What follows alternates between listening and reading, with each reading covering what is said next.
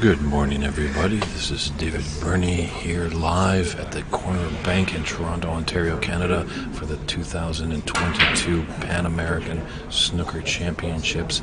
We've got a great match early on in the quarterfinal. Actually, it could be a final with Ahmad Ali against Vito Powapolo, and my man beside me that knows every angle of this table, David Putty. How you doing, David? Good morning. We had a few technical things, but we're here and we're live now. And the status of this match right now is that Vito took the first frame and is now, as I look at the scores, is fairly tied up at this point with Vito and Ahmad with only a 1 point difference. And Ahmad is at the table and beginning of a run at this point in time. Both of these players are very capable. The table is not safe when either of them are at the table.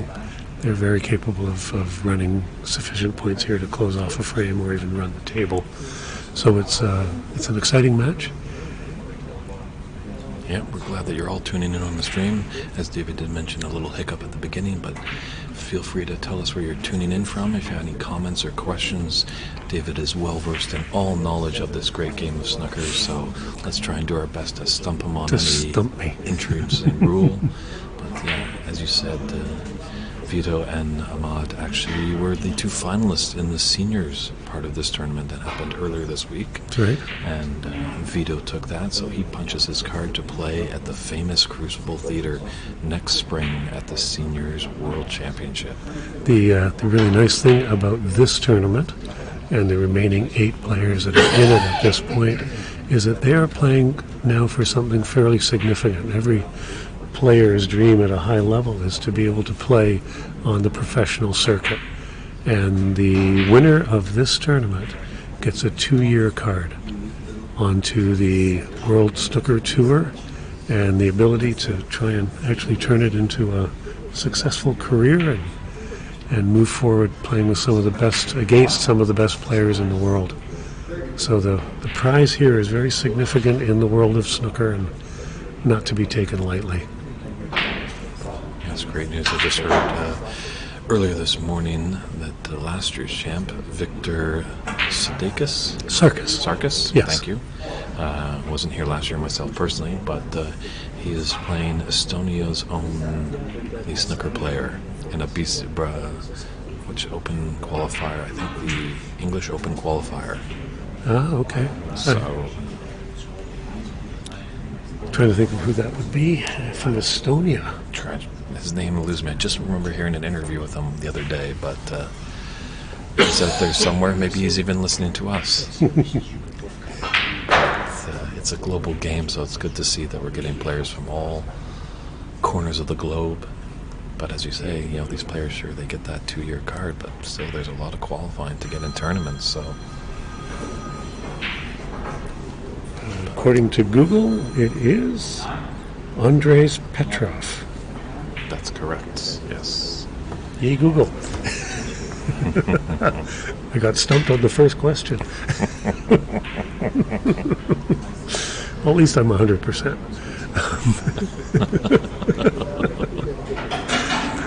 It's the World Snooker Tour is doing a number of things to bring the game into all sorts of different countries. The Pan American Championship basically is all of the Americas, South America, Central, North America.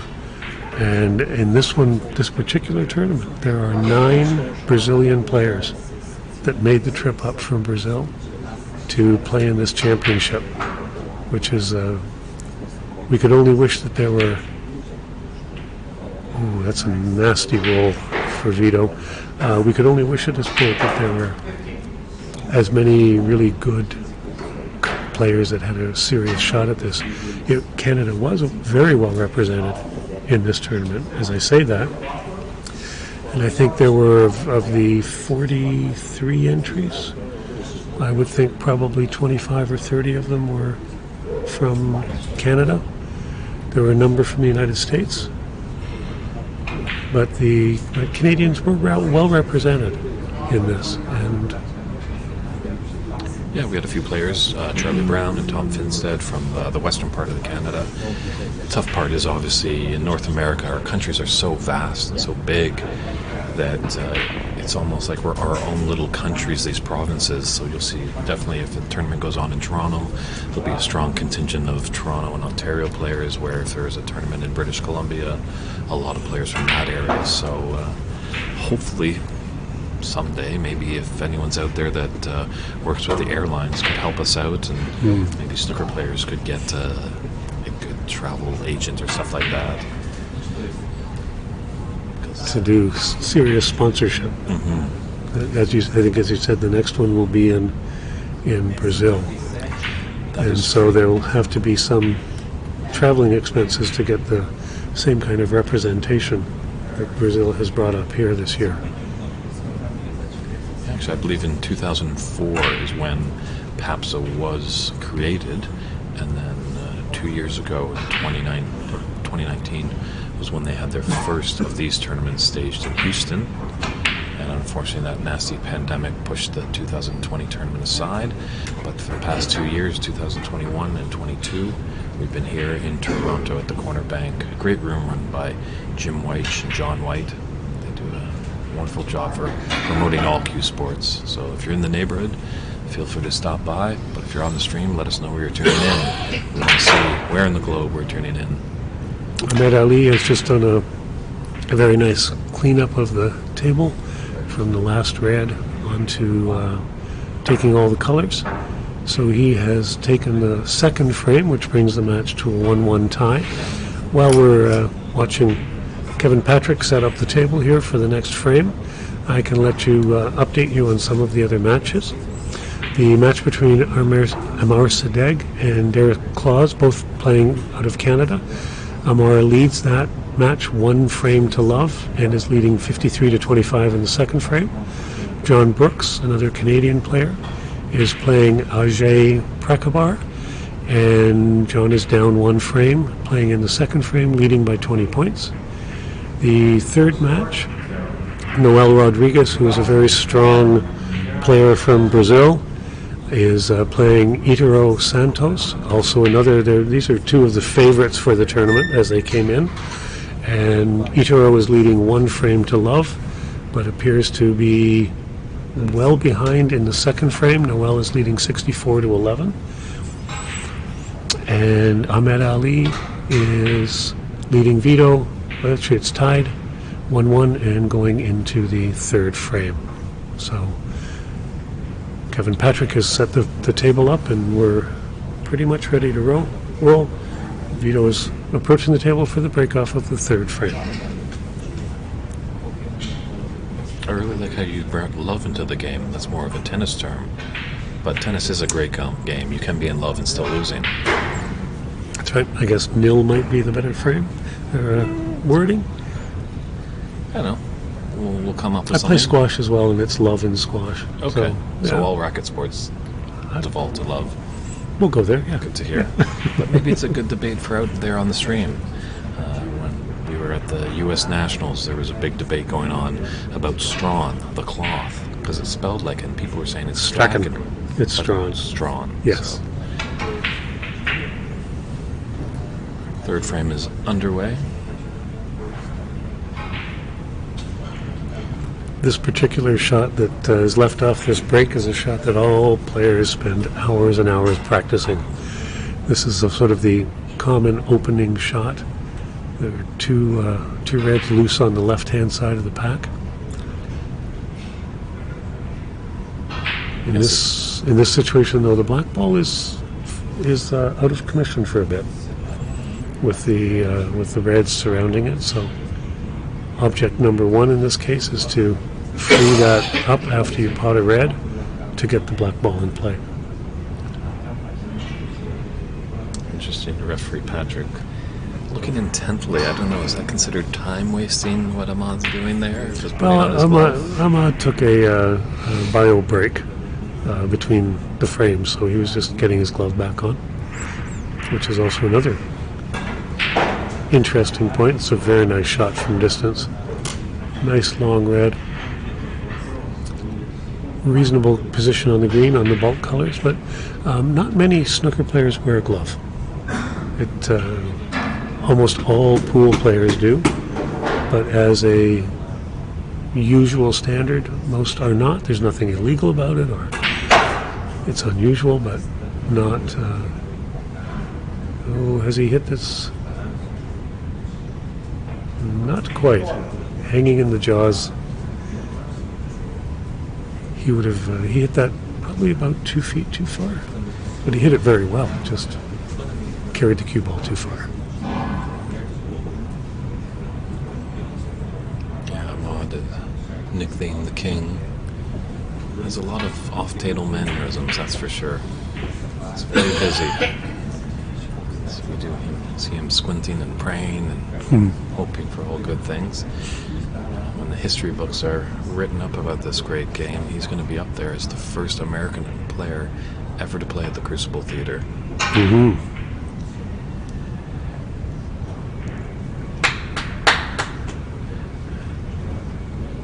And for those that don't know, the World Championships are played at the Crucible Theatre in Sheffield, in England. Have been now probably for, I'm going to guess on that one, 30, 40 years? Since 1977. 1977.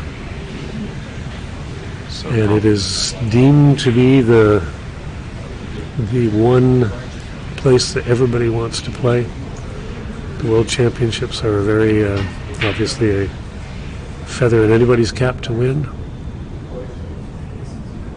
And these players will have an opportunity. The winner of this tournament will have an opportunity to play well enough to get into those championships. And don't feel bad if you don't have the ability.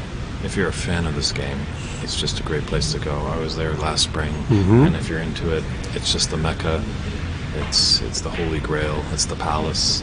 It's just a great feeling to be in there. The city gets around it.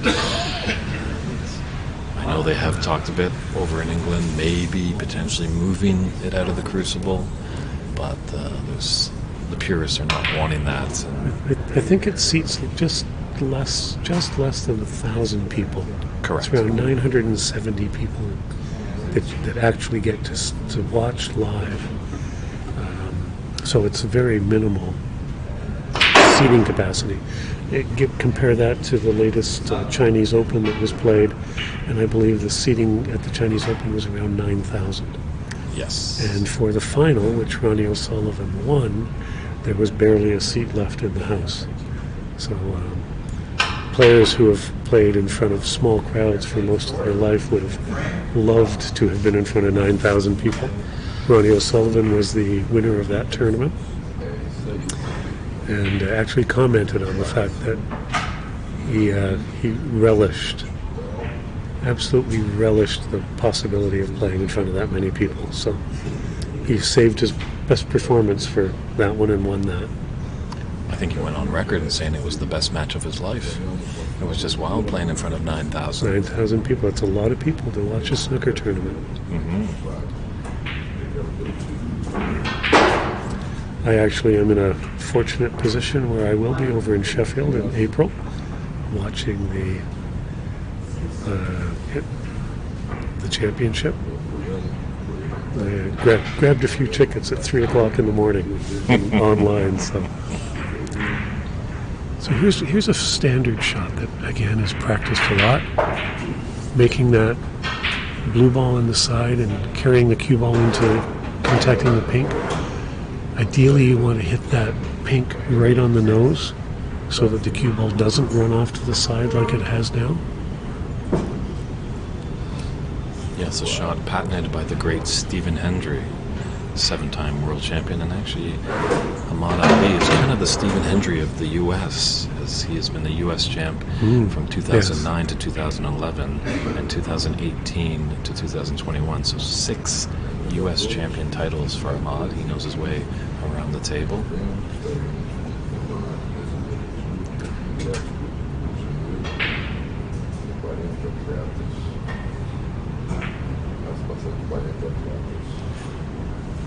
And if you're interested, we also have 2 streams actually up today. We're glad that you're joining us, but if you wanted to tune into Pan American Snooker, I think on YouTube, that will get you that all Brazilian match with our good friends from Brazil doing some Portuguese commentary. So well, it's a good day to be indoors and watch some snooker.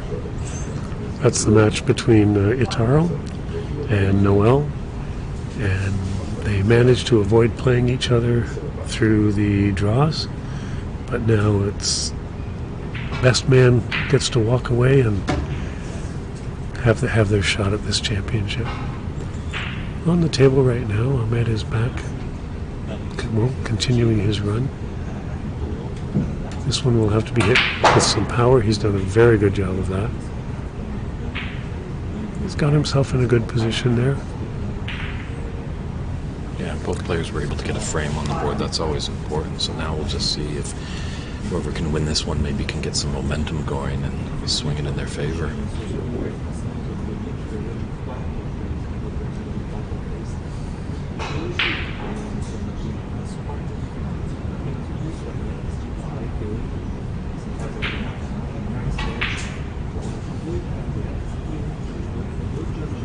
It's a very well played shot, and one of the reasons for that is that what he's managed to do is get the blue ball past the 50-yard line.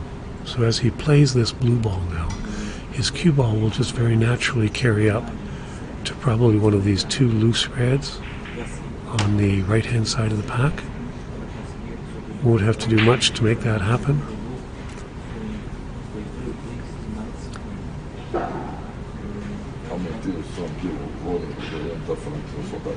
That might have carried a little further than he wanted, by about maybe 6 or 8 inches. But lots of options here for good position, and he's far enough off the rail with the cue ball that he can move this cue ball as he wants. Probably a little stun shot up for the pink into the same pocket. That would be the simple shot, or play for the blue. It's a little safer to play for the blue there, because if he... Well, the pink... Is there a gap? What do you see It from your vantage point? looks like there's a gap. He has a choice here. Yes, hopefully as we get deeper into the tournament, we'll have some more volunteers to help us with scorekeeping, as the players are to keep their own score. And it's on an iPad just off the table, and that links up to our scoring device on the stream here. So unfortunately it doesn't happen in real time, but that's a shout out to all you great snooker lovers out there. You need to get some volunteers or anybody to help out. As I say, if you're a scorekeeper, you got the best seat in the house. That's right. You can't have an obstructed view. So. Again, a very nice blue played by Ahmed to get himself into position for this red. Mike Collier, thanks for those kind words, giving us a thumbs up for some good commentary. Definitely share the stream with all your friends out there.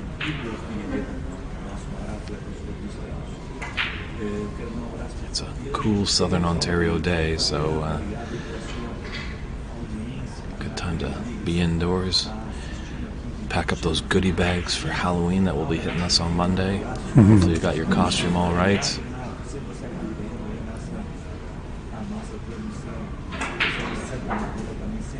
And Ahmad's one of the kind of only players as well that use the carbon fiber cue.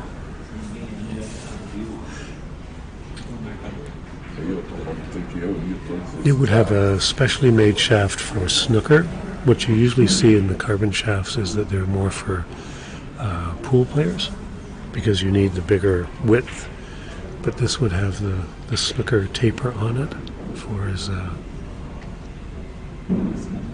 better control. The reason for going carbon largely is the cue ball will, it's low deflection or high deflection. The maple and ash cues will have a little higher deflection, so when you apply siding onto the cue ball, it will move and then shift depending on how much and how hard of the siding you're using. So it's a control issue. With carbon, the balls deflect a little bit less. Great shot there. Yeah. Definitely had his Wheaties this morning. He did a lot of power there. What we've seen with Ahmad so far is that he's not afraid to go to those power shots. He's played a few nice blues and a brown, and that last blue itself was just, he's not afraid to pull the cue back and let it go.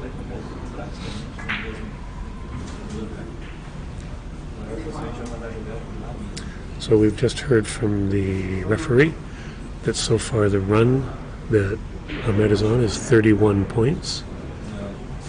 So that would put him at 41 points to 0 for Vito. So Ahmad is going for Vito to have a chance here. Ahmad's going to have to make a mistake at some point. But the way he's hitting the ball right now doesn't look like he wants to miss.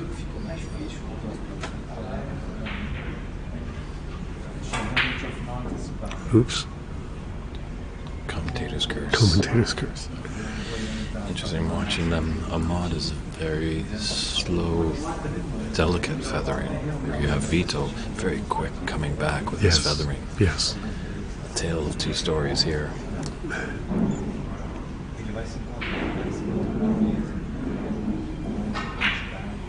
wonder if Vito and our good friend Phil Snake are practice buddies. They both have quite quick feathering.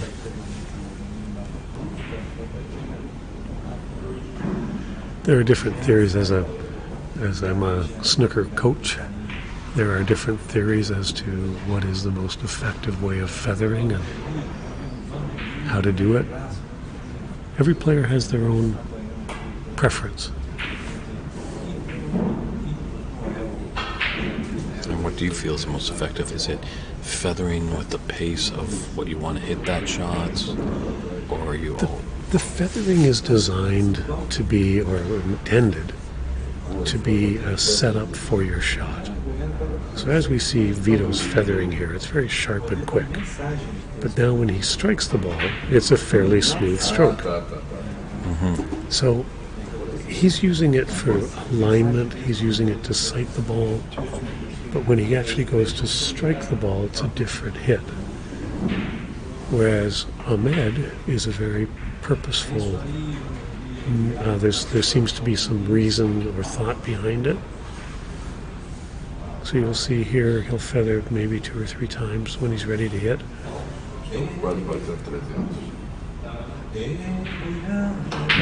When I play personally, I try and keep my feathers down to about 2, maybe 3 feathers.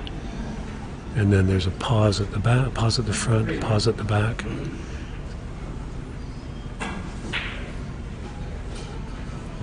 Just doesn't look like he has that pause. Joe Perry, a great professional player, has a real deliberate pause in his backstroke. He could almost make a pot of tea before he strikes through the ball. That pause is kind of the final, everything's in place. Everything's in place, I'm ready to hit the ball. I know where my tip's going to be on the cue ball. I know how hard I'm hitting the ball. I know what I want, where I want the cue ball to end up. And if everything's in line, then you hit the ball. Thank you.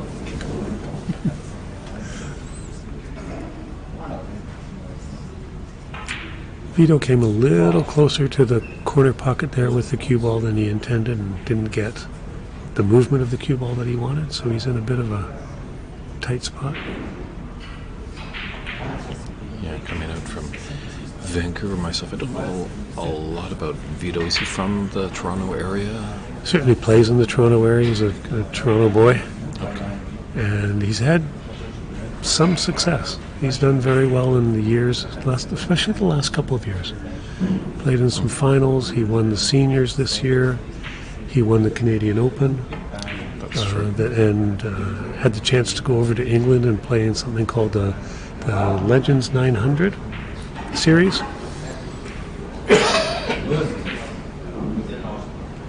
That's another nice shot. Don't know if the black ball goes on with that red sitting there, but there were two Canadian players that made it over to the Legends 900. Levi Myler made it over and got to the finals of one of the groups. Lost in that final, but did very well for himself.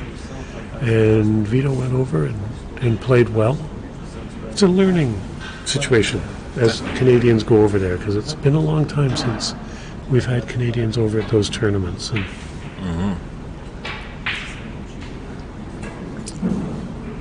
before this match started, we were talking with Jim Weich about some of the stories and things over that were going on in the glory days in the 80s and early 90s. And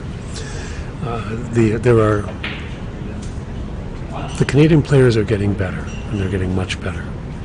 But when they get over there, what they find is that there are standard club players that are running hundreds on a regular basis, running tons. And they're not on the pro tour. That's just kind of a club standard, a high club standard, but a club standard. And it's interesting when Canadians go over and they just need to bring their levels up a little higher. And as we get more players like Levi and Vito and whoever wins this tournament going over it, that will just naturally start to happen. And we've got to thank the internet. You can see this game now. You know, I remember as a youngster being able to see snooker when Stephen Hendry came in, and it was on the Sports Network here in Canada. I think they kind of are classifying it as a pub night, shall we say. They had snooker, they had darts and stuff like that. But then all of a sudden it kind of disappeared. And I think, now having it, you can visualize it, that's going to bring people to the game. So the internet has done that, helped us do these little streams. And obviously YouTube, you can look back at old matches, you can look at pros, you can look at the amateur game where we have here. Because most of the time when I tell people I'm going to commentate on a snooker event, they think that's a dirty party trick.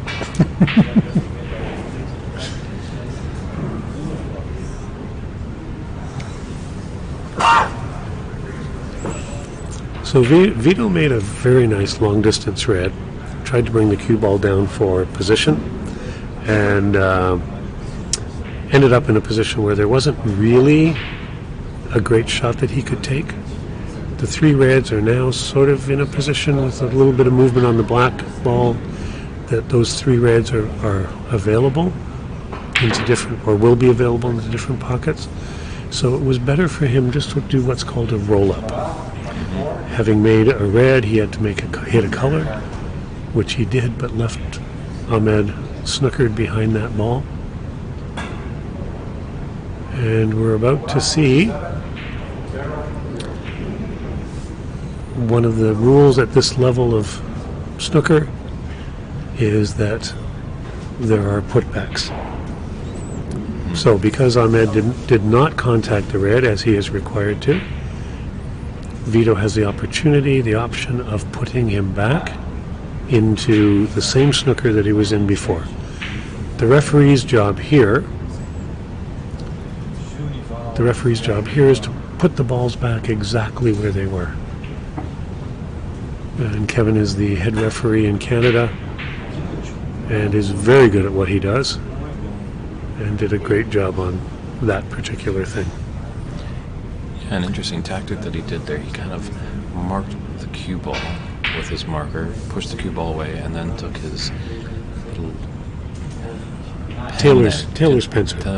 That's the word I was looking for, and just marked it so it's definitely on the exact same spot. So I know sometimes in the amateur game when we don't have referees, we're encouraging our players to put coins on the table. But remember, take that coin off. You don't want a ball hitting that. That's right. It's going to be a foul. In a referee match, typically it's either that little mark on the table or the referee, if it's fairly straightforward, will just remember.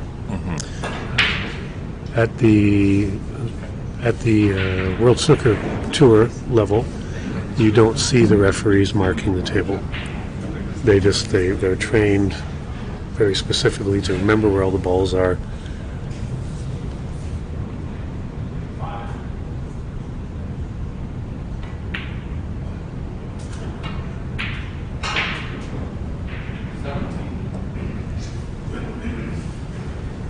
Not quite.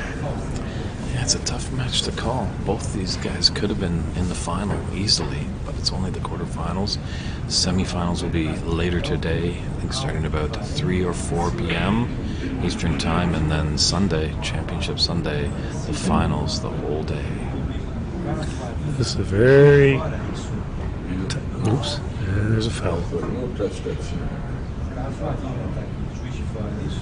Ahmad will not put Vito back in this case, because Vito would still try the same shot and might make it. And maybe a little surprised there that if Vito could see the blue ball, that he didn't take the blue ball.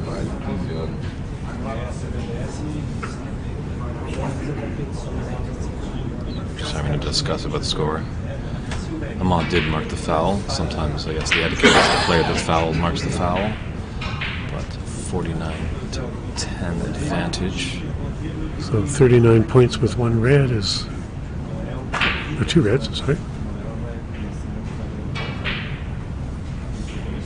Don't worry, we do allow people that are colorblind to play this game, but they do. And what's the rule on colorblind players, David? Before the match, they must let the referee know that they are colorblind, because the red and the brown are very similar. So a colorblind player can ask the referee, is that a brown or a red, as long as they've specified that they are colorblind before. I just try to tell them I'm blind, and that's why I miss all my shots.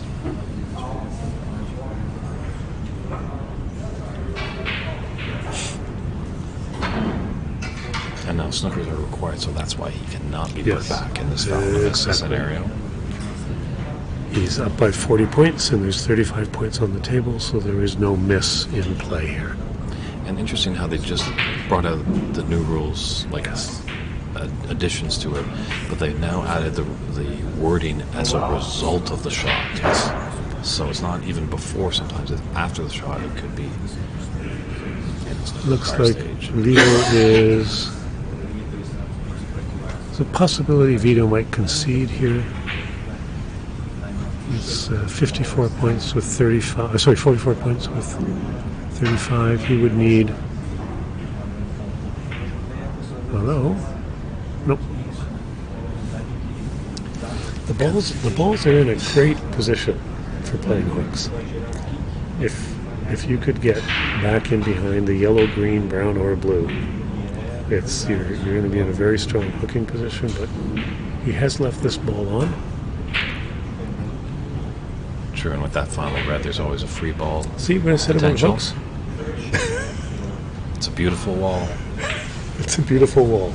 Yeah, that was not played by Ali. That is equal to a fluke. But the result is the same. That might be a concession. I believe. So Vito concedes to give that third frame to Ahmad. He takes a 2-1 advantage. After the conclusion of the next frame, we will have a 5-minute break, but I'll send it over to David to just give a quick update of what's going on in other matches in the tournament. So as I take a quick look at our other screen here on Cloud Snooker, Amar Sadegh is leading Derek Klaus 2-1 and 52-1 in the 4th frame. John Brooks is tied with Ajaya, and Ajaya leads that 3rd frame 29-5. Noel and Itaro are tied at 1-1, with Noel leading 55-17 in the 3rd frame. And as we know, Ahmed and Vito are 2-1 for Ahmed, and heading into the 4th frame fairly soon here.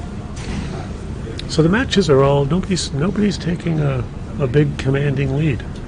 There's no 3-0s, there's no... What we're finding is these 8 players are fairly evenly matched and fighting hard for what they would love to have at the end of tomorrow. And great skill level too. We There's gonna be sometimes, and I'm probably gonna eat my words now, that we get in matches or a frame that really can kind of slog it out and they kind of real grind it out. But these guys know to take their shot and sometimes know to pull away. And it appears that Ahmad has taken another bathroom break between frames. Or taking another break, which isn't necessarily encouraged. The frames are meant to move along smoothly here, so. But if that's required, I guess. So.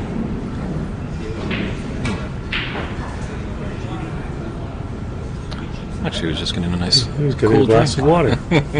It was our referee Kevin Patrick that needed to do a comfort break this time. So. Who will be back in a moment.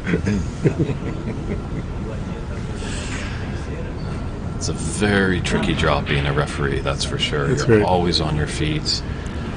These players, when they're not at the table, they have to sit and watch their player or opponent hopefully make a mistake so they can come back to the table. But yeah, I think this is the only game really where you're helpless as an opponent. You're sitting in your seat and you're watching your opponent just rack up points. Yeah. Sure, maybe in golf you could see a scoreboard at some time, but that's more on the professional level. If you're playing an amateur golf tournament, you're not going to know what, if I'm on the 15th, I don't know what you're doing on the 18th. Tennis, it's, right up to you. Squash, as your opponent's right there. In the heat of it all the time. Battle, so.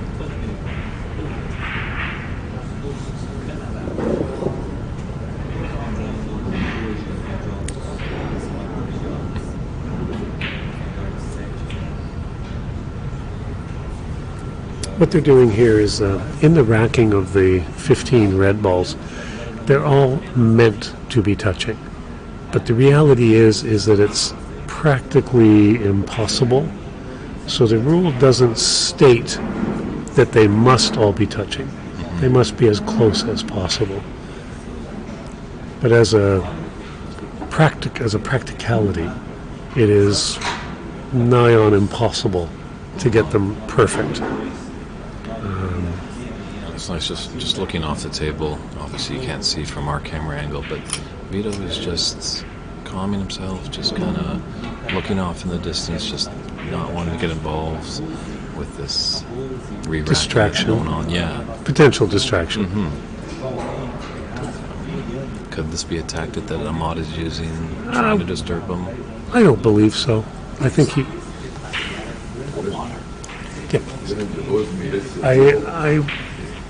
I think that at this point Ahmad would have realized that Vito is pretty much undisturbed by stuff. And if it is, here's the other thing. Sometimes players will do things to distract. But I don't believe that Ahmad is there or likely to do that. It's almost more of a distraction. It's almost more of a distraction when the player doing that. If the player was doing that, it's more of a distraction to that player than their opponent, because what it means is that they're distracted from the match. They're not focused on the match itself. So, not a good thing, and not something the average player or most players would even consider. Yeah, I'd definitely not consider poor etiquette. Obviously, if you're jumping around in a player's shot, that's poor etiquette, and you'll probably be fitted for cement shoes after the match by your opponent. So, definitely the game of snooker, we pride ourselves on etiquette and looking sharp. All the players very nicely dressed.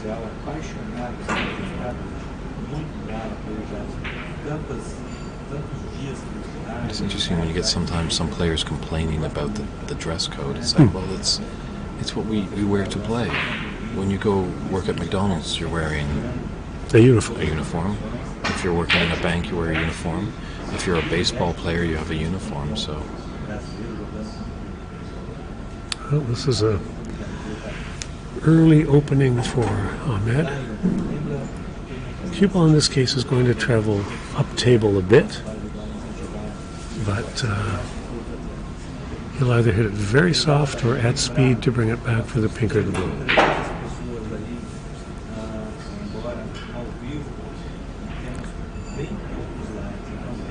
This table might be a bit faster than some others that they've played on.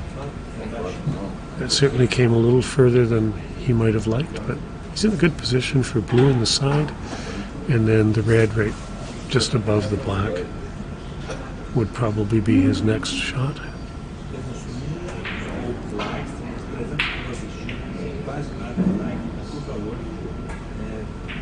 Sure, this is only the second time that I've ever been in this room coming to Vancouver, so David, Mr. Putty, you would probably know these tables better than I would. I don't know, do they all play similar, or are there some have little intricacies that are different? Yeah, all of these claws were replaced fairly recently, so they should all play the same. There are very good table fitters that put these claws on, make sure the tension on the cloth is all the same.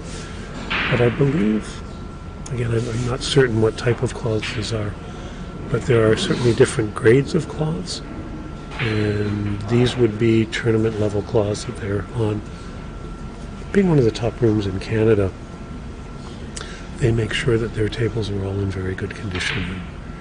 They have a wonderful gentleman that comes in every morning at about 7, 8 o'clock in the morning and brushes and blocks and irons all of these tables pretty much every day. These tables get a lot of play, and the longer you maintain them, or the more you maintain them, the longer they will last. And then when they're done, they're done. But again, Jim and John take very good. It moved. That one just moved. Fortunate kiss on the pink for Ahmad, in that cue ball might have come all the way back down up table. Yes, all those the gentleman you were talking Yes, about that yes. comes in and does that. And as well in Toronto, you guys have a great table mechanic by the name of Patrick McCarthy. Actually, Pat was the gentleman who put the table, installed the table in my house, in my basement. Great. And I get great pleasure from playing there late at night, early in the morning, whenever I want. I also use that table when I'm coaching. So I have students come to my house, and we use that table in a private setting without other eyes and distractions going on in a pool hall. I'm trying to get Pat out to Vancouver, trying to, seduce him with beaches and mountains and it's beautiful weather. So, because we're hurting a little bit for the mechanics out in BC. There's a few here and there, but the tough part is getting the experience. When you think that these tables are the assembly of these tables are 5 pieces of slate that have been engineered to be perfectly level. 5 pieces of slate at 400 pounds apiece. So each slate at 400 pounds means you've got 2,000 pounds of slate that typically 4 people move. I watched them carry them down my basement stairs, and didn't volunteer to help because it was not in my interest to do so. But the other thing is, of course, they're trained. So an extra helping hand is anything but a helping hand. That's an unfortunate result there. He struck that ball well, but 2 rails later, the cue ball's in the bottom pocket. But they're very highly trained in terms of installing these tables, so you don't get in the way of a team. When you say typically a team, our good friend to the community out in BC, Rob Johnson, has a Dufferin Challenger table in his house. And he got the late, great Tommy Lee. I don't know if you had a chance to meet Tommy. I used to play Tommy years ago. He installed that table all by himself. And now, if anyone knows Tommy, he's not, Gorilla Monsoon over there. He doesn't look like a big, strong guy, but, he's been around this scene for such a while. Well, he's long passed away, but he'd been around the scene, so he knew the tricks to get those heavy slates into the right place. There's another fellow by the name of John Shearhart, who does table installations and has done so for. Yeah. Just talking with the Portuguese commentators here. They're covering the Itaro and Noel match, which is currently not marked as to what the result was. So we're still showing 2-1. I don't know if they finished the fourth frame there or not yet, but John Shearhart is someone else who installs tables by himself, moves the equipment, it's all balance point and things like that for him, and he installed the table by himself in another property that I had where we had a table. So it was fun to watch him do it. And he again did not want any helping hand in moving those slates. So here we're back on that blue shot that we talked about earlier. And again, he's come off just the side of that red. It's worked out for him. So he just came to the left of the pink instead of hitting it dead on. But still has the result.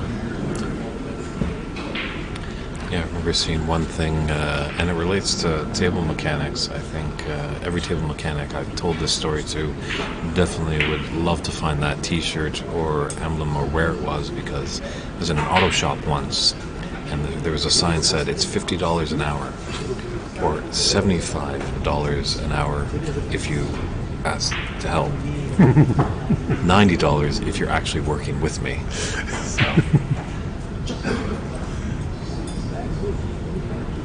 Because the professionals do not need assistance typically. No, they know what they're doing. You've got to trust them. And really, these mechanics, they're not out to screw anyone over, because, they rely on probably referrals. Just as you said, you got Patrick to do yours. Are you going to tell them to someone else if someone's looking for a mechanic? You're nodding your head saying yes, so yeah. That's right.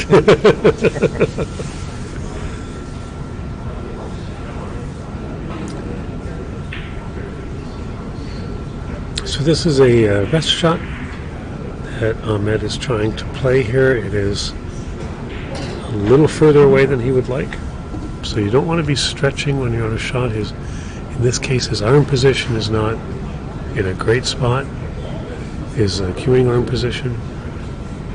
Still playing the shot, and the result is possibly he shouldn't have stretched. Yeah, a lot of movement on the shot. The head was, it's any little subtle movement is going to throw it off.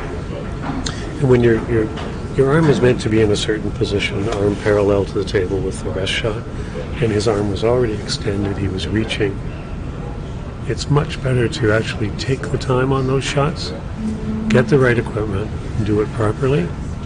Your results will be much better. So he struggled with that one, and now he's sitting in his chair and seeing what Vito can come up with on this one. At this point, it's only a 9 or actually an 8-point lead now. So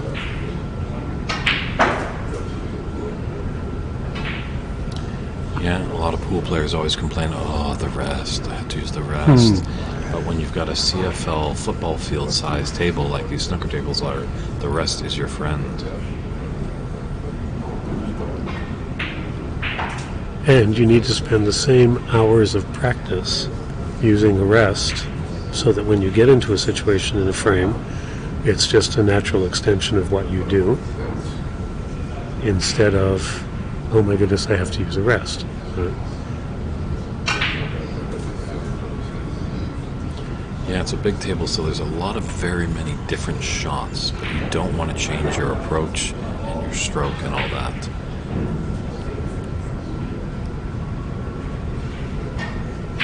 So in this case, Vito was definitely trying to get to call it the pro side of the blue ball, which he has done. He will probably play the breakout shot. If he gets the cue ball onto the pink here, off of then that pack should split nicely, and he might have that one over on the right rail, but his body language suggests not. Now, when you say pro side, sometimes I hear it's the right side of the blue. Is the pro side a pool term? We just got to clarify that for John Wallace.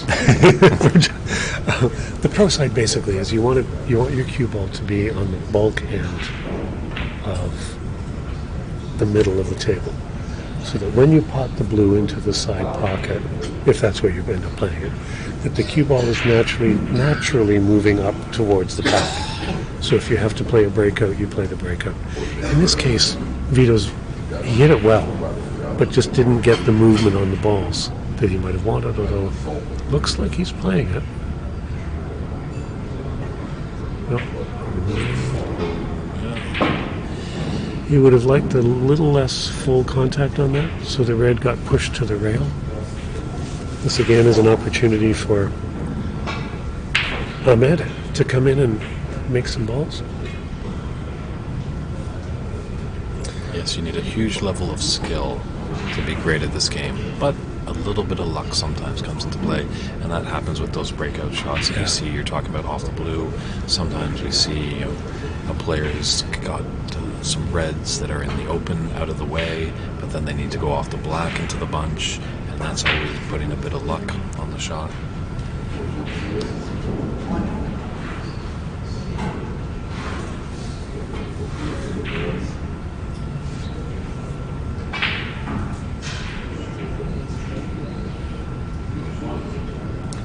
So again here, if you look at the length of that bridge, from his bridge arm to the ball, he's done well. And there's an example of getting a fortunate roll. If that red ball had not nudged what's left of that pack and sat there, he would have been end of run. But he just got a tiny little kiss on it, or carom, and sure enough, he's in a good spot. And that's what you'll see with these players. Give them a few shots and they'll know the player, where this could be a skating rink or a shag carpet. They'll adapt to the shot making. Because some tables will be much faster or much slower or have rolls in them.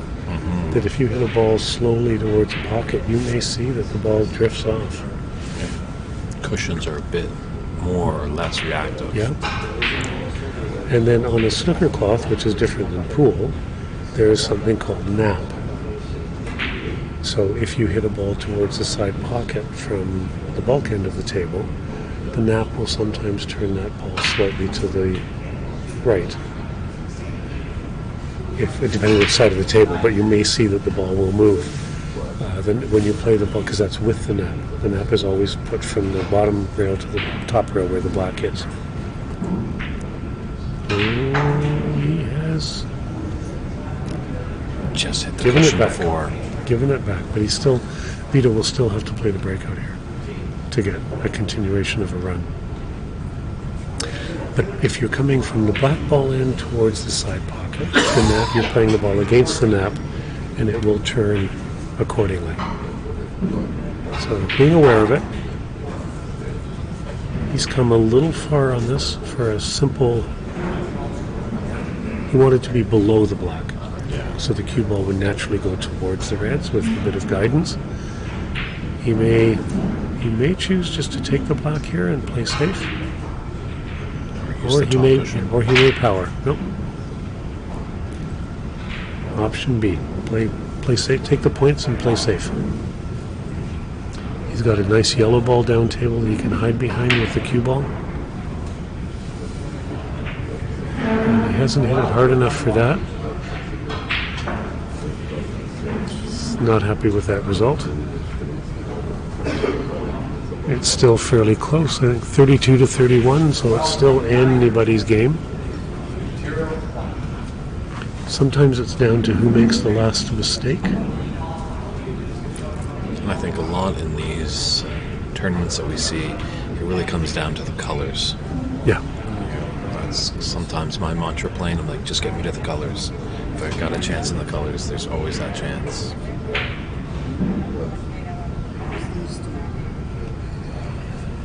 We all know greed is one of the 7 deadly sins, so you can't be greedy in this game. You got to know your percentages. Vito Could have maybe tried to break out the reds there, coming off the top cushion, but he did the proper shot and then just clipped off the reds. Didn't get too far back into the bulk end, but he knew not to risk anything. Yeah. It was a low percentage.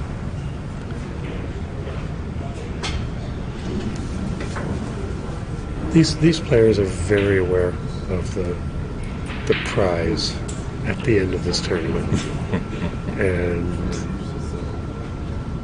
some of them are younger, some of them are older, but especially for the older ones, this opportunity is massive. That's a great shot. Played safety weight, in case you missed it. Yeah, as much as they've been saying that it's a young person's game, I don't know. There's some pretty good players over on the pro circuit that are over 40. Yeah, there's the class of 92, which has John Higgins, Mark Williams, and Ronnie O'Sullivan. Also, Joe Perry's part of that class of 92. And between them, they have probably 100 plus victories in tournaments. It's a phenomenal. There's that class of 92 hasn't been repeated yet as a group of players that has done extremely well. What we just saw Ahmad do here is, again, David was talking about tactical, a very tactical play. He made a great long red. He could have played the brown on the side, but it would maybe be a 50-50 chance of making it. He had a 100% chance of playing an effective snooker. And with 3 reds open and the pink and the black available, Vito needs a bit of luck here to get safe. He's not done badly. There's a shot in the side, a high-risk shot in the side here. If you make it, you win the frame. If you lose it, you just take a chance on losing the frame, because all 3 reds are very makeable, but both players are fairly aggressive. Maybe look like he's playing this. Hard to see the angle. Maybe playing this in the corner. Nope, in the side. Nope. Yeah, the difference between me and these guys is when they're in a snooker, sure, they're going to hit a red, but they want to make sure their cue ball is in a good place so their opponent isn't on an easy red, where I'm just, please hit a red, please. They're trying to hit a specific point on the red. So the cue ball goes one direction, the snookered ball goes the other. I think we may see a nice gentle snooker here behind the pink.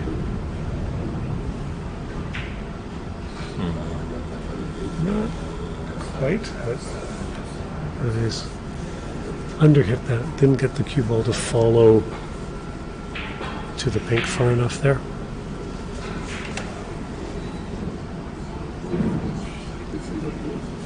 And that's where these frames can turn on one shot.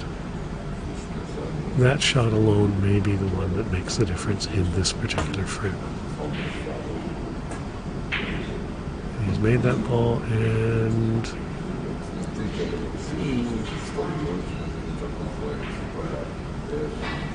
a little hard to play a safety here, because there's reds at both ends of the table. A roll-up does not work here.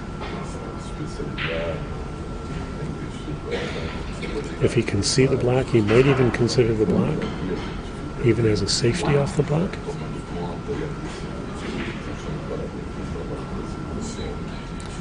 Blue might be in the way for the brown to go in the side.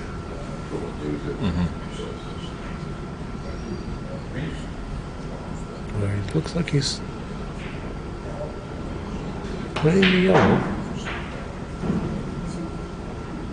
Okay.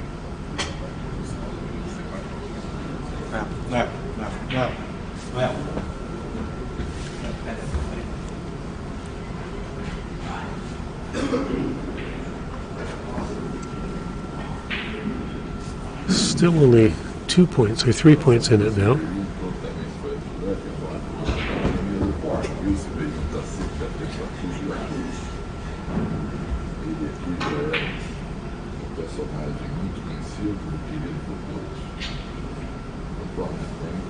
He's left another long shot. Both of these players are very capable of making long pots. Looks like maybe on his angle he's got a good shot to nothing here. say shot to nothing. If he makes this red, he's back in bulk and might have a bulk color minus the yellow. But if he doesn't get it in, well, he hit that too thick. So the cue ball, if it had gone in, would have gone further down the table with less contact of the ball. But this is a great opportunity for Vito to come in.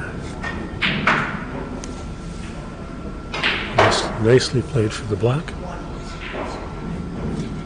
He has an angle here where he can bring the cue ball back over towards this red on the left rail.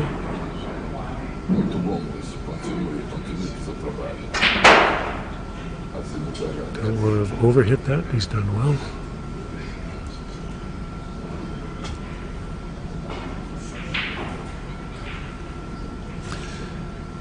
So this is going to be one of those games that come down to the colors, as we talked a bit about earlier.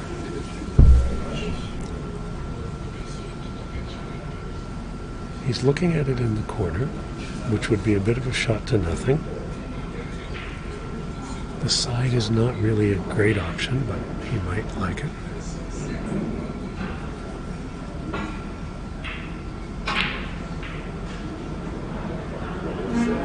Very smart shot. If there was a crowd here, they'd be applauding on that one. Again, a very strategic time to play a safety.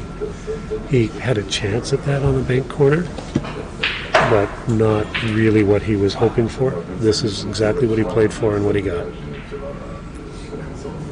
Yes, if he was Brazilian, there would be a round of applause. That's right. They've traveled a long distance. They're great supporters and great players. So. Very nice hit. Now, how's your luck? I've seen worse. I'm predicting an attempted. Hey Joyce, how you doing, guys? Our good friend Charlie Brown has just stepped into the room. Hey guys.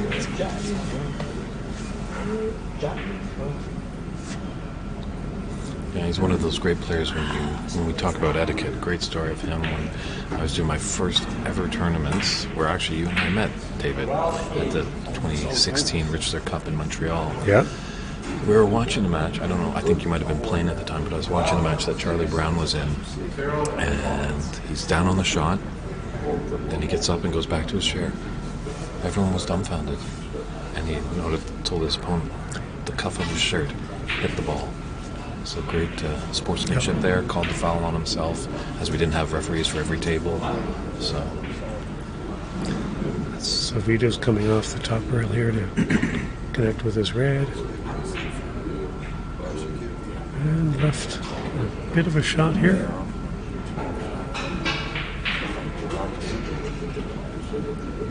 that's why I think it's a great idea for you parents out there listening. Get your youngster into this game. Teaches etiquette, teaches respect, scheduling. Like, this is a nice environment now. I know maybe of your generation, David, that people He's saying that I'm much younger than he is. People viewed pool halls as smoky rooms, shady characters, that whole kind of thing. Where now the culture is shifting. It's more of a family environment. You know, learning a skill. You can play this game until you're up into your 90s. I think you can see it. Yeah, in the years that I grew up playing, there were basically the rooms were smoky. There was a fair amount of the gambling side of it still maybe exists to a point, but the rooms were very different then than they are now. Mm-hmm. And I guess the one thing is, you know, with the gambling, you're kind of playing for something, so it adds a little bit to your psyche and stuff like that. If you're just, you know, we're just having friendly playing for fun, it's like we're having fun. But if you want to grow and be like these guys, you kind of got to cut your teeth. And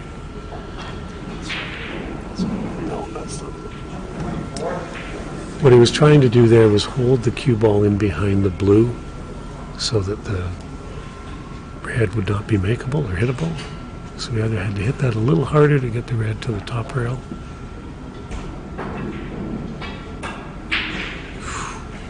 Ooh. some first. Sometimes you get the rolls there. Seems like Ahmad is having the rolls a little bit in the early stages of this match, but it's a best of 7, race to 4, so Ahmad would love to take a 3-1 lead into the interval.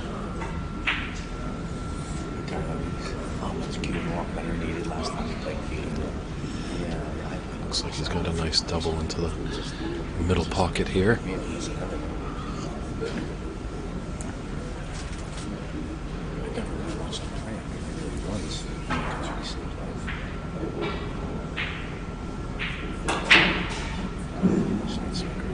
That was some gusto. Trying to double it back in to get back on the green, but. All right, Jesus.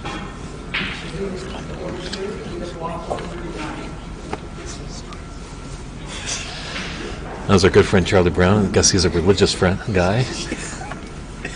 Sorry about that. Everybody gets one. Oh, that cue ball's going to find the bottom of the pocket. It's really dangerous now. No real trouble balls here. This is a good chance for Ahmad to take a 3-1 advantage into the interval.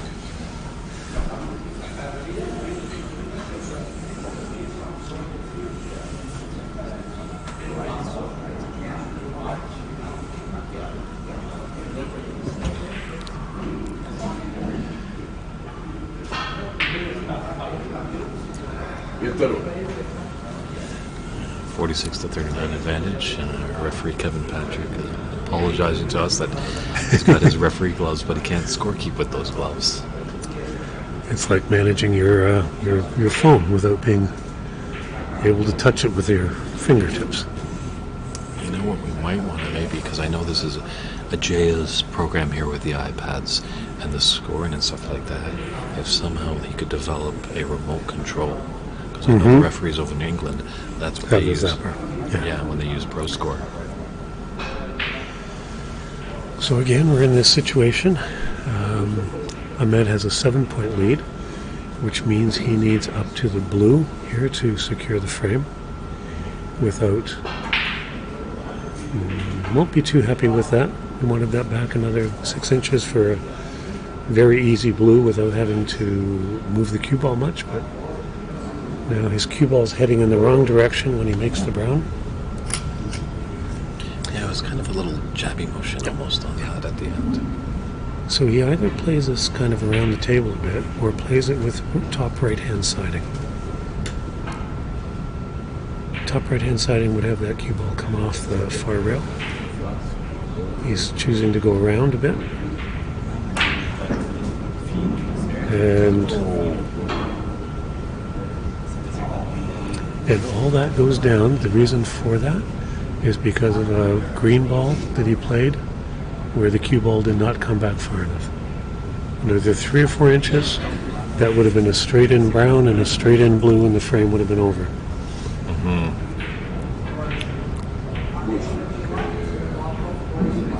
That goes to show all you players that think that these snooker players are just robots.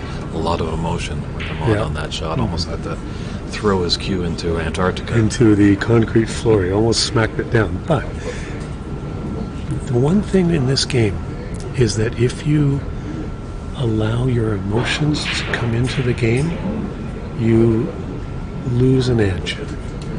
Both psychologically for yourself and for showing your opponent you're upset or anger or anything like that.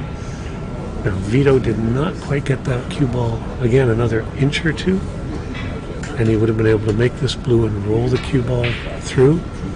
He really has to sort of stop it now. It's a game of millimeters when you get to this point. This would be a big steal for Vito. Really give Ahmad something to think about in the interval. And Ahmad is standing right behind Vito, shaking his head. It's in. He got a fluke back. Oh, it's interesting to watch the emotions. We won't go into that. Maybe the rules are changing. We saw Ahmad earlier on getting some rolls here and there. You hope it balances out, that each player has Equal. equal. Or that if you're playing that you have an unequal. But Usually my opponents have an unequal amount of flukes when they play against me, but we won't go into that. I'll give credit here to a good friend of mine who I've played for over 25 years, probably close to 30 years, Scott Butcher, who is known for fluking more balls than the average bear. Comes over to my house and plays, and we'll have 3, 4, 5, 6 flukes in a night. Just to tie it 2-2. Dead center. There we go. Good little frame We're there. headed for a break here, and this is the highs and lows of this game. Ahmad fluked a red early on, should have carried him through and missed a ball, and now Vito gets a very lucky fluke on the blue ball and ends up winning the frame for a 2-2 tie. So here we are in the other matches. Amar is leading Derek Klaus 2-1 with a 65-37 lead, so it's a 28-point lead. And I can look over at the table, and there are 27 points on the table, so Derek is needing 1 snooker based on the scoreboard that we can see here. John Brooks and Auger are at 2-1 with a 15-point difference to John Brooks at this point in the 4th frame. Noel Rodriguez and Itaro Santos are tied, so not tied. It is 2-1 for Noel Rodriguez, and he leads 56-45, so an 11-point lead in the 4th frame, and Itaro is at the table with just the colors left. And it looks like he's, just hold on 1 second here, he's shooting the brown. If we were to make the brown, it would be almost a tied match going into the colors, or tied frame. So that's going to end up either 2-1 or 2-2 or 3-1. He has made the brown, and so we'll keep you up to speed when we get back on where that one is. But we're going to take a bit of a break here and come back when... Yeah, if any of our viewing audience wants to see the tail end of that 4th frame with the 2 Brazilians, you can check out Pan Am Snooker on YouTube. Our good friends from Brazil are doing the broadcast in Portuguese, but a picture says 1,000 words. During our featured TV match, it's 2-2 for Ahmad Ali and Vito Pawapol. And we'll be back in about 5 minutes' time with a best of 3 to see who punches their card into the semifinals. See you in a few minutes.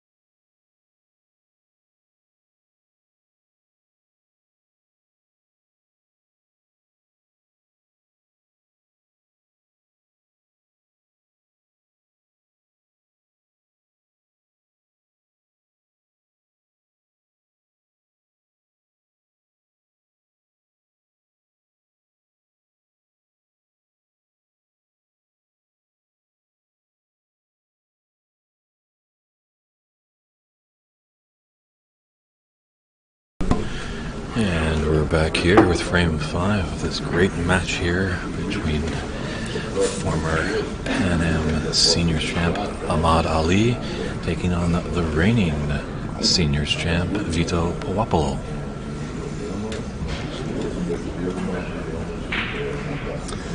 Vito will be counting himself a little lucky to have snagged that last frame.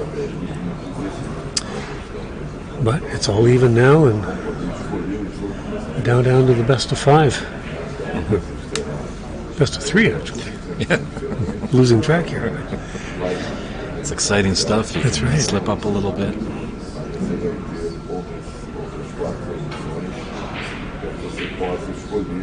And he pretty much got away with that one.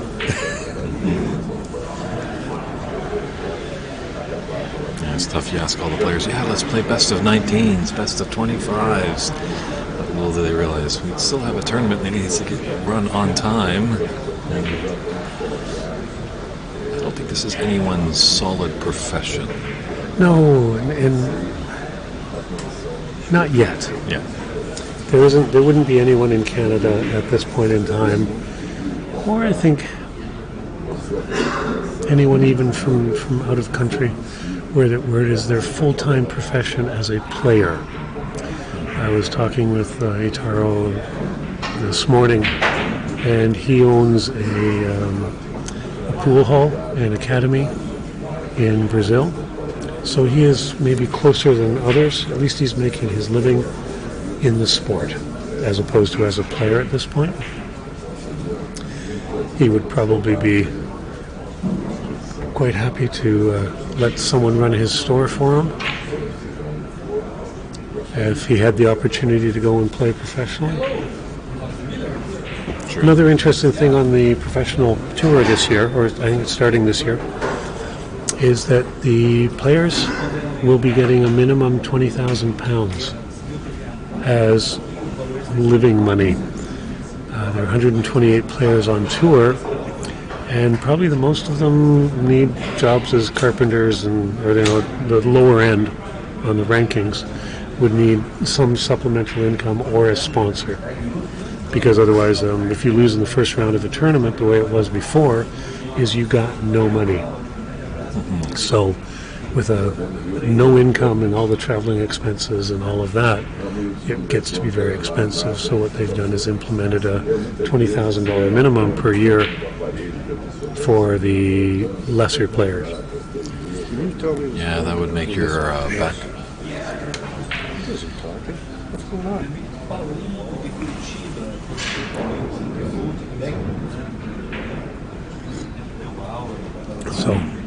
So that's been a major change in the setup. There was great controversy over it. Some of the players objected, some of the public are going, oh, they should all earn their own money and things like that. But it's getting more and more expensive to do what they're doing. So overall, I think that it was supportive, that they need to get some money for what they do. Yeah, that backhand's going to be probably shaking quite a bunch on that shot if little Johnny's not getting something to eat because Dad's not bringing home a paycheck. Yeah. Don't know what it is.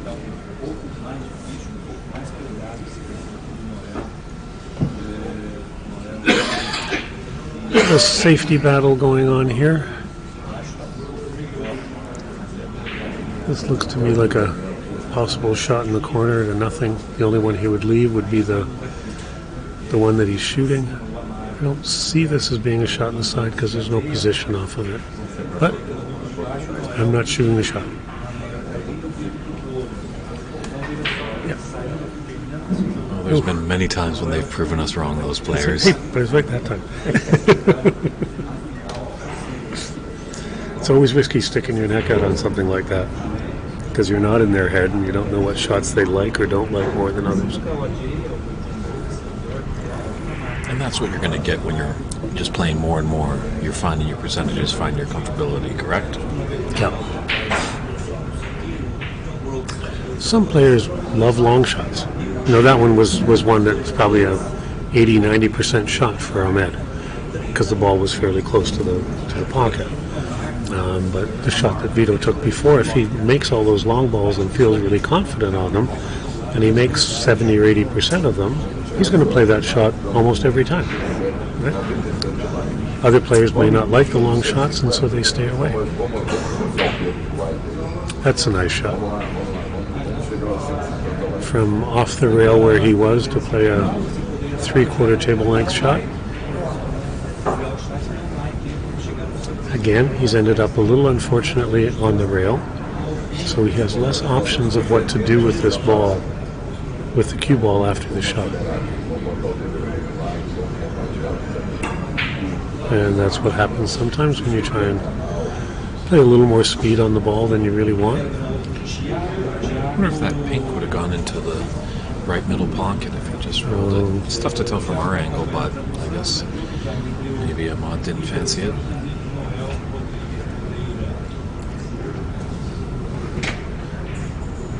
Just snuggling up behind the yellow ball here. Very nice.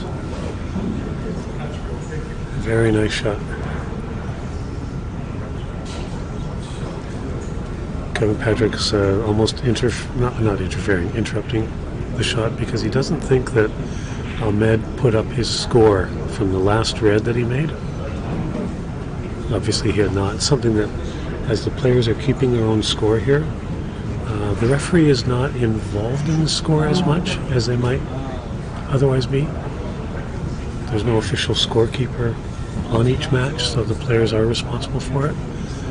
But Kevin was just reminding Ahmed that that had to be done.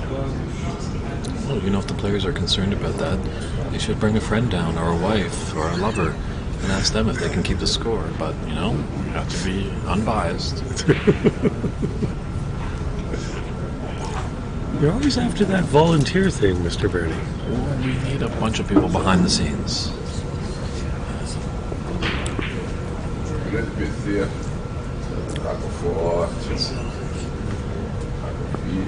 know, if we can get everyone focused on the one job that they do, they'll do it effectively. That's right.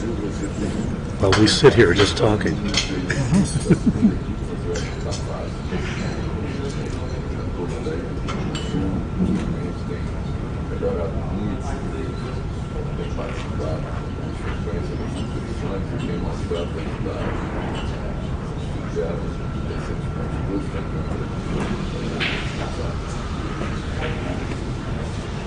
Now this time he's made a very nice shot, and certainly deserves the position on a colored ball because he had such a nice red. This time he's in position, and this one could end up being a significant break.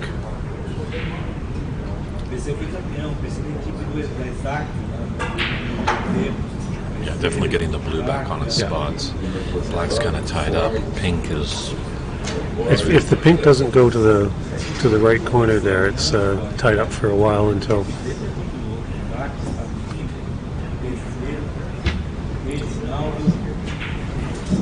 And then that's probably hit a little lighter than he had intended. Could have brought that ball all the way back up. We'll put another foot.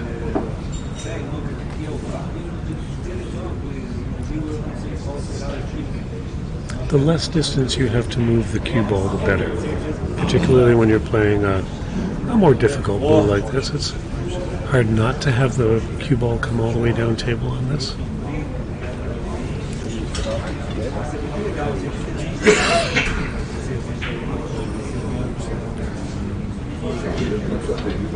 And as mentioned, the cue ball has come a little farther down the table than he would have liked. I think there's one red there, second red closest to the rail. Might go into this corner. He's looking at it. Giving it a lot of care, so I think it does go. That one that's just below the pack of four.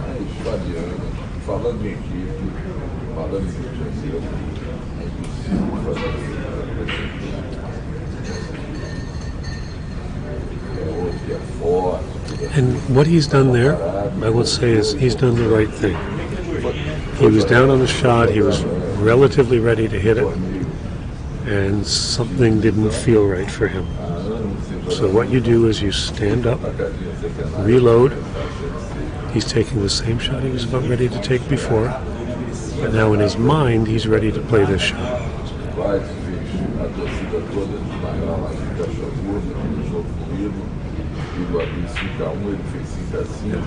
Yes, excellent analyst there, David. If someone's not feeling right, just get away. There's no one forcing you to stay down. It's one of the things I tell students all the time is, if you're not ready to hit it, don't hit it. Get up and redo it if something feels uncomfortable. It's actually a really hard thing for people to work into their system, though, because they start thinking, oh, I'm taking too long, or, the other player's going to get upset because I'm taking too long or something. But if you're not ready to hit it, your chances of missing go up exponentially.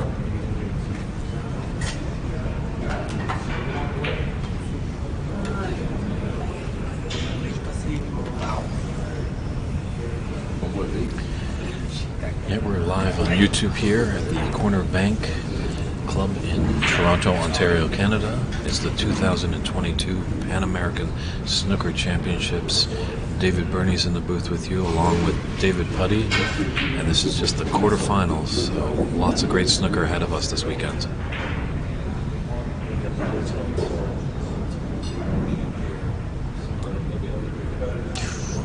I was going to say, at some point someone's going to have to break out that red from that black, but I think it's just by that little kiss on the green, I think it got hidden again.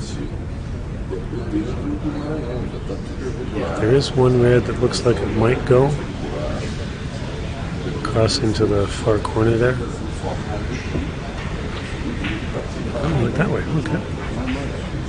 Yeah, I think he was going to the top left as well, but he fooled us both.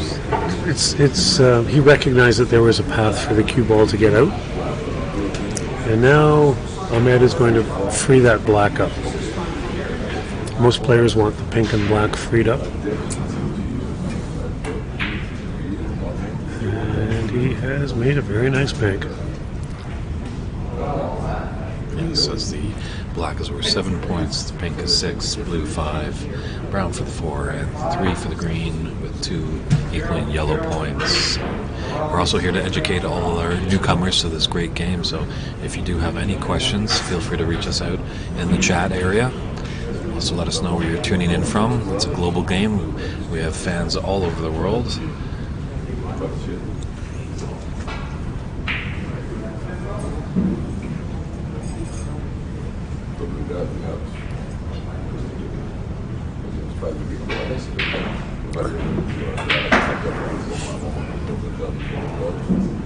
Oh, if he parks on that pink, it's... Oh.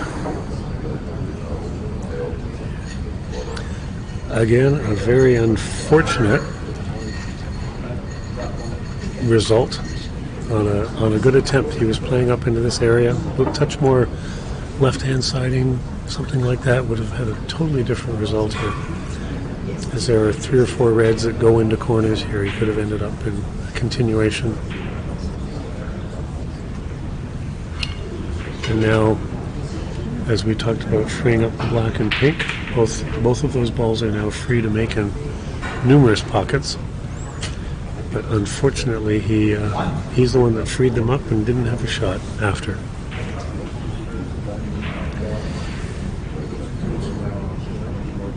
Ahmad does have the lead in this 5th frame, 19-6, but this is really a great opportunity here for Vito to put a hefty score on the board. We'll play for either blue or pink here. And it's blue. Trying to get to the far side. Not quite on my eye line. He's about a half a cue ball and a cue ball short of distance that he would have preferred. What do you think about black? He maybe have the angle to run through the yellow and brown and come back up table? Yeah, the other option would be brown. Play the brown in the corner. Your cue ball is going to come up naturally. Or get into a position where he can play that one just above the pink. Although that may be tight into this corner as well.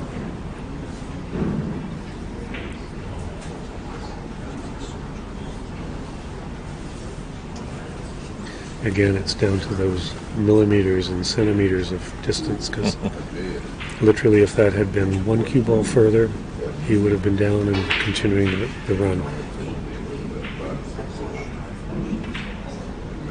Glancing at the scoreboard to try and figure out what the best strategy here is. Yeah, those reds are spread out nicely down to the top end of the table, so he knows if he does make a mistake, Ahmad's got a good chance to combat heavily with a good score. He's trying to get his thoughts resigned to the fact that he may just get a blue here and a long safety shot to nothing on a red.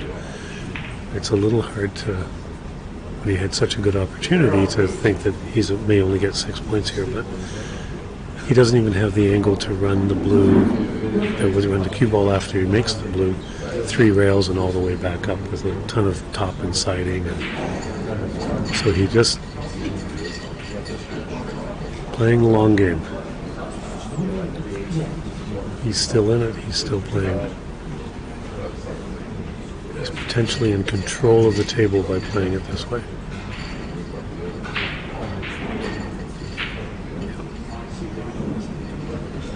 If he slides by the brown, it's a nice shot. Basically leaving 1 red for Ahmad to hit.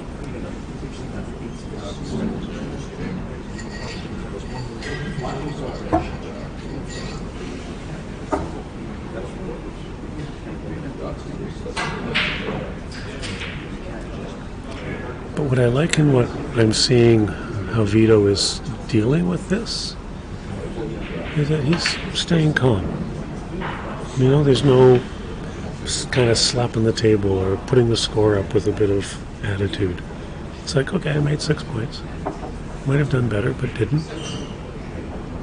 He's actually named The Rock, so he doesn't really share any emotions really showing us on the table.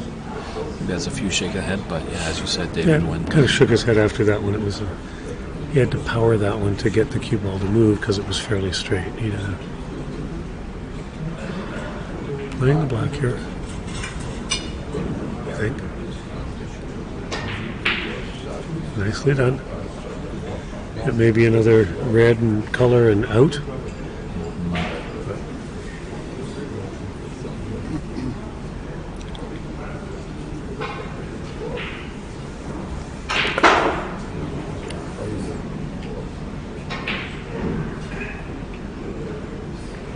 Nicely done. A little shot to nothing there. Shot to nothing, and if he made it, great. He was going to roll up behind the yellow.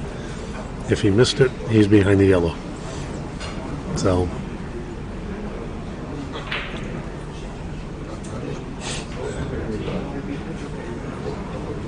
yeah, Vito's head seems to be very much in the game right now. Little or no reaction when things happen, focused. Sure, I don't think we've had a double champion. The Open and Seniors have been the same person. No.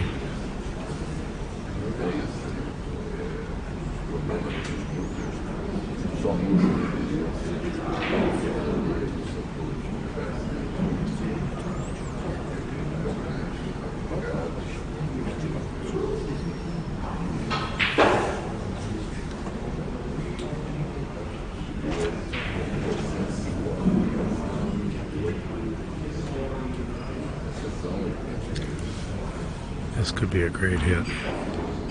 Not quite hard enough. Vito has the choice here of having Ahmad play the shot again or taking the ball as it sits, and he's taking the ball as it sits because this is a great opportunity again to come in.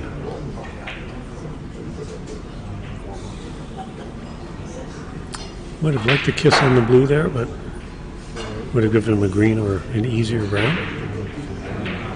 He's not going to pass on this opportunity.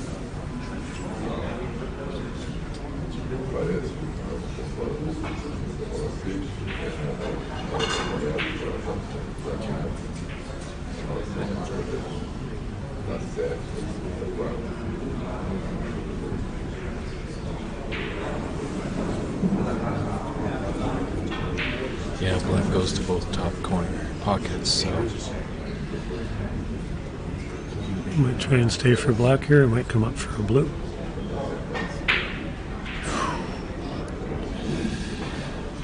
but you gotta make the pocket first. And the nice thing for him on this, though, is that by hitting that ball too thin and bringing the red to the side rail, is that the cue ball has gone further down table. So it ended up relatively safe. There was nothing that Ahmad could do with that ball. And then Ahmad has played a very nice safety.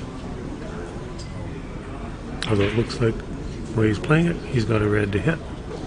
Just the one to the left, or to this side of the pink, I think. Yep. It's also another nice shot, the cross double, with the element of safety. And then this one has an answer back.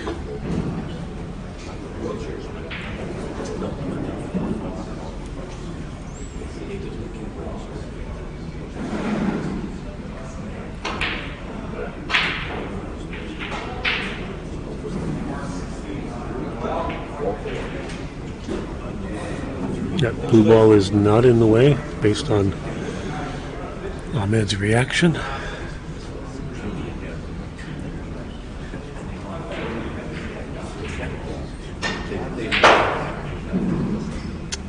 Again, he's overhit that one. Vito has successfully kind of chipped away at the lead here and now leads himself. But it's been one red, one color at a time, or one red and perhaps a safety. Looking at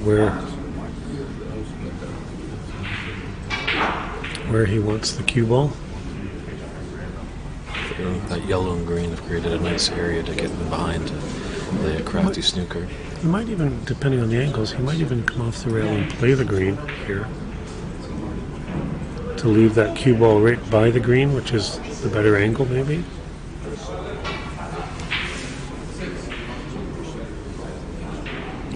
He's let the referee know which ball he's playing.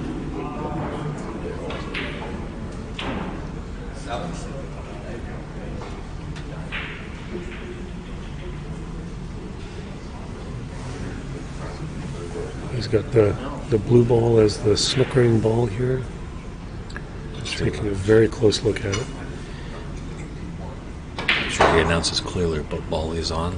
Don't want to have a nasty incident like our good friend and world champion Cliff Thorburn had a little incident many, many years ago with a green ball against his arch nemesis Alex Higgins. I won't spoil it for anybody, but there's a YouTube clip on there, you can check it out.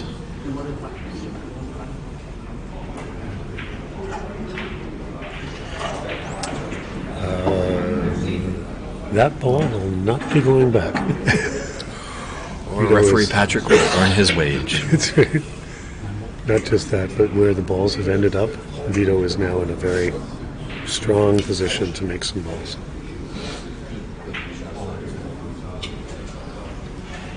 These are kind of a little stun top draw, easy, nothing has to be hit hard positioning. A little follow through on this.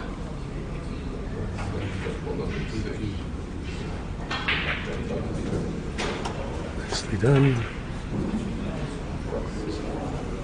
Maybe a little far. That might be a little far from where he really wanted it to be. Maybe below the stun run through, because it looked like he just kind of slowly ran through. But that stun run through is a very difficult shot to master. It's yeah.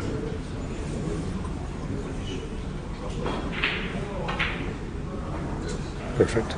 Perfect. Well, he might have, again, wanted to be just a little further, but he won't be complaining about that position.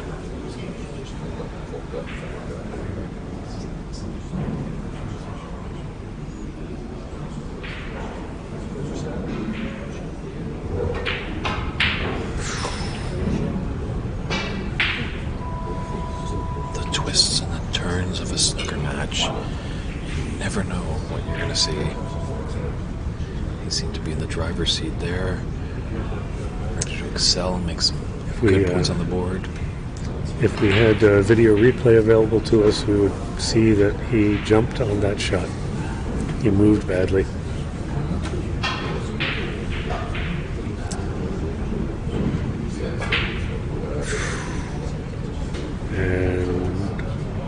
brave. And that miss goes down to Ahmad Ali was putting a lot of right-hand siding onto that cue ball. As it came to that other side rail, you could see how much it checked. So he was fighting to stay in position.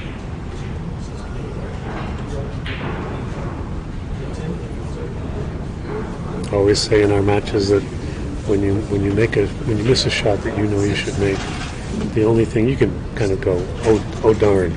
But all you do is you go back to your chair and just think, just one more chance. I just need one more chance. There's maybe the chance for the American.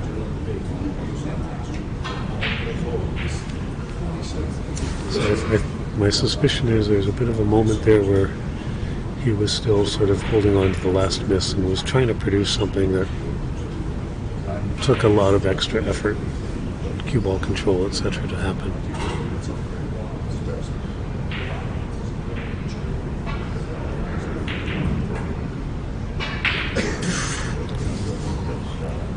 Well, we're just running into a moment here where the pressure of a 2-2 match is maybe starting to show. I'm sure the winner of this frame gets one more frame away from punching their card into the semifinal. Depending how these finish, I'm going to suspect that Ahmad Ali is not going to like his next shot. This is a very, very simple snooker.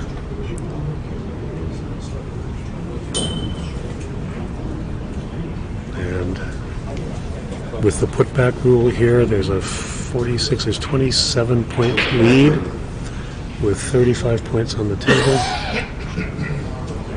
This would be 2 attempts. Would have Ahmad into a situation where he needs snookers. And with that last red, always a threat of the free ball potential. Yes. So.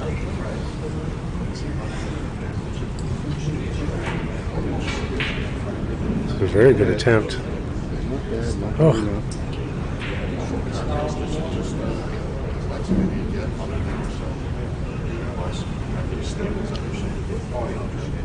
Coming off 3 rails and coming by that close, that's a judgment call. Oh, well, in effect, he hit it perfectly, but a tiny hair width of a tip on a ball, and he would have had that hit, but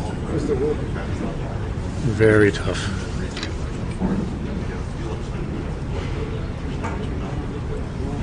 And this one, no, it's come up the other way, and now, in fact, the situation on the table is, I believe, snookers are now required. There's a 37-point lead with 35 on the table, and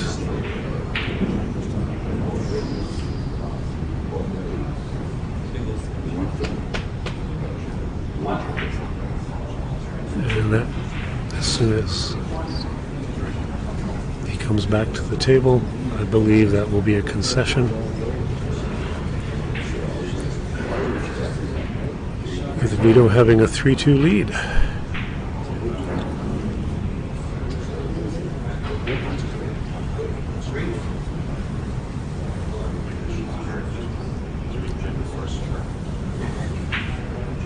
No mistake on that pink.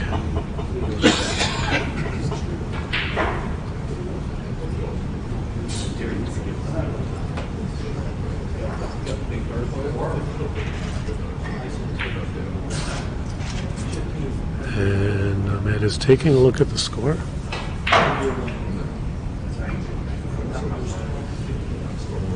Playing on. He, at this point, Need a lot. 44, 27 is 17. He, at this moment in time, I believe, needs 5 snookers.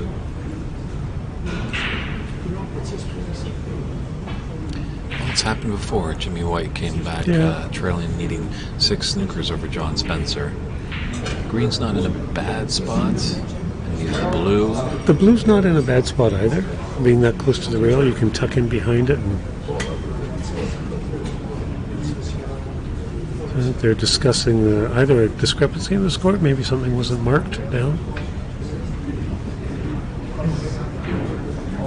But needing 5 snookers, it's almost a moot point.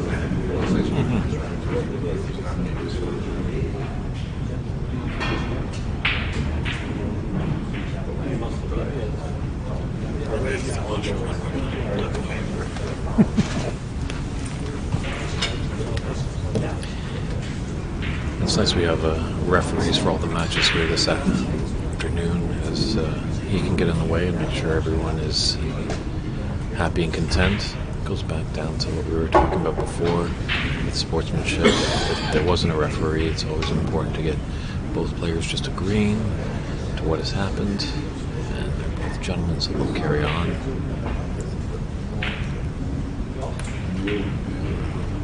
I wonder if Vito's got the snooker there.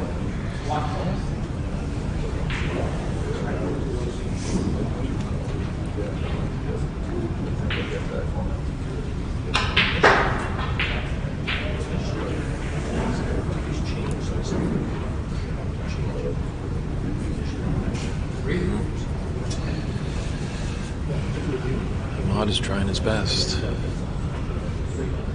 He's looking to the heavens off the table. Vito gave a good effort there.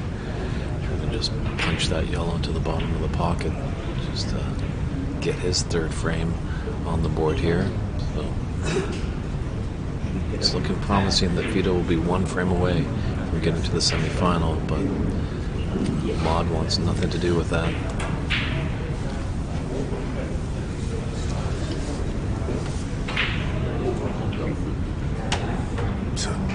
That's a great attempt at a snooker. I think you can just see the edge of the ball there.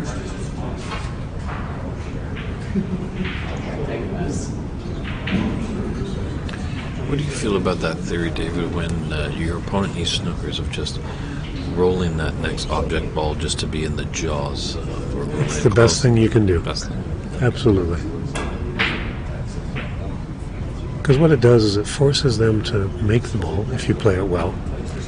And Ellie is going to. And there's the concession. So if you concession, because that yellow was going to be very makeable, and now the game was truly out of reach. But when you just roll that next colored ball over the hole, you force your opponent to make it if you've played it well. And now there's 1 less ball on the table to play hooks on. So you're eliminating the blocks that might be hurting you later down the road. So as referee Kevin Patrick sets up the 6th frame, we'll just give it over to David Putty just to do a tournament roundup of all the matches that are in play right now. What we're finding here is that most of them are staying very close. Nobody has run away with anything yet in terms of the 3-0 or 4-0 lead. But Amar Sadegh is leading Derek Klaus 3-1 and is leading in the 4th by 37-10. John Brooks and Isaiah are even and pretty close with 33 to 20 point lead for John Brooks in the 5th frame there.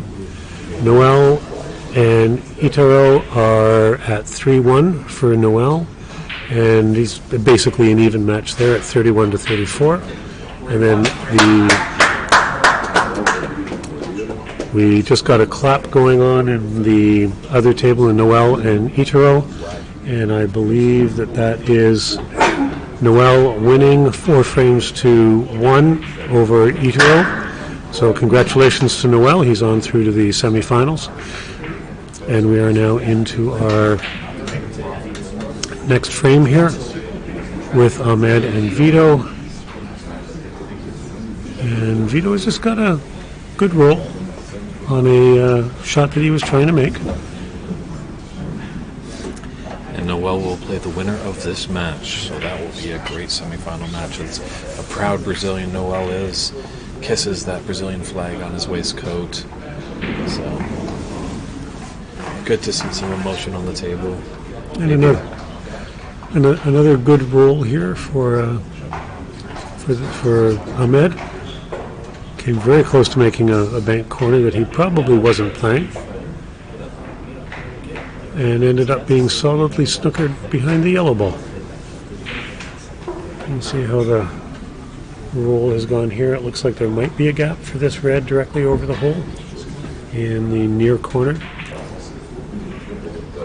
And these reds are open up quite nicely, and I think black goes to Do you think it was the both far corner? corners once this red is cleared from the top right. It will be close. He may want to be trying to get over to this side to move that red, but... Okay, he may not have seen it directly. He played the combination onto it, which is a good shot. Needs to come up with either a good safety or another good shot here. Good pot. And it looks like green. He's playing the green ball here.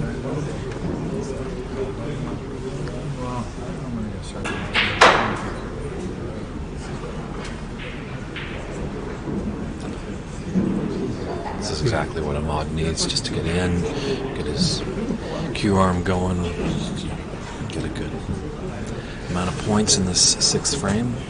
The tough part for him here is that he has to go back to the balk line every time for shape. So he's going to have to be hitting the ball fairly hard to move it back and forth. He's done a good job here. He may take the blue to get the blue into the middle of the table again. The challenge with that is that he's going to be a little uncertain of where the cue ball will end up coming off the brown. Yellow might be the best continuation shot, but he is taking the blue.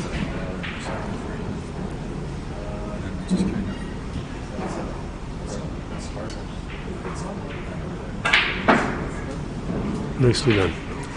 Had a little bit of running siding on that ball, and again did not catch a break.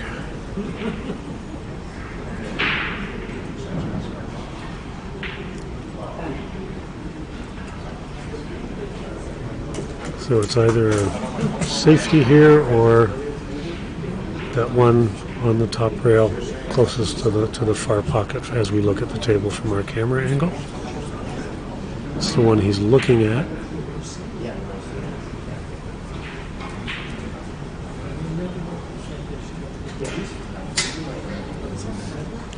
And the choice here is either safety or play it in with right-hand siding to stop the cue ball from heading towards the pack. We'll see how aggressive he's feeling at the moment.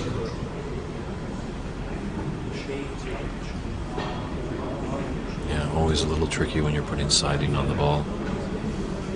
Especially with the long rest, long cue.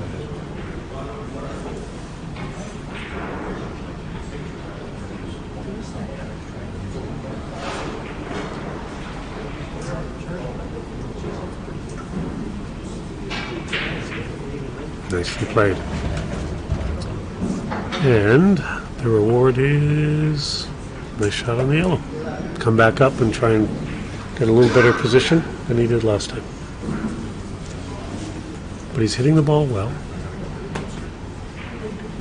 He's doing what he needs to do. He's at the table. Yeah. That's how you win. Hitting balls at the table. I've yet to see a player ever win a frame by sitting in their chair. It's happened. Yeah, you know my Someone game too well. Someone goes in off the black when it's the last black. And okay, okay. There's enough distance there that it wouldn't be a double hit or a push shot. If that red goes, and it looks like it does.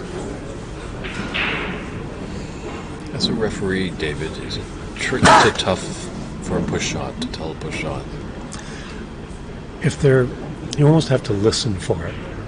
You So can there's a hear, different you can sound? hear the double hit. Okay. Now he'll be, jacking up a bit here. He should, at his level, be too much trouble. And you can see on his face, his reaction, he's come up one cue ball short. The roll of one cue ball short of where he wanted to be. And it makes such a big difference. From easy pots to challenging pots based on a small amount of difference. Because, yeah, as we've seen, Ahmad is quite talented in the power shots, but putting a power shot just gives that extra idea of a shot going awry and wrong.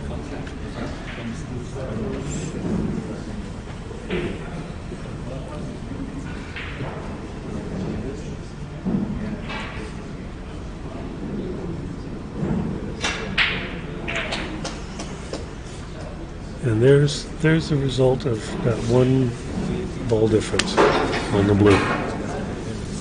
The other thing we haven't really talked about much is the way the players think. So Vito is playing this red, trying probably to get to the right side of the blue, to be able to come back up, and he didn't get by the red. And now he may be in trouble. Yeah, we're definitely not in Kansas anymore. He might have a relatively easy one rail hit under the black. But what you're trying to think of as you go along is 3 balls ahead, or 2 balls ahead from the one you're shooting.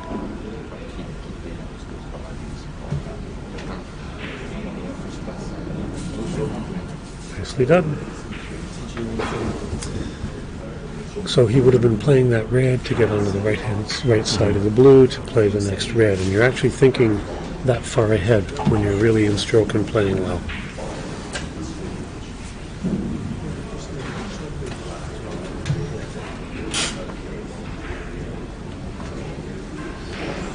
And also at this level, Ahmad wouldn't be thinking of just getting the ball down into the bulk end of the table. He's actually thinking, which ball does he want to be behind? And again, the ball got in the way of his plans and left Vito another makeable entry shot. Yeah, always a little tricky when you're going from one side to the other.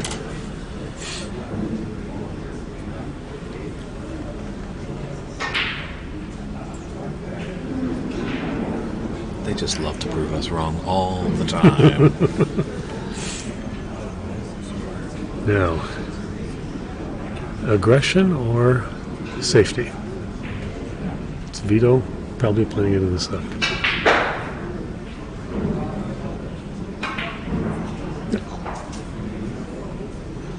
Again, kind of a one and done thinking. Take the points, play safe.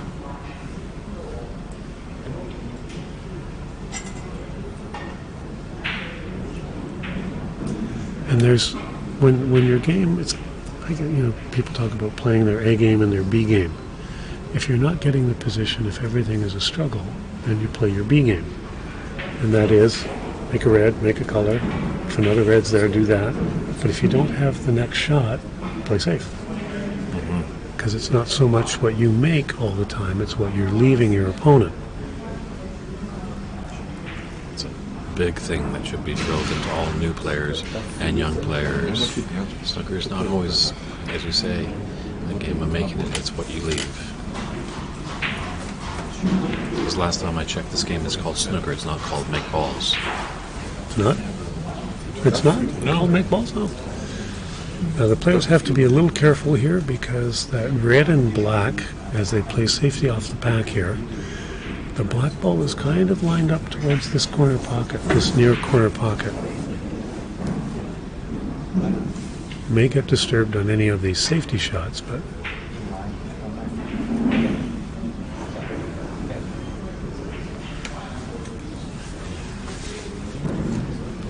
an accidental cue ball or red ball hitting that combination might go in.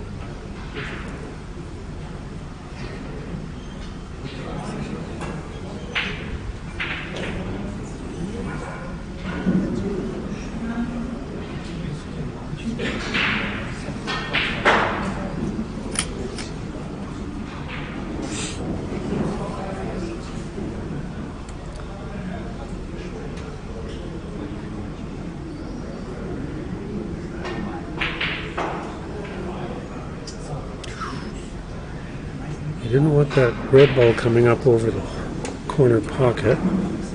I would say Ahmad has based on his approach to the table, he has a shot at it.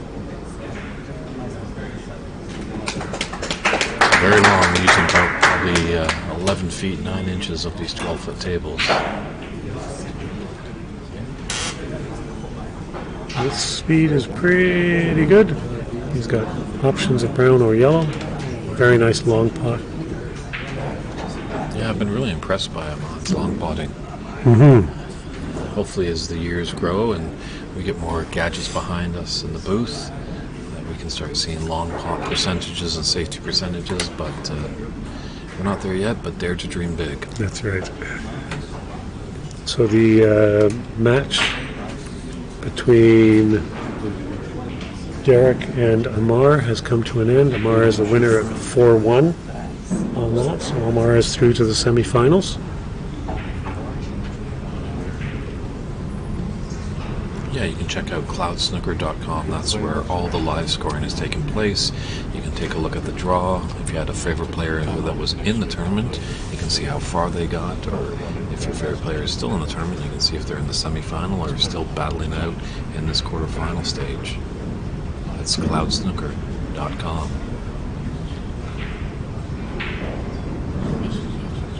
This is a risky shot.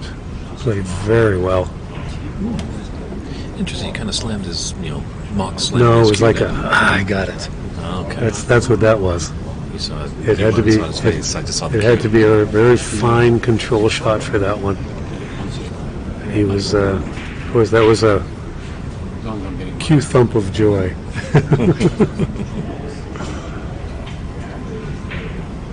He didn't quite get where he wanted on this one. Has to work at position on this. Looks like he maybe is choosing blue ball here. Yep. He's got one of those finale cues.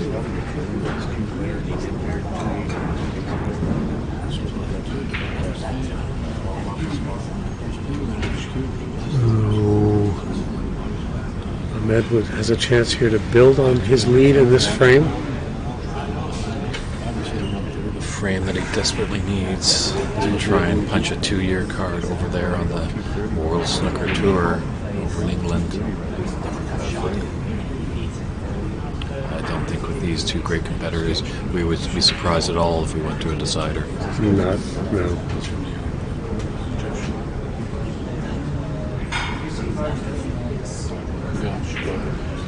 What we haven't really seen in this match, if I'm going to go back on my memory here, the high run probably is no more than 30, 35, which it may not even be that high, which I find a little surprising for these two. That was a great shot, nicely done, nicely controlled.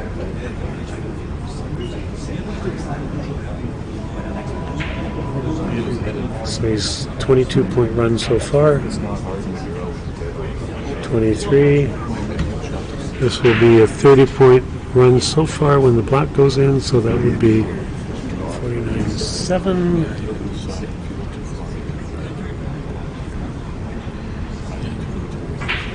Some nice open reds. So that's a 42-point lead right now. 3 reds left. Red color red would secure this for Ahmed.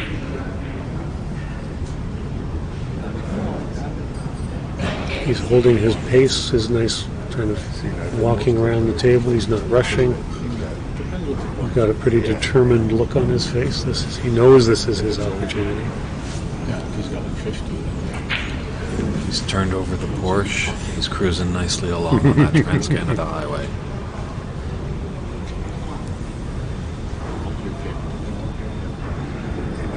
So this will be his game ball. Ooh, tradesman's entrance, wiped its feet, came in the side door. Choose. Something there, because he did hit the cushion just before on those shots. You don't want to hit the cushion, so sometimes you need a little bit of luck. So this will be Vito probably conceding and not coming back to the table.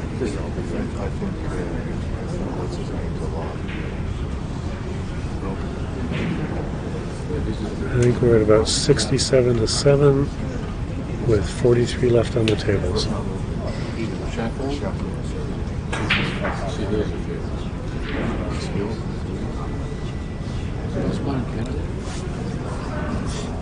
do think he's better than. I gave him a drill, I think, So if he didn't have all the points this game, he might not be playing the pink ball hit. But he knows he's won this frame, so he's pushing it to see what he can get. Wanted to kick that red out. And Vito's just coming to take a look. 69, so he's 62 points up with 35 left on the table.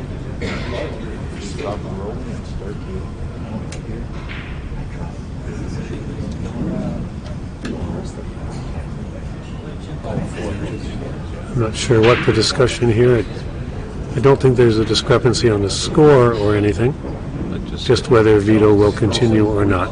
While he was giving our viewing on, it's a good time to get a cold drink because we're going to a decider in this quarterfinal match. It should be electric. It should be exciting. All the player wants in the next frame is one chance. So I'll leave it over to David Putty. I was going to let you do the run of the tournament and see what the updates are.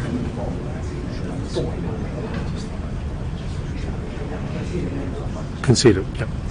Bit of a discussion there, but the frame has now officially been conceded by Vito, and we are now at 3-3. Bit of a final recap on some other matches here.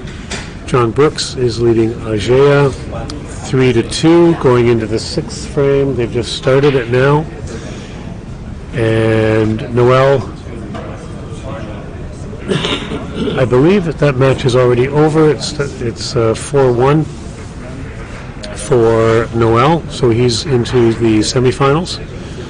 And we are now at 3-3 between Ahmed and Vito Puopolo, and heading into the decider, as Mr. Bernie has alluded to. This will be a one opportunity, two opportunities, or scrappy. One or the other. We'll see which way this one goes. As I said earlier, neither player has stepped up and made it theirs yet, but okay.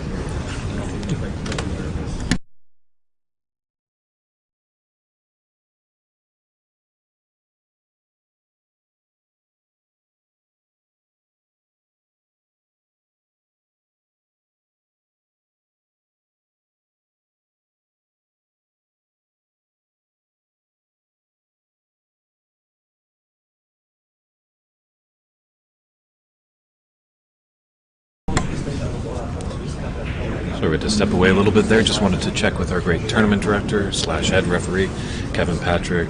He's looking like the semifinals will start at 3 p.m.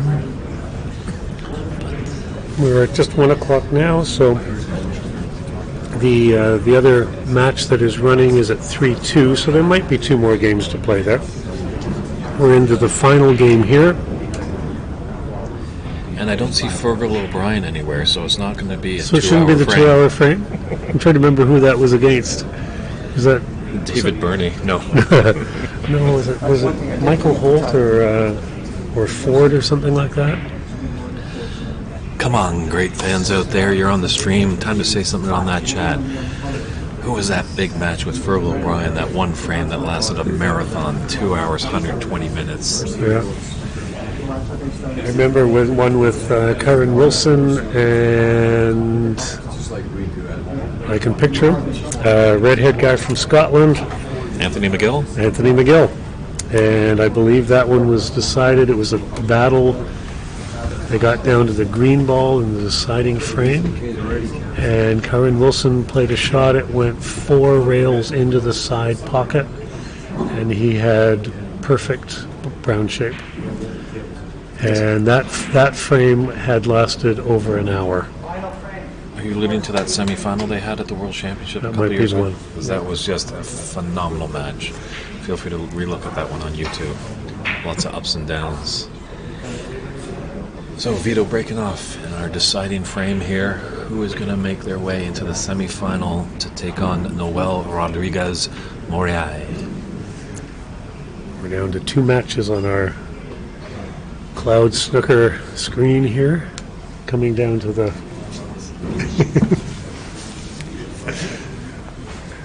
We're just coming to fisticuffs with the Brazilian. No, we're not.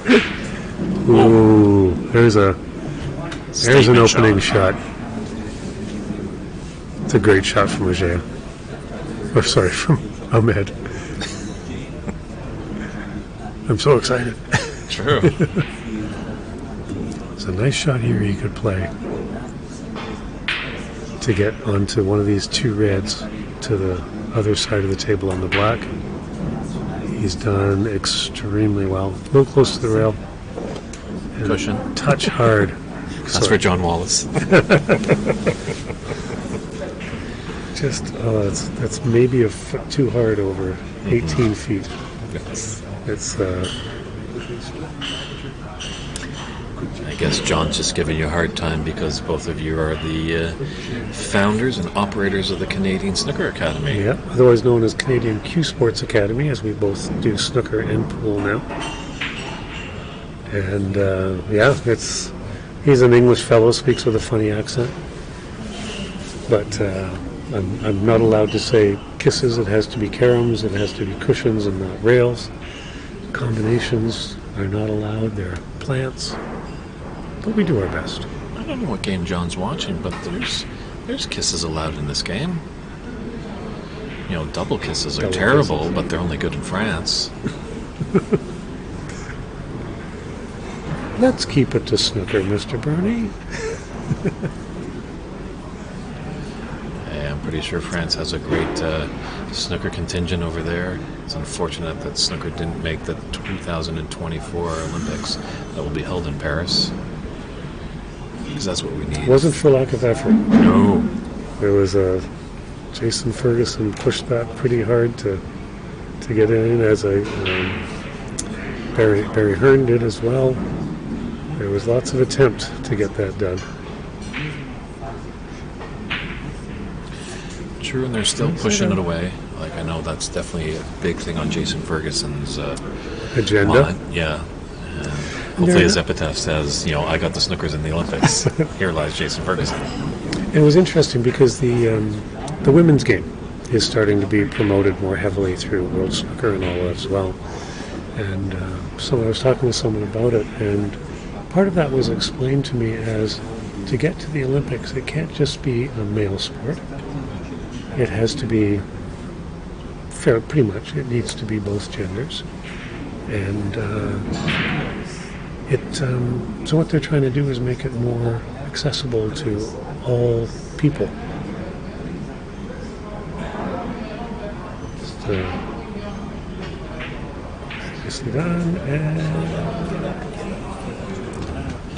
don't know if it's looking on his face. I can't tell whether he's there or not for that position. I was a little nervy going over that red. Yeah, it's very close. And again, if you don't know the rules on that, if he had touched the intervening red with his cue, it would have automatically have been a foul. But he avoided that and has just come far enough for that red. Now again, he's on the right side of the blue this time. So there's a red at the back of the pack that might go.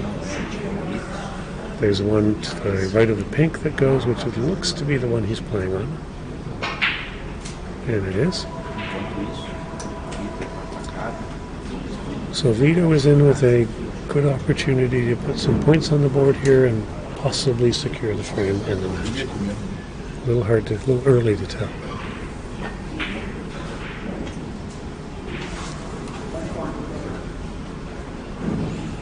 Just can't get ahead of himself. He sees that line, but you got to calm and center yourself. Yeah, going back to that woman's note, I was very fortunate enough to get invited down to Seattle for the first ever ranking snooker tournament in America. It was the Women's U.S. Open, won by Jamie Hunter. Lots of great women in that event. Love their snooker, and I like the way he's played this. He's played for that bottom red. I don't know if he's there or not. He may or may not take it on. But he played for that red, so the cue ball goes directly into the pack and comes off for black shape. See a lot of that being played now at the pro level.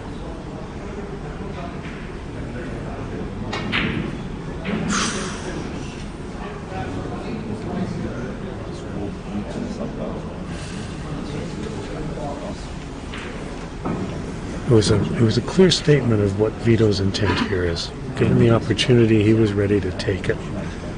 And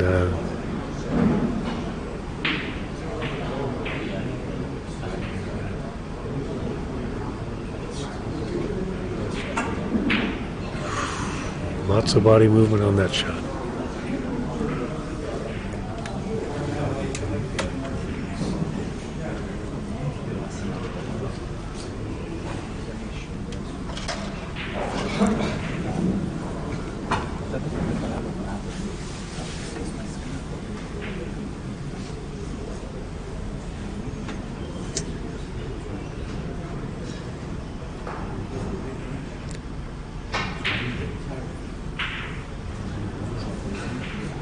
He's left him a shot into the side pocket here. And those reds are open up, so whoever gets down there. Yeah, this is not an easy shot.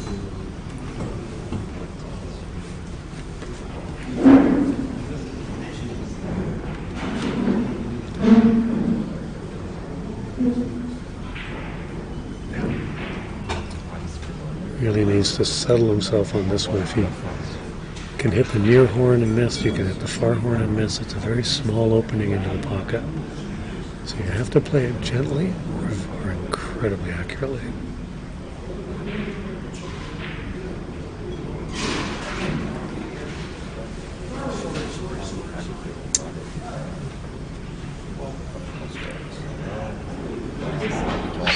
One of the owners here at Corner Bank, Jim White, said there's a few things about the game of snooker. Got a little bit in Ahmad's eye line there, but Jim's also got to run a business here, so he's a man on the move all the time, but definitely very apologetic to Ahmad.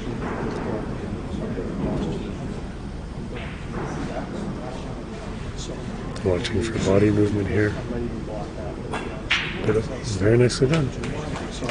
As you alluded to before, Ahmad was down on the shot. He got a little distracted. He got up. Came up. Did the right thing. Absolutely the right thing. So he's looking at yellow or blue would be the shot here. He's looking at yellow. And doing a little bit of housekeeping in the meantime. What they're doing when they do that is they're cleaning off bits of chalk off the table that can end up on the cue ball or one of the object balls and create something called a kick. Yeah, little specks of dust somehow can just find their way on the table and just make that cue ball go in a very peculiar direction. So it tends to square up the shot a lot. Ahmed's had a bit of issue coming off yellow balls today. Typically it would be a shot of strength for him, but he's just not quite getting to the area on the table that he wants to be, so he's leaving himself more challenging pots that you don't want to have to be playing at this point in a match. Very makeable, but just slightly more challenging. Nicely done.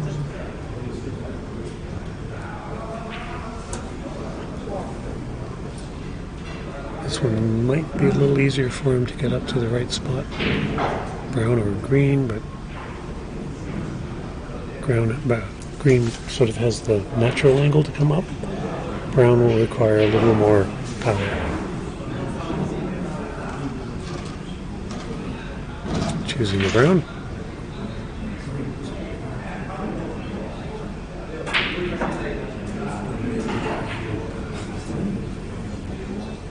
very nicely done. And very much in prime position now.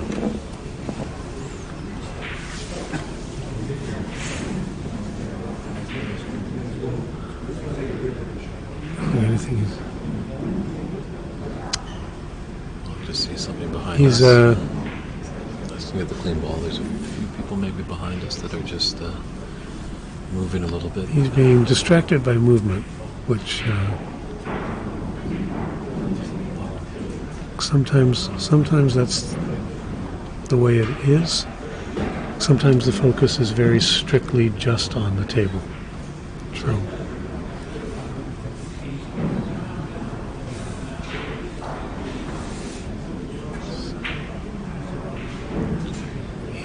As to our audience there, we're right kind of pretty much at the bottom of the screen as you're viewing. That's where our commentary booth is. And believe you me, David and I are stone like statues. The only thing that's moving is our lips. The occasional smile. That's lips. That's true.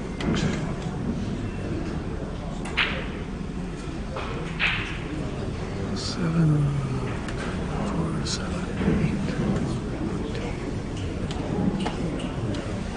Just keeping a mental count here, I have Ahmad's run at 15 points right now.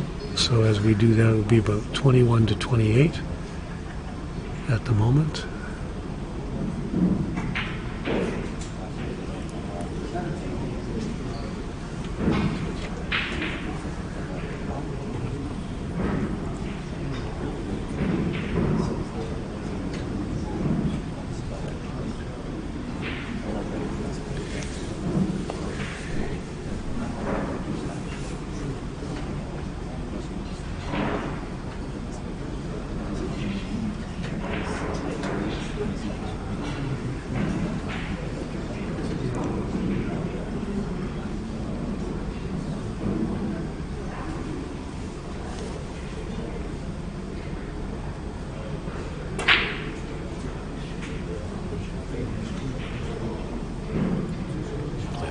He's got an option of reds. He's good. These two reds are a little complicated coming into this corner. They're tight. But if he takes one of them on, which I think maybe the one closest to us to the right side of the table, if he takes that, it clears up the other one. Yeah. If one of them goes, it's the shot because it opens up the rest of the run. Big pressure on this shot. Yep. Nicely done. So 25, so now the score would be 31 to 28. Ahmed has a 3-point lead at this point.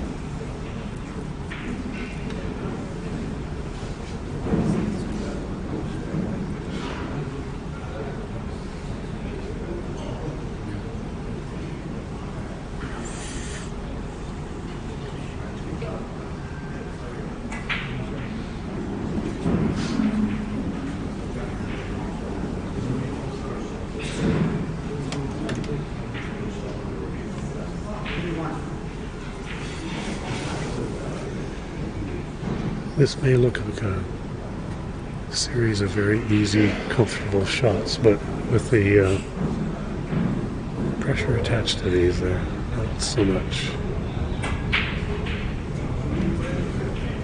But he's playing them well. He's staying in control.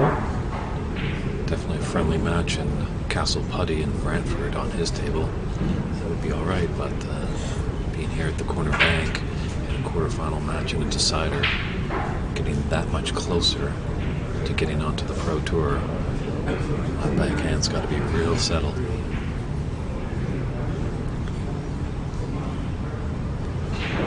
And Vito is just sitting quietly in his chair, watching the table, kind of leaning on his chin a little bit on his hand, waiting for one more opportunity.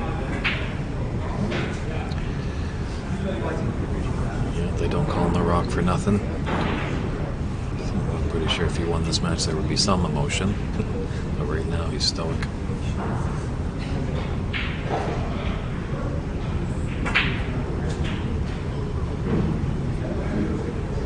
It's been a nice break, well composed. There's been a few distractions for Ahmad during the break, some of the fans rustling around a little bit, but he's got up and recomposed.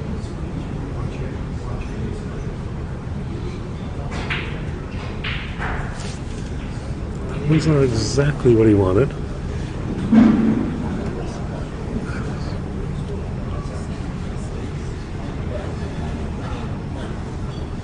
The fire's burning in the Egyptian-born player. There's 43 points left on the table, so he has two choices here. One would be to play the pink hand, which is, I believe, what he'll do. The other would be to roll up right behind the pink. Keep control of the table. Mm-hmm. It's that tough part. When you're in the throes of it, and when you're putting together a nice break, you don't want to finish it just because you hit one shot. That ball is not in. Left the door open, and then we're going to do final score here. Final tally on the score. As much as it's very tough, I think you called the shot there, David, rolling up just behind the pink. How's your luck, Vito? Not a snooker, but it sure is safe. So right now the difference is 26 points, with 43 points left on the table.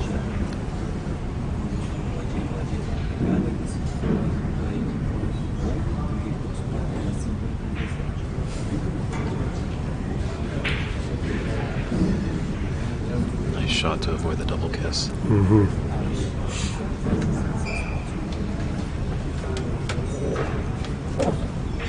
Now Vito, this is a natural safety, but Vito may feel it's time to go for it.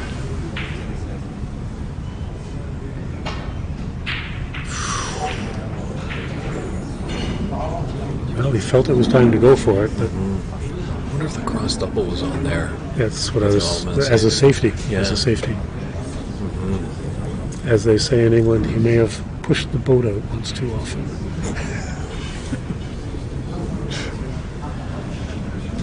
And I know you've heard that phrase. Only when I talk to John Wallace. He's got something about boats. But hopefully John's doing well. He's got a newborn coming pretty soon. Yeah, but there's a nice shot. Ooh, now Another twist. John Wallace has given us a comment here, by the way. Nice commentary, chaps. Nervy frame. So let's see where this leaves us in the score. 28 points down, 35 on the table. And all the colored balls are on their spot. There's no trouble here. So 28 on the table, 28.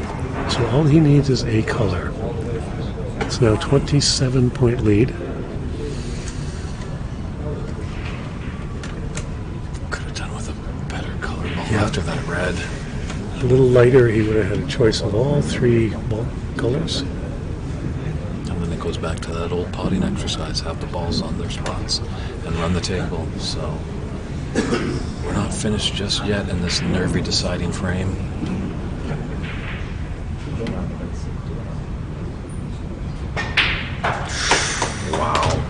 Wow.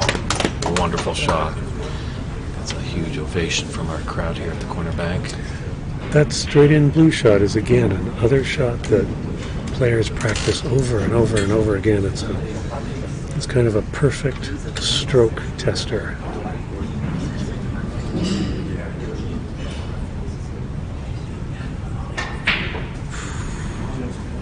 Trying to get that ball to come around. I don't think we'll see Vito play another safety. I think he's going to go for this one and run the table, if he can pull it off.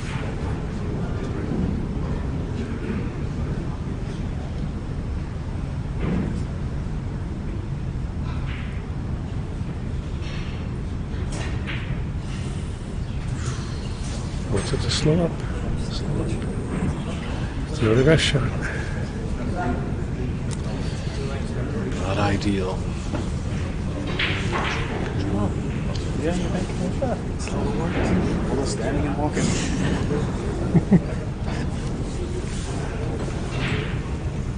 He's taking a couple of deep breaths. He stayed calm throughout this whole match.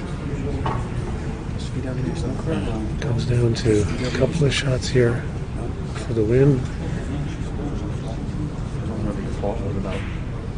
Good move.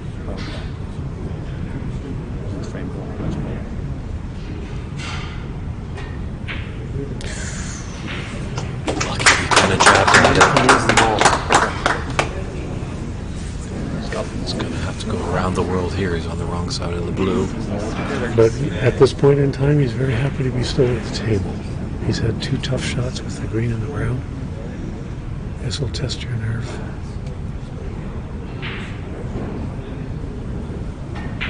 It's there. A little hard. It's a lot hard. It's a lot hard. Jim White is standing right behind our booth, and he says, "That's a lot hard." Yeah, you think these players are nervy. We've got world-class commentator Jim White behind us. Talk about commentator nerves. That's right. We're nervous. So, check siding or around the world? That's what Vito is debating. Takes another deep breath, puff the cheeks, steeling himself for the shot.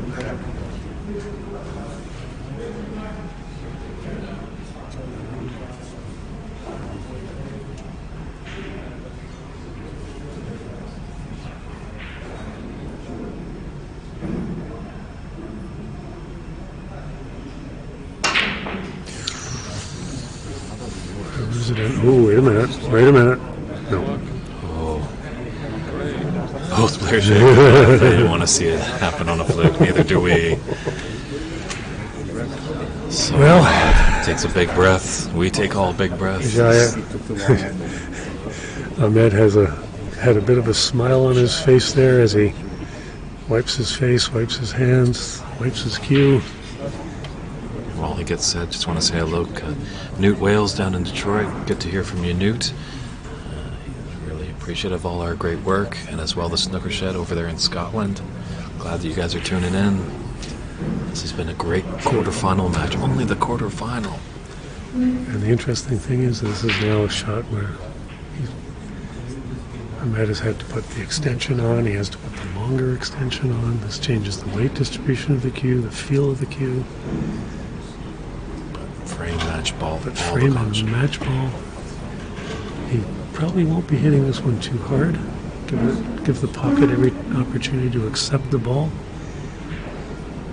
But still stroke the ball positively.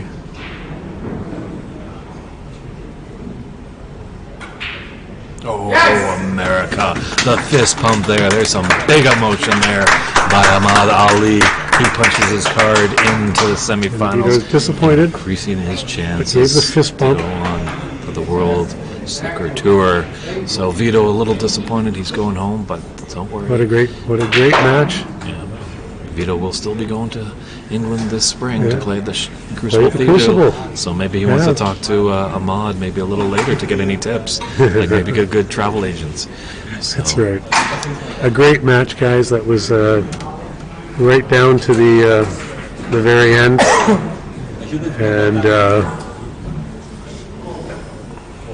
it may take a moment for Vito to gather himself. But very well done, Mr. Puopolo and Ahmed. Very great match. And on to the semifinals. We'll sign off until around, actually I should give you one more update. John Brooks and Ajaya are at 3-2 still in favor of John Brooks. Ajaya has a 25-point lead, and they're racking the balls. We are into a 7th frame with John Brooks and Ajaya. That's going the full distance as well. So good luck to both of them. We will sign off for until 3 o'clock, I believe, was the target time. Sure. For the semifinals, and we'll see you then. Thank you, Mr. Bernie and Rob, for all the wonderful sound equipment that we're having great joy with working. It's a pleasure to work with good people. So signing off from the corner bank, and actually we have a number of people joining in on the chat, which is great. Thank you for coming in and saying hi to us. And John Wallace, I hope we're doing enough in English for you that you can understand, rails and cushions and all that stuff. But thanks for joining in, and we will see you at 3 o'clock when we sign back on. David? Yes, unfortunately, John, we are in Canada, so we have to do it in French and English. That's right. But yes, thank you, Mr. David Putty, for joining us in the booth. It's David Burney in the booth with you as well. Now time to get some lunch for all you on the East Coast out here, because we'll be coming back live at 3 p.m. for a semi-final match. Not sure which one that will be just yet, as we have that one match. Unfortunately, our cameras can't reach that table, so if you want up-to-date scoring, go to cloudsnooker.com, click on the live scoring tab, and you can see how John Brooks and Ajaya Prathaker do in their deciding frame. Thanks, everybody, and we'll see you in a few hours. See you in a bit. Bye.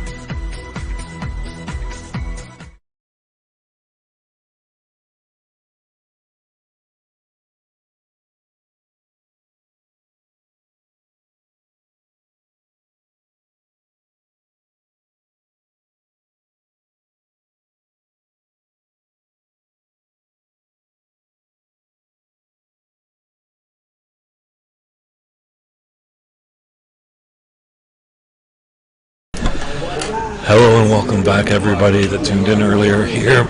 We are in a great semi-final match here with Amar Sadiq and John Brooks. David Burney's in the booth, and I'm accompanied by the man of angles, the man of pots, the man of safety, David Buddy. The introductions get weirder and weirder every time, Bernie. I thought they're more complimentary. That's true. So this is an interesting match. These are both players that both play out of the corner bank, which is where this event is. So they're both the home team playing Toronto players, which is an interesting kudos, I guess, to the venue, is that they are cultivating and supporting and having this level of player play out of this venue. So both of them are quite accomplished. John Brooks and Amar would have both all won a fair number of qualifiers for the Ontario and Canadian provincial championships, and yeah, they're in this and very capable of doing extremely well. So interesting to watch. They're also good friends. They've known each other and played each other many times. So very few surprises to be found here between them. So definitely a PAPS Final Four for sure. Is on our other table. It's Noel Rodriguez against Ahmad Ali. So Noel from Brazil and Ahmad from the US of A. And if you wanted to check out that stream, you can also go to Pan Am Snooker on YouTube. There's our friends from Brazil during the Portuguese broadcast. We're happy you're tuning in on this all-Canadian battle. Just also to remind you that the the importance of these matches is that the winner that comes at the top of the competition tomorrow afternoon actually wins a 2-year spot on the World Professional Snooker Tour. So this is not a local tournament. This is with $500 to win or lose. This is a major tournament, especially at this level in Canada, where there are the prizes of some significance. It's nice to see. PABSA has been a huge proponent of the growth of the sport in the world, and particularly in the Americas, from South America, North America, and Canada. And they're promoting women's sports. We were just talking with Ajaya, who is the founder, or not founder, I guess, but president of the organization. And he was saying that next year in Brazil, they will also have a women's championship. Great. So North American women will get onto the women's tour. Mm-hmm. I'm not sure actually if that would include the getting onto the Open as well, like the full tour or not. I'll have to ask him that question during a break. I'm pretty sure he's talking a lot with Mandy Fisher over there. That's done great things for the women's circuits. Yeah, there were some great players. I think obviously at the U.S. Open in Seattle, the British women, it's in their blood. We all know that. So they were quite excellent players. But it was a great experience for the Americans and a few Canadians that were there as well, just to get that, seeing how they approach the game, seeing how they're getting really down on the shot and all that stuff. So who were the Canadians that were at the women's in Seattle? Oh. He's screwing up his face and not sure. Oh, Kathleen, I think it is. Hopefully she's not listening. There was one Canadian, I can't remember what that's her name. Okay. Oh. Somebody Google that for us. Find out. True. Or Diana Schuler, our great friend from Germany, who's on the board. Hopefully she could chime in. She actually just won her first tournament, the Scottish Seniors Championship. Okay. Yeah, her and Matt Hewart are doing great work for the women's circuit, just going around. Just recently in Glasgow now, at the end of November. Yeah, we're still in October. They're going to be in London for another event. Oh, okay. There is definitely a push in snooker at this point in time for the inclusion of juniors and women, and even at the disability level. There is quite a strong disability snooker league as well. And part of the reason for that is that we're working hard to get snooker brought back into the Olympics.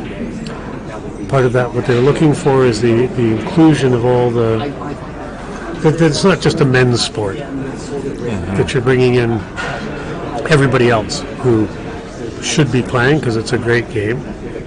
I'm fortunate enough to have played this game since I was a teenager, so been about 3 years. Actually, I've played this game for 54 years and love the game. Pretty committed to seeing its growth come back. So It's true. Like, you get in the Olympics, boom, global market right there. Like, I'm not discrediting any high jumpers or pole vaulters out there, but how many people really are following a lot of pole vault? Same could be said about how many people are following snooker right now. But when it comes to the Olympics, people are tuning in to see the high jump, the triple jump, all that stuff. So what we're seeing at the beginning of this match here is both players are sort of feeling each other out, getting used to the table. John may have hit a bit of a loose safety there. I don't know if Ahmad can get this into the side pocket. Looks like he can from the angle we're looking at. And Kevin Patrick, once again, is the man in charge. If any rulings need to be explained, he's there. But if you have any questions in the stream, we have a live chat. David Putty knows a lot about this great game. I am a certified referee, so chose to do commentary this time instead of refereeing, but it's actually an interesting thing if anyone is thinking and knows the sport reasonably well to become a referee. Kevin is the head referee in Canada here for the Canadian Referee Association and is always looking for people to come on board as referees.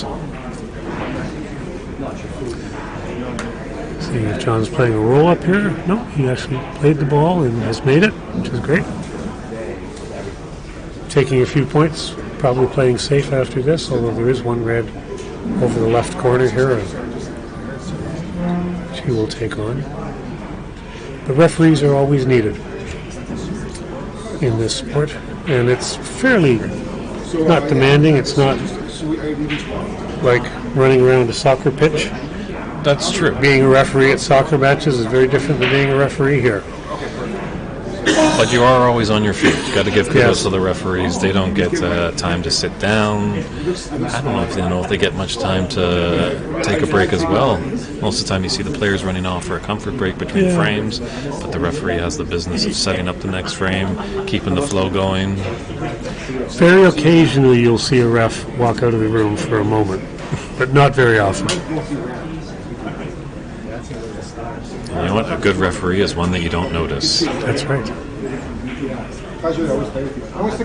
So John Brooks made a nice brown ball, made a nice red to follow, and ended up having come back in behind the bulk line, which is not where you want to be for making balls and continuing the run.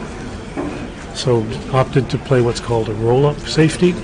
Rolled up behind a color, hit every red on the table.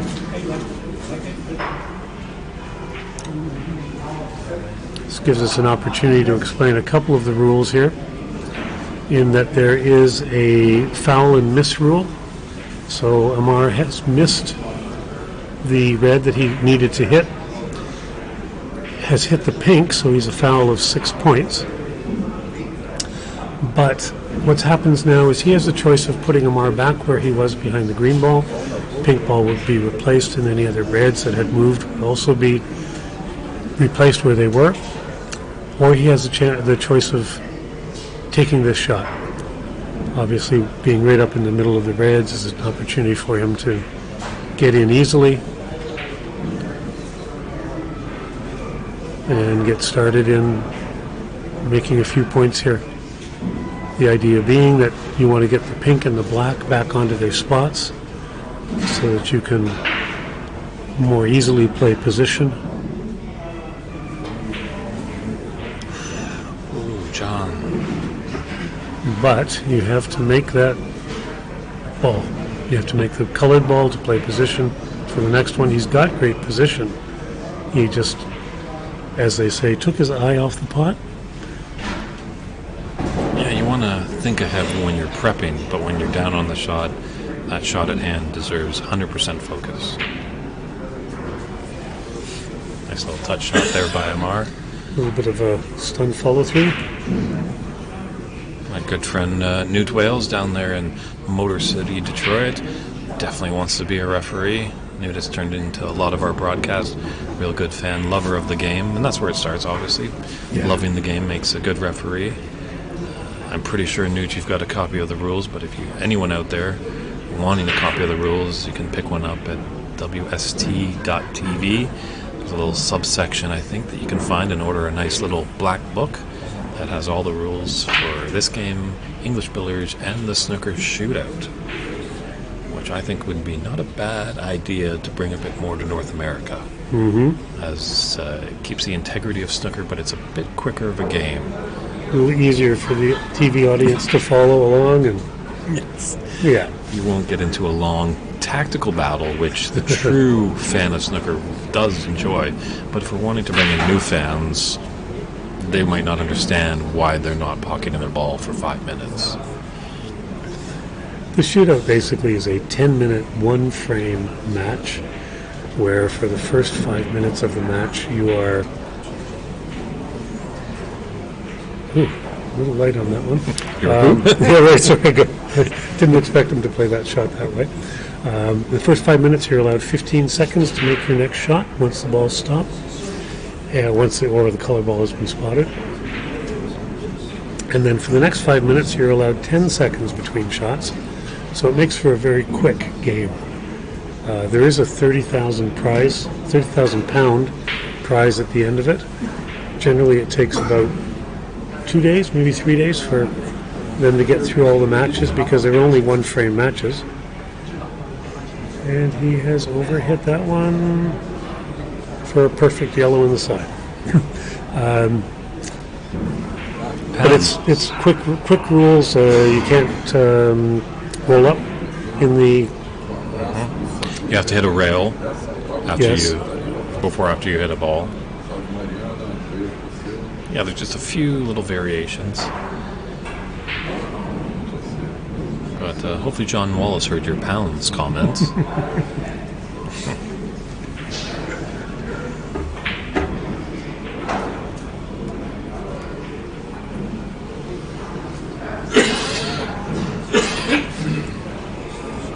John's got a little veto in him. Not really, just no real emotion, just staying there, sturdy as a rock in his chair, watching things unfold and just hoping for that one chance to get back on the table. This shot is a bit of a stretch for Ahmad, but he should be fine with it. The longer the distance of the hand to the cue ball, the more chance there is for something to go wrong. But that was a fairly straightforward, almost straight shot, so easily handled by Ahmad. Tamar, sorry. It's a silent D. Looking out for you. But yeah, it's nice to see some, obviously some old friends. I haven't been back in Ontario for a snooker event for a few years, so it's great seeing some little faces like John, Ali, Alex Zhang, Tom Finstead even. Haven't seen him in a while, and he's in my neighboring province of Alberta. But Amar, I don't know pretty much anything about this guy, but I like what I see. He's very determined, very focused, very still on the shot.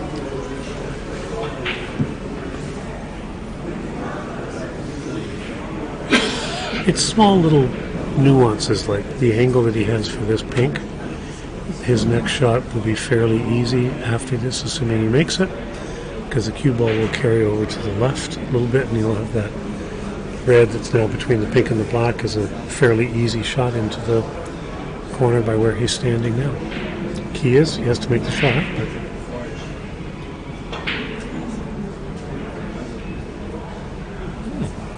played it differently. He wanted to get this red out of the way so that the black ball will go to both corners. Sure, I was just thinking about that just before he struck that pink. If this red that he's on now was adheting the black path to this top left corner pocket.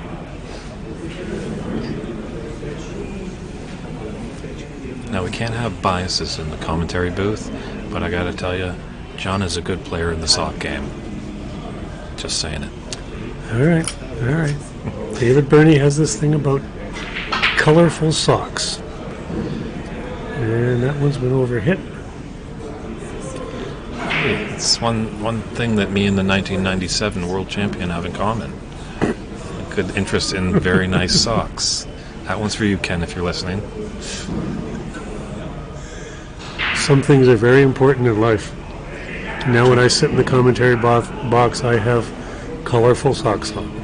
Just so I can, hold my position with David here. I have flamingos and palm trees on my socks. What have you got? Boring stripes. Pink and purple stripes. Pink and purple stripes. Pink and purple suit, so... I haven't made a single Barney comment about your suit. Style. Style, David. We'll teach you.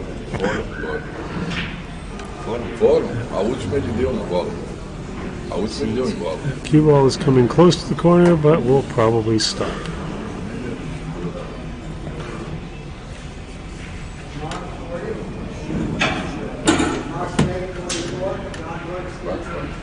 Nice break of 40 there, but still.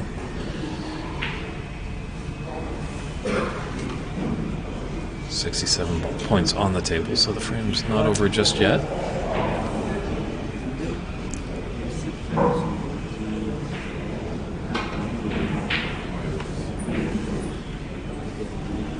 Not badly done.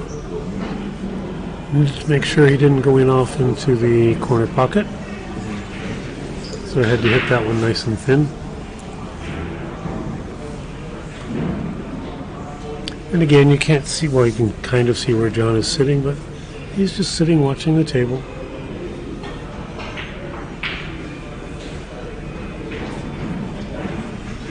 Waiting for his turn, and another one has come along.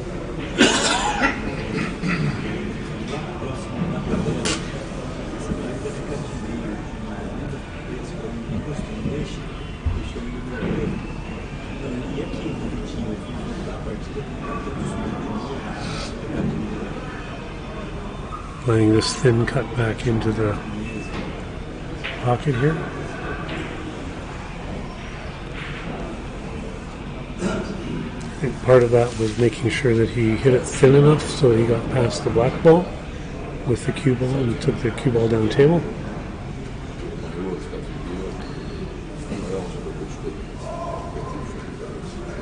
Well, Newt, I enjoy to buy a Paul Smith sock, so that's why they're a little loud and proud. David, I don't know where you get your pink flamingos and palm trees. Is it the John Waters sock shop? John Waters, a filmmaker that made pink flamingos. Sorry, got to slide those film David has references. to continue to inform me on his movie references because it is not my forte. I think I bought these some time ago, and my most recent acquisition was made at the Guinness brew house in Dublin. Excellent. The ones I had yesterday were, I think, my Guinness socks. So picked those up on tour in the warehouse. So note, he might have me beat because I think Guinness socks actually can hold a pint of Guinness, where mine might just fall through the nylon. I haven't tested that yet, but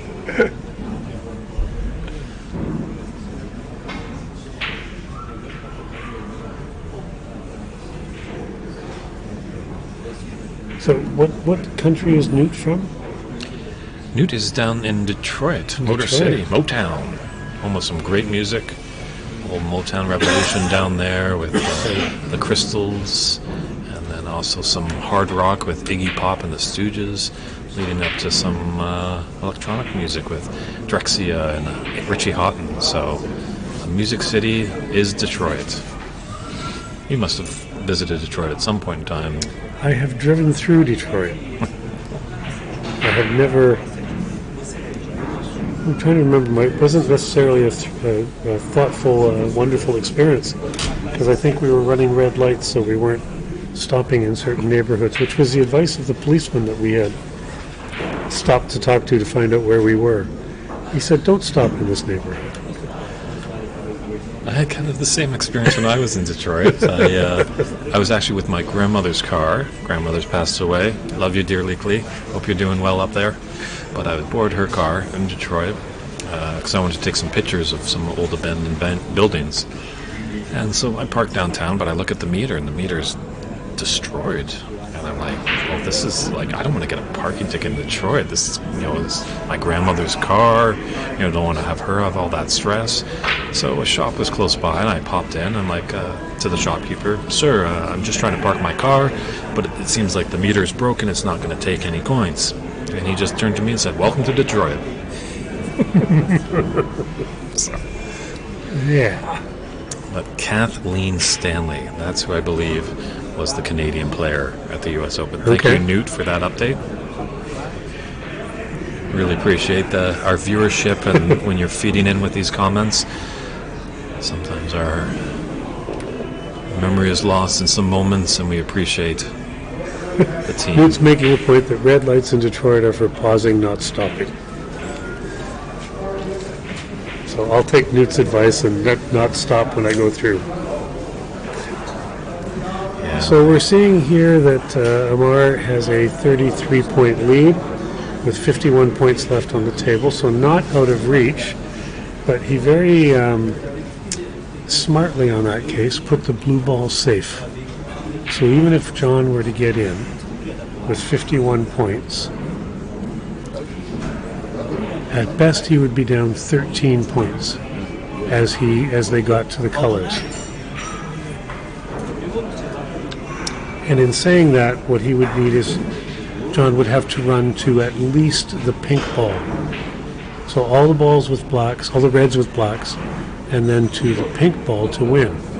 With the yellow ball safe on the rail and now the blue ball out of position on the rail, it would be very difficult for John to run table.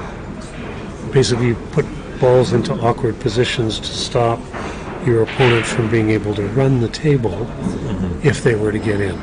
So you keep control of the table, basically, by doing this. So he's a strategic, thoughtful player at this point. That's what we're seeing. This ball does cut into the side from where he is.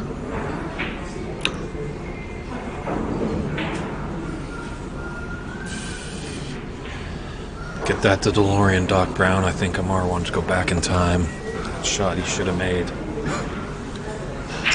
DeLorean.com. I know the reference. I know the reference on that one. John tried to play a safety tying the cue ball up behind the pink there. He hit it a little thin or a little hard, whichever way you want to think of it. The last thing Ahmad wants to do is disturb that red that's on the rail, because that's actually another layer of safety for him, having at least one difficult. This red does go. In fact, he made two. Two heads are better than one. Watching John's face on that one, he had a little bit of a wry smile on that.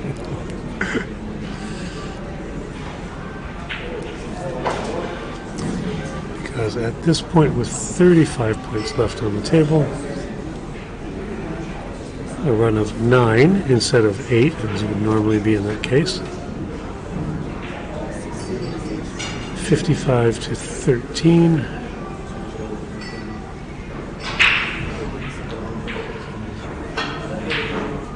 Very nice. That was a great shot. He had more points than he needed in terms of winning this frame prior to taking that shot.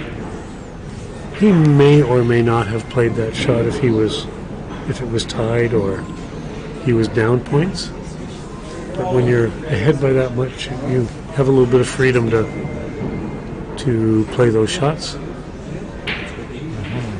No? That won't actually affect what happens here. I believe John will concede. Yeah, He's not getting out of his chair anytime quickly. So he's up by 50 and then 4 points. There's a 46-point lead with 27 on the table. He nods to referee Patrick and concedes that frame. So Ahmad takes this first frame of a best of 7, inching his way close to a final that will be happening tomorrow. Ontario Snooker Tour, thank you very much for the comments on the great stream and commentary. You got to thank Rob Richards. He's done a fantastic job setting up all his equipment in here. Kind of almost a last-minute thing that he hurried on over here and got it set up nicely. And David, do you have an update from our other table? Yeah, we're looking at the other table between Ahmed Ali and Noel Rodriguez, and Noel is at the table making some balls. I don't know how many points he has run at this point, but Ahmed is leading 60 points to 7 in the first frame.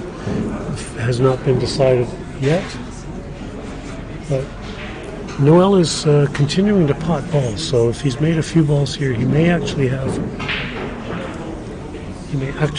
the opportunity of winning the frame if he's put a bit of a run together. He's checking out the score, seeing where he's at.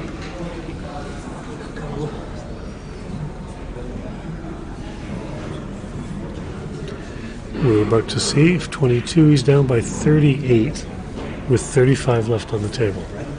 So he will be playing a snooker here. And we're off and running on frame number 2. Ahmad has taken the first frame.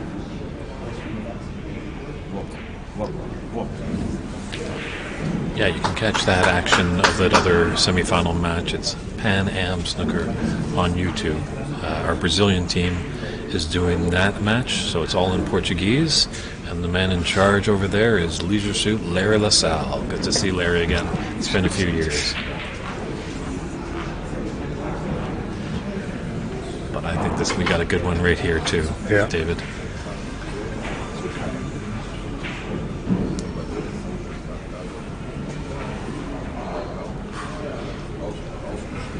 Wow, that was nice. May not quite be a snooker. I think John might have this one on the rail over here. If not, he'll be able to hit it with control. Should be able to hit it with control to bring the cue ball back along to about where it is now. Oh, he went the other way. All right, he had more of it than I thought. Yeah, I thought maybe he might have to gone cushion first and hit the red, but these guys have a great view of the table. A little better than ours.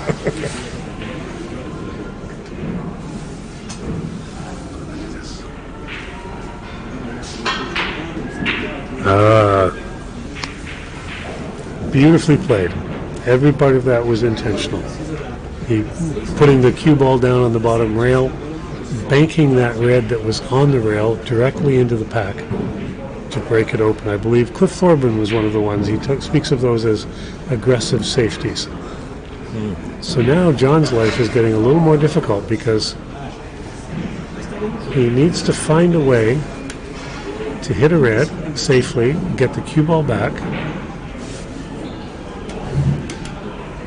And he may have this one up over by the corner.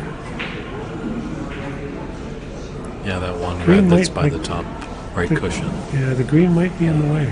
I would think he would be playing it if it was open to him. Sure, that's why I think it makes that safety shot just that much more important, because if he didn't have a great safety shot, he would have been leaving it on.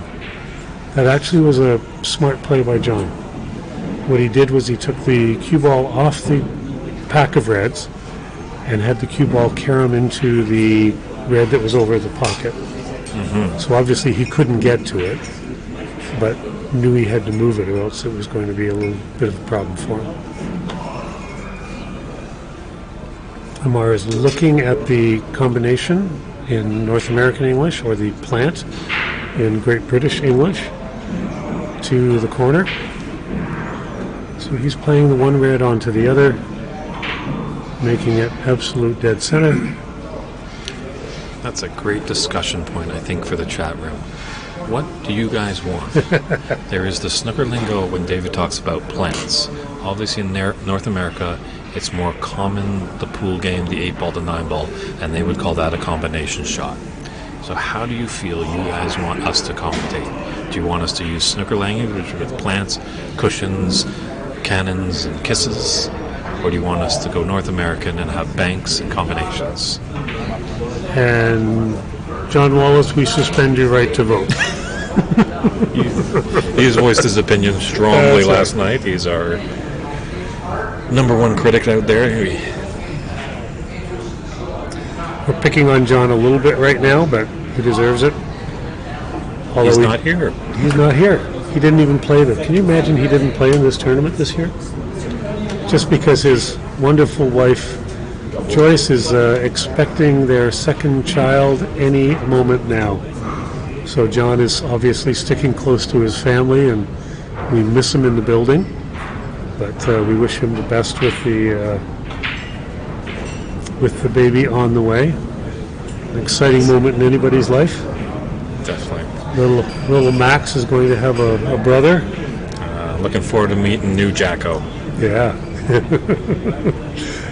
Joyce has banned that name. You know that, right? I thought it was Pumpkin. No, we can't call him Pumpkin either. Okay. Count? No. Omar has found his way back in here after that combination and is proceeding to try and build a bit of a run or a break. There's another English versus Canadian conversation.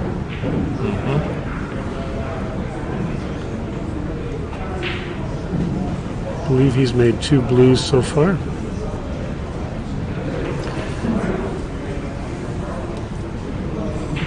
Well, we've got 1 vote.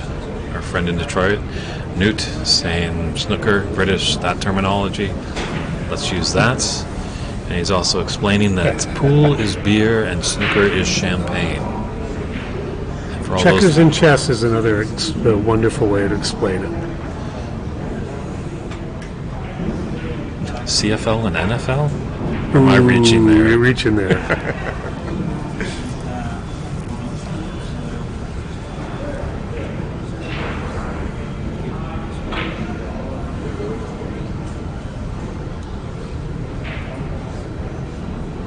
Needs to pull up a little bit.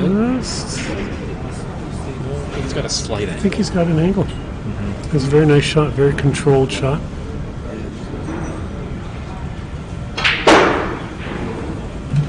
As was that. It's actually perfect position for where he wanted to be.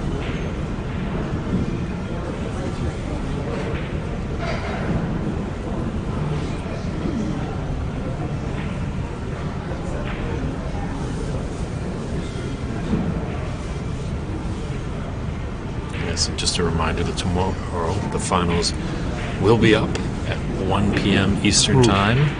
So that's 10 a.m. on the West Coast. We'll be here and we'll be having the 2 streams going. Our friends from Brazil will be doing their Portuguese wonderness, and David and I will be in the booth for the English side. So definitely tune in tomorrow on Championship Sunday. But we're early in the semifinals, so we just don't know who is there yet.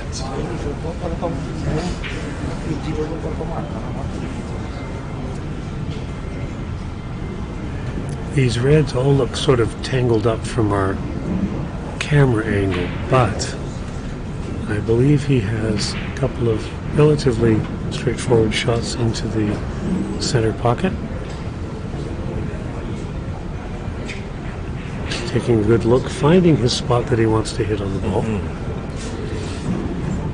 And from this angle, it's great. You'll be able to see relatively still, certainly playing confidently. Definitely. Now, is middle bag considered a pool term or a snooker term? Pool, I have to say.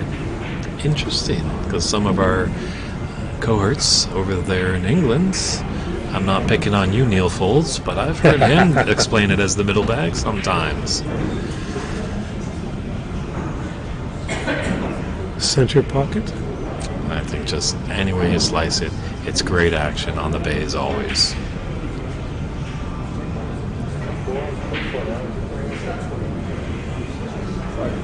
Good little 37 break and growing here for Ahmad.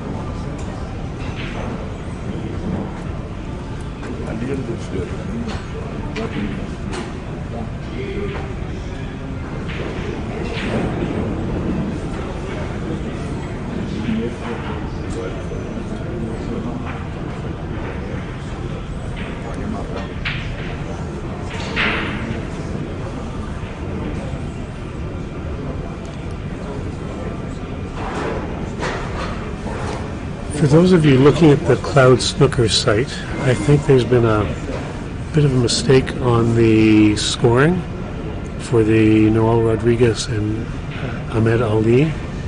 I think they forgot to switch over when they were scoring, as we talked about in the earlier broadcast. Because I watched as out of the corner of my eyes, Noel went in off on an attempted shot on the pink and conceded immediately after. So I think that 82 to 70 score is inaccurate. In the meantime, Mar continues to roll along. Yeah, very interesting, because I actually reached out before I came here. I saw that Charlie Brown had an 83 break, and when I saw him in the room yesterday, there was just iced teas aplenty coming my way. But I think the thing is, sometimes they don't switch the player, as you were alluding to, David, and so sometimes you could have a 63 break and then come back to the table and your opponent hasn't switched it and make it 20, so you get the 83. Because if they don't score, they don't think to go to the scoreboard. No, yeah.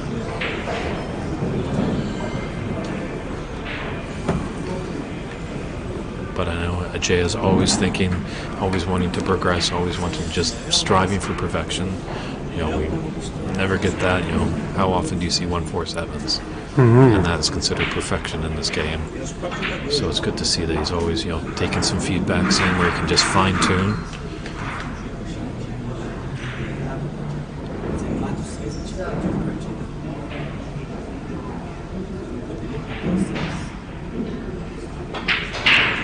Shot. Yeah, great little short, compact shots. Lovely to see. He chose there to not go for black shape, which might have been the most obvious. But by playing it up to that angle on the pink, when he makes this ball now, his cue ball will drift right down into perfect position for those two reds. He practically couldn't have played that better. And that's that thinking 2-3 shots ahead that we discussed at one point where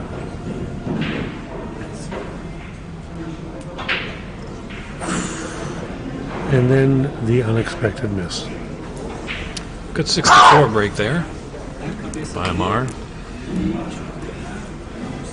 So we'll see how 67 on the table.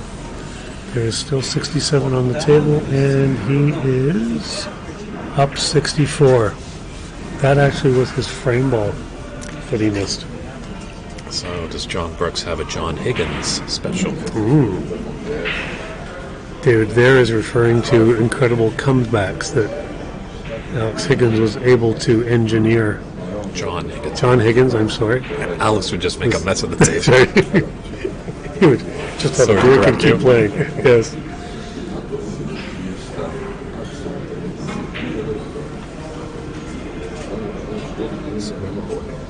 John trying to get that cue ball down onto the bottom rail. Lock Ahmad up.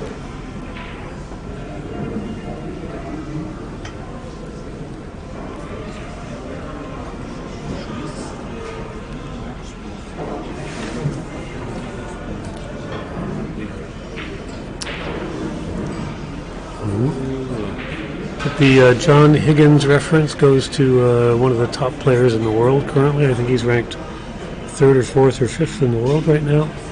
And he has an uncanny ability to come back from situations where he is down like 64 to nothing and win the frame, as long as there were enough points on the table.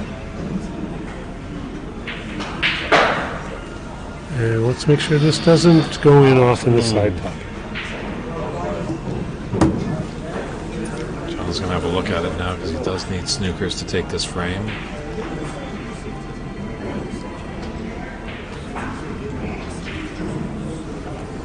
And because he actually made a red there, he now needs 2 snookers. Actually 3. 3 4-point snookers, snooker fouls. Correct. Usually when you need, say, 3 snookers to get back You in the might frame. need 5 or 6 or 7 snookers because these players are very capable of getting out of snookers. You kind of took the words right out of my mouth.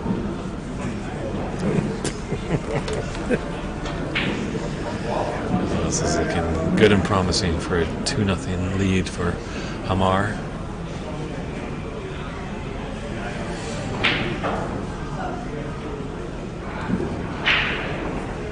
Nope.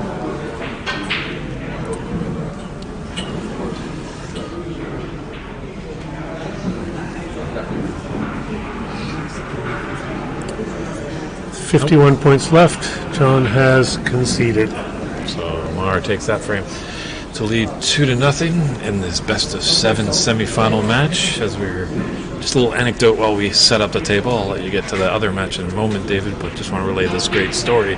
As we heard about Alex Higgins, we had our great friend Charlie Brown entertain us, as he was so very fortunate enough on this trip. He made it over to world famous record producing and musician Daniel Lanois' studio.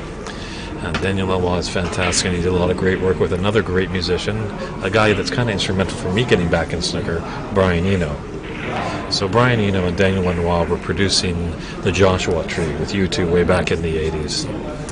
And the U2 guys were friends with all the musicians over there, so at one point Ronnie Wood was saying, hey, come on over to our place. So he brought some of U2, brought over Daniel Lanois, Brian Eno, and so they come into this beautiful castle house. They come down these stairs, beautiful, just snooker table, just not a distraction anywhere. But then all of a sudden, this bumbling, drunken man just comes running into the room and just whacking balls all around the table. And who was it? Alex Higgins. Yeah. And he ran a 131 or something like that? Something like that. Something like that, yeah. And it wasn't even with his own cue. It was with Charlie Brown's cue. And Higgins had never hit a ball with it before. And just ran table. Quite inebriated. Mm-hmm. Frame 3. John Brooks is broken off. Ahmad to play.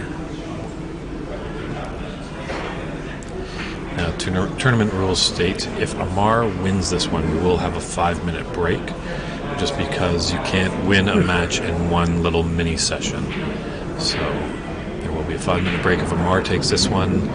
If John's able to crawl back and win this frame, then we'll have another frame before our interval.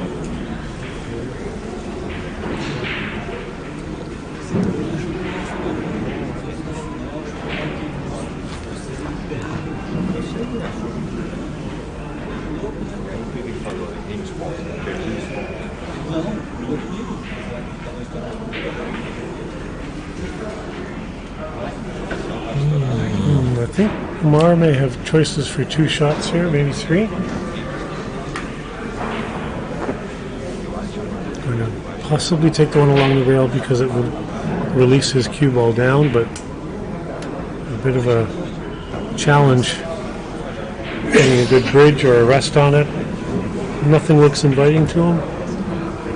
Trying to get this cue ball behind the green.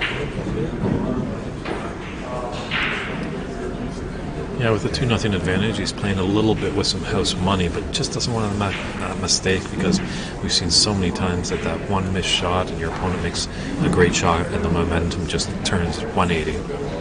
Well, if you remember the bank on the red that he played into the pack and broke open the pack last frame, and then he got in and made a good run. He's just done the same thing on that safety he played. If you look at the pack now, it's all open. He could have chipped off and not disturbed the reds very much, but he chose to open them up and played a great safety on John, who had to play safe. Ooh, shot quick on that one. And maybe got away with it. Looks like there's one in the side. but very difficult to play shape off of it. It's an interesting tactic that I've discussed with some BC players. I would not probably do it to the caliber of these players in the semi-final, and not discrediting some BC players. But, everyone's taking that clip off the break shot. What if you went in and just broke them all up, put the pressure on your opponent to keep potting balls? Because potting a lot of balls is quite a feat. Yeah, and I would suggest that at certain levels of caliber of play, that may not be a bad idea. When you're getting into the semifinals of the Pan American, or if you're playing at a very high level, where your opponent is as likely to be able to get in and run 60 or 70 or 80 points.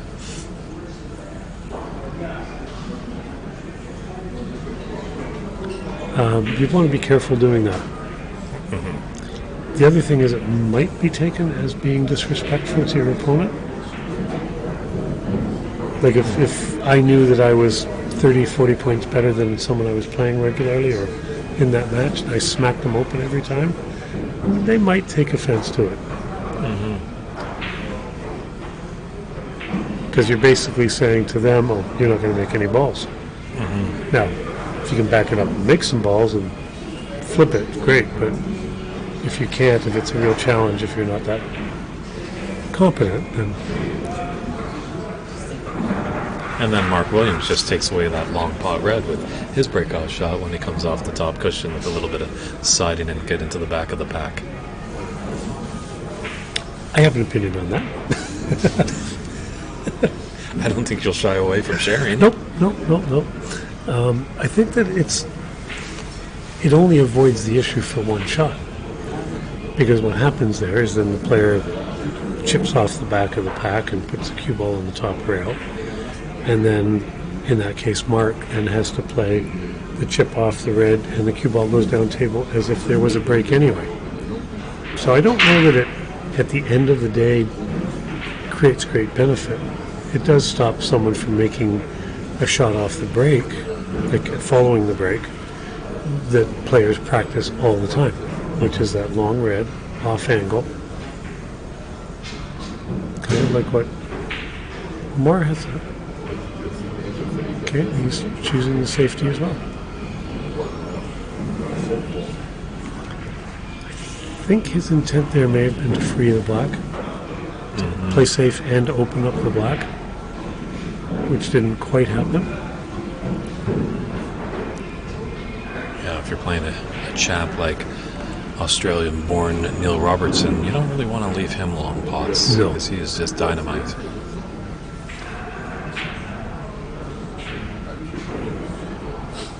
David and I have had the pleasure of spending some time with one of the top coaches in the world lately, and he refers to Neil Robertson's stroke as piston-like. It is absolutely perfectly straight. It doesn't waver.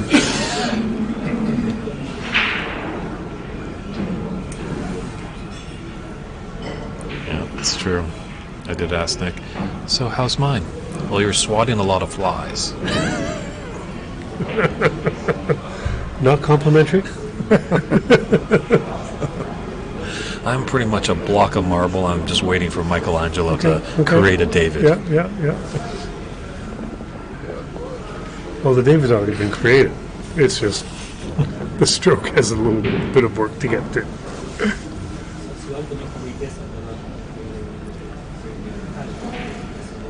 I don't know if Ahmad can see this one over the side. I would think if he could, he would have played it already.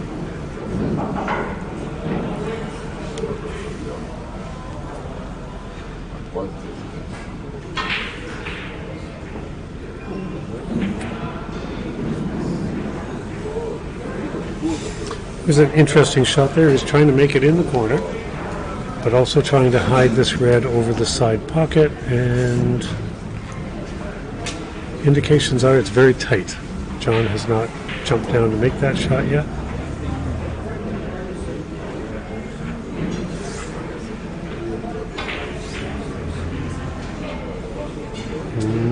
Nope. Again, hard to tell from this angle, but it's close. as to whether Ahmad can get to that one. It is not available. This is turning into one of those odd games where all the reds are, majority of the reds are going to end up down at the bulk end of the table. Unless Ahmad has something of more interest.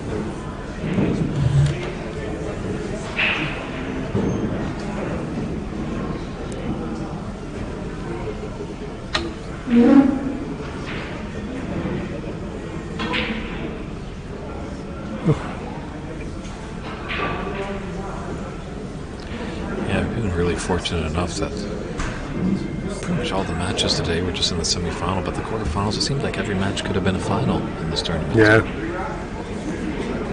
Well, Oh, asking for a re-rack. oh, interesting.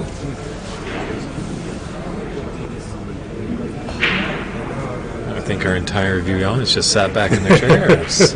Both of us did. That was... So let's talk about a re-rack for a moment. Re-racks, that's an odd situation for a re-rack to happen. What they're doing is they're getting into a heavy extended safety play where nobody wants to leave, especially that red over the hole in the side, which was the one that they were always trying to hide because that was the entryway. So if it's going to be extended safety play and nobody's going to get a shot for the next 5 minutes, the players can decide to re-rack the balls. A lot of the time that decision will be made if someone misses the black ball and the black ball is sitting right in the jaws of one of the corner pockets. And all the safety play the reds get pushed towards that. You can take maybe 20, 25 shots and all of a sudden there's the black ball still sitting in the corner by the pocket and all the reds are gathered around it, and it's going to be now a 45-minute frame or an hour-long frame. The players will go, you know what, let's re-rack.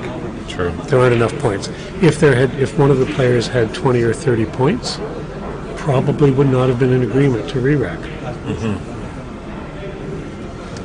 But as that wasn't the case, then both players go, you know what, let's just start over again. So, no points, no foul, no harm, start again.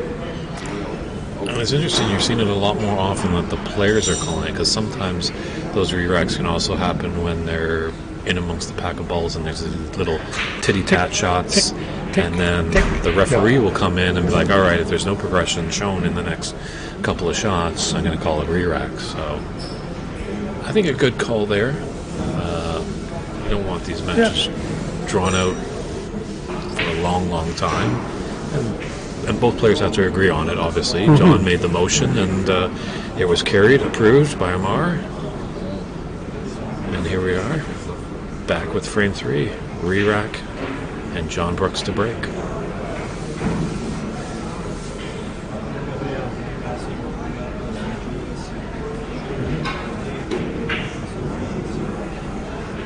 It's a nice break by John.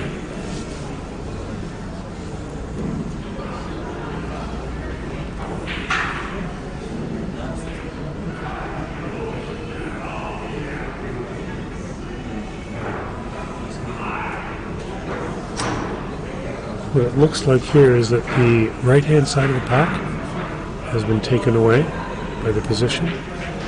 He did manage to get out, which is nice.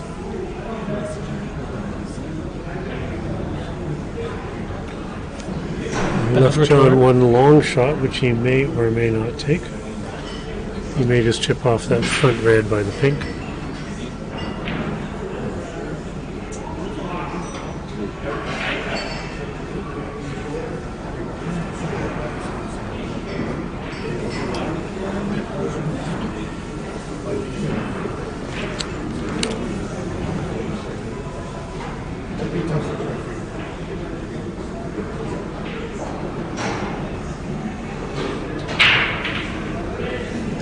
I always think of these opening shots in a snooker frame as being like the pawns being moved out on a chessboard. Nothing exciting happens. Occasionally you get a great strategic shot like freezing the cue ball onto the bottom rail, which is what Ahmad has just done to John. And that might be the mistake. It might be the shot that creates the mistake and opens up the balls. Are you a big chess player? I used to be. I used to play a lot of chess.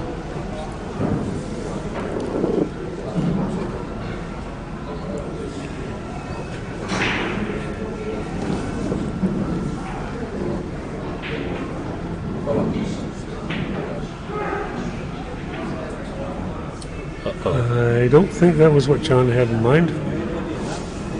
So we have Amar's safety has created a John Brooks mistake where some balls are going to be potentially made here.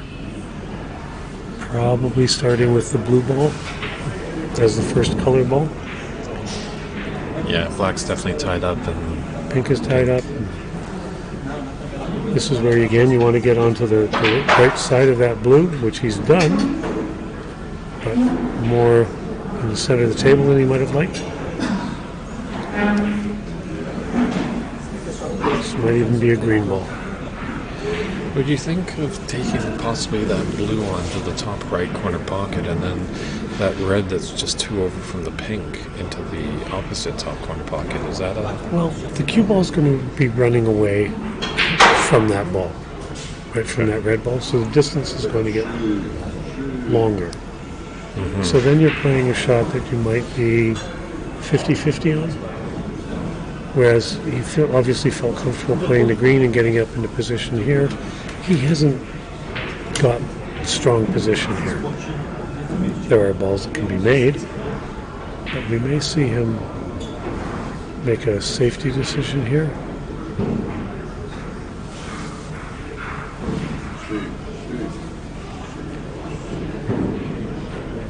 When you're in stroke, it's hard to make that decision to play safe, or even on a low percentage shot. But he's taking one of these reds on in the corner. Watch out for that cue ball. Yeah, it's Okay. not going. Yes, it is.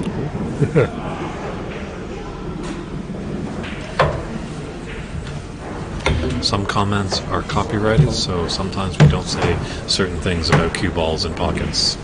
Yes, yes.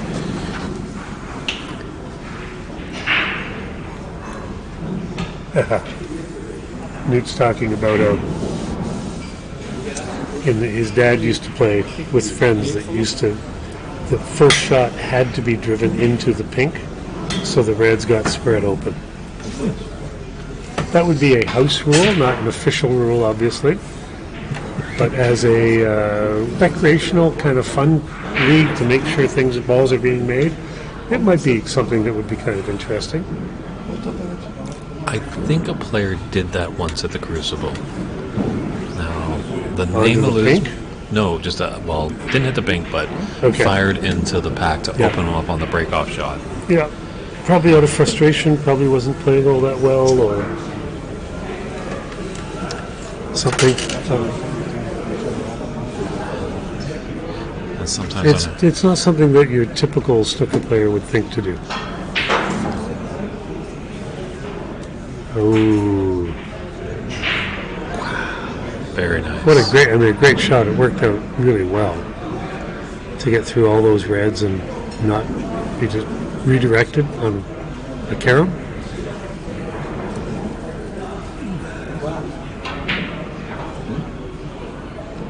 Interesting today, we haven't seen a whole lot of flukes. And now obviously the etiquette there is just to, raise the hand, acknowledge. But there was a player that used to laugh in the face of his opponent every time he had a Who's fluke. that?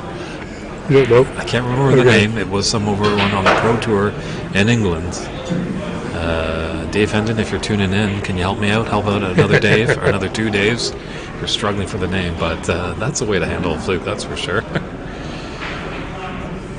He said it in Seattle, Quentin Hahn from Newt.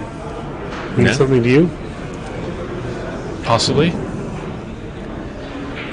With this traveling around, we sometimes suffer with an ailment. I just can't remember what it's called. It's on the tip of my tongue. Is it jet lag, I think?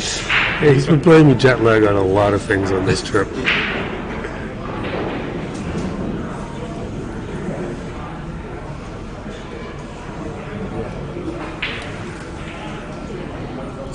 Ahmad just came short of being on the right side of the blue again, so he had to set up this medium distance red. He struck well and just short again. There is a red to the left of the pink that goes into the right corner. He's just looking at that now. So we'll test his medium range potting again. Because this doesn't quite give him enough angle, I don't think, to go the 3 rails all the way around shot.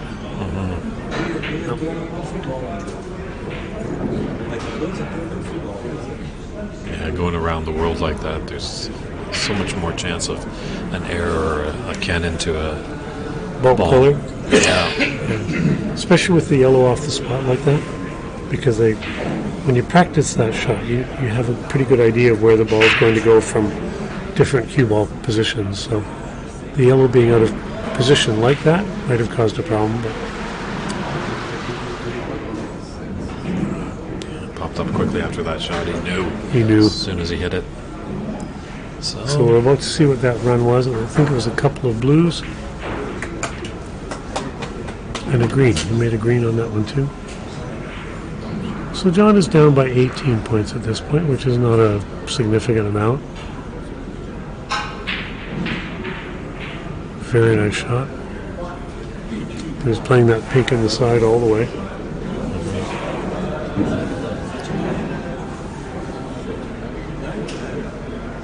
Just be a little careful here on getting onto another red. They're not quite lined up nicely for him, but maybe he can move them around a bit and make them so. Yeah. From that angle, it was always going to be a bit tough to get where he needed to be.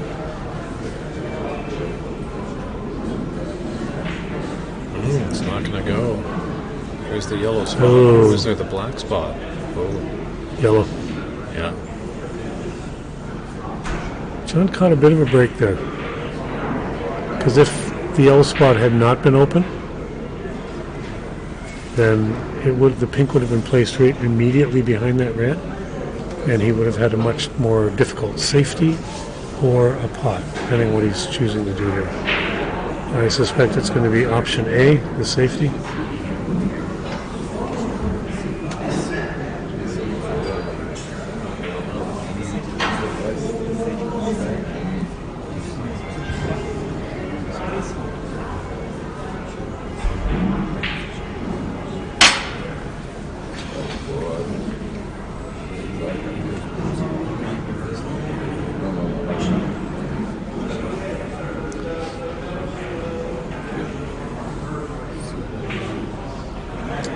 Mara, I think, was looking at the line of the cue ball's going to take after he plays this red.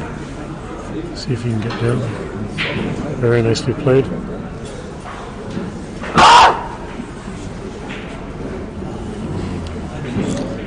Unfortunate with the green. If he just nicked that green, probably would have pushed his cue ball behind the brown. But now he's left an opening for John. I think he might be slightly hampered on the shot in the side. And if he plays it in the corner, he may be able to get the cue in line.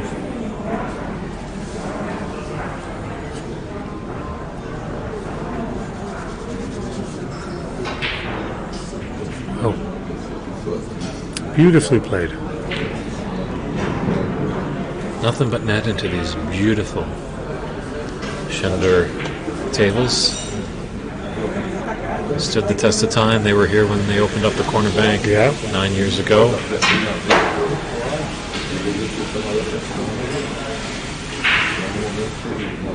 It might have turned out perfect.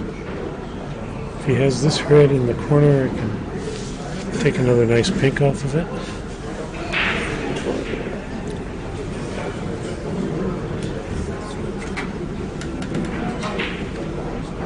Boom, boom.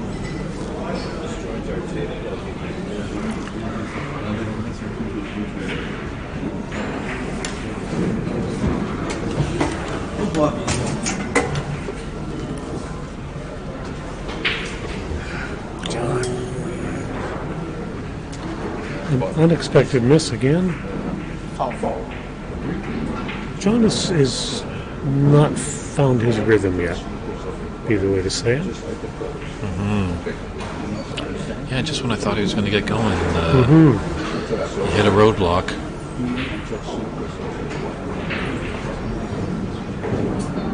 There was some movement up on the mezzanine where we're sitting as he was on that stroke, but that's not like him to get distracted that way.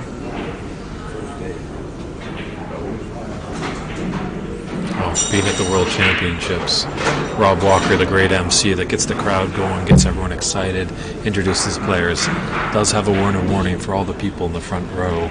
You have to act like statues. It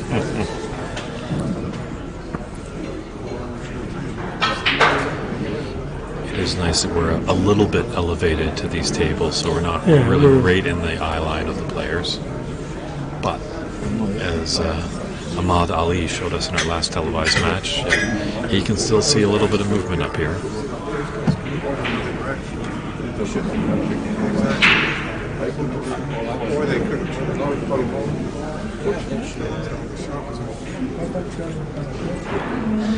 Well, Newt, there's a few people moving around, and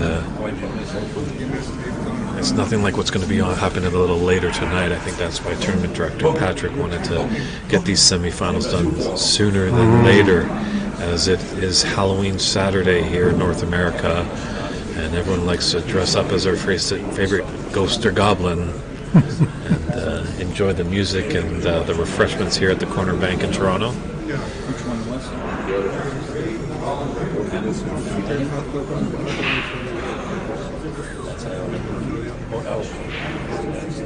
That was a very thin shave of the red. I think it moved. It did move. John would not have been playing it that thin, but it did move. I don't know if that's why the North American players struggle so much over in England, because it's dead silent in the rooms. They're not dealing with Halloween parties, mahjong tables. The American or North American players are kind of the Happy Gilmore. Let's make some noise. How's this going to finish up? Ooh. That little rub on the brown may have kicked it out so you can see these out on the right-hand side of the table, but yes, David, you've always said it's a game of millimeters, and that was so close to perfection for John.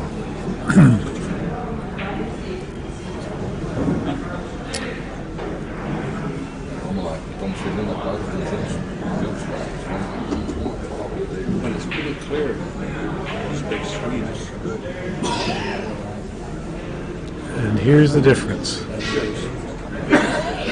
Nope. Just came out on the left side of that brown, and it otherwise just a hair lighter, it would have been a perfect hook. Yeah. One player on the left, the other player on the right. Where's Goldilocks? Get right in the middle there. Wow. I was thinking more of clowns to the left and me jokers to the right. See, You're stuck in the middle with me. That's right.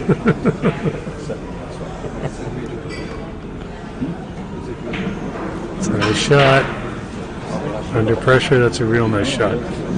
He knew he was going to leave that red, so he had to make that pink.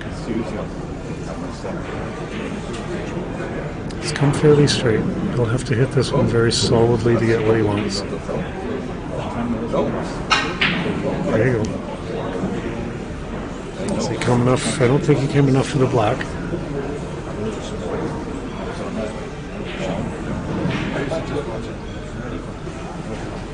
So it'll be another pink in the side.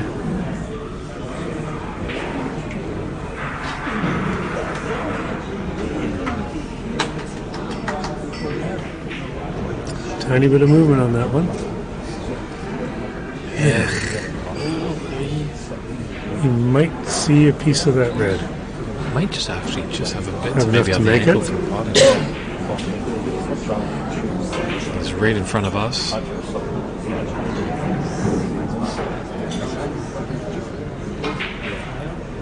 Yeah, I think that might have been all he had to hit of that ball.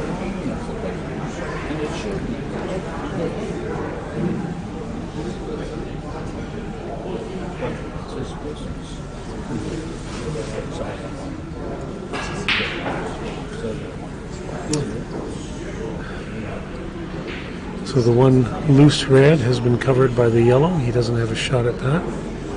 So he has to mess up this little group of 4 balls here.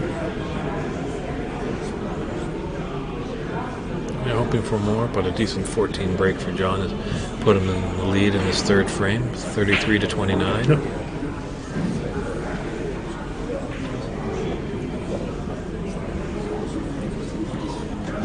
Just a few more rotations, and that would have been the probably shot of the tournament, maybe there. John will be happy if he sees this little group of 3 here, because this one red might actually come close to the corner if he depends on how he hits this.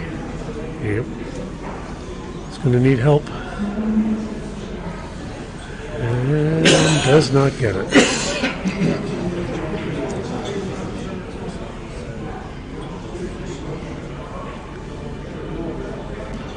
That might have been something that John might have thought to come and take a look, because the red was going to be pointed towards that corner pocket of that group of 3. So he either had to hit it thinner or harder, one or the other.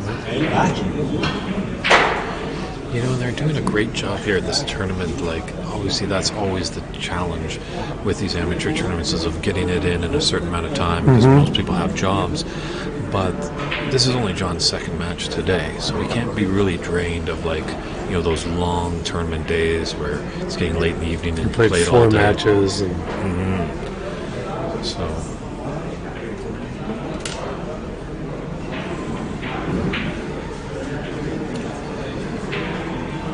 it's going to cover up that one red. it looks like the black will spot. He's hoping it doesn't, because that red is now going to be out of business. Easily spots.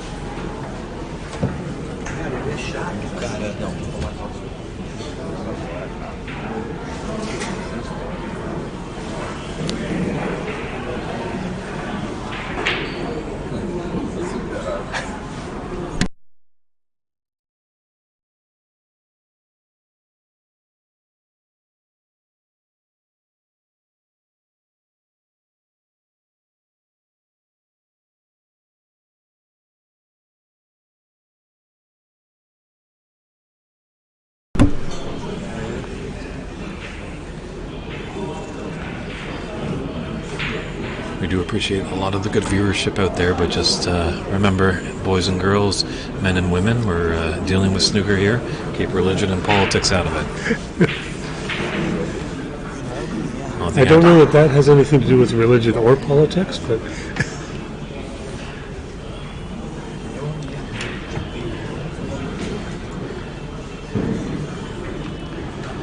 Thanks as well, Newt, for keeping an eye on there.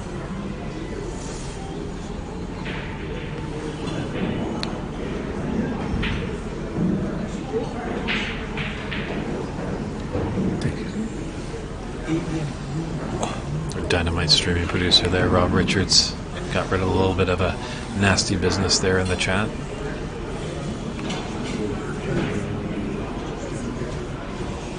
It's never a dull moment in that producer's chair. nope.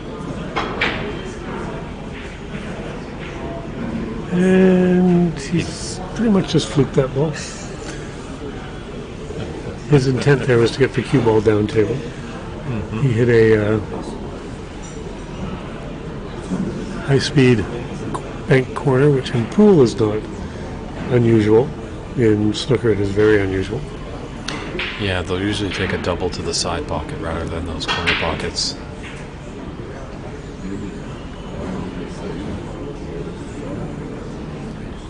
Can he get by the blue for one of those reds? I don't think he can. A little shake of the Doesn't look head. it.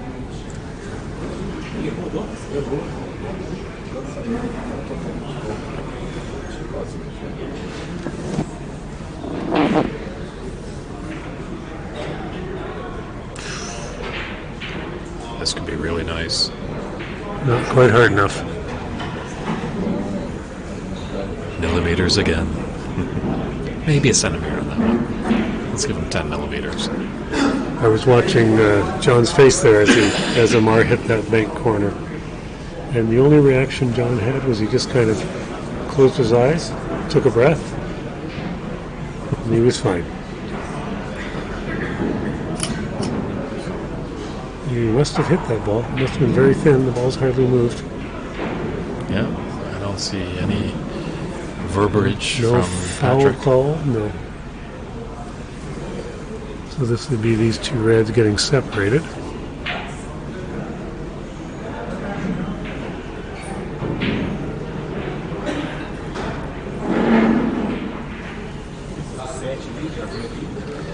These games are as interesting, this part of the game is as interesting to most snooker players as the players putting high runs together and those kind of things. Ooh. He got away with that one maybe. Where these safety battles are very tactical and strategic, and it is as much of the part of the game as putting 50s, 60s, and 70-point runs together.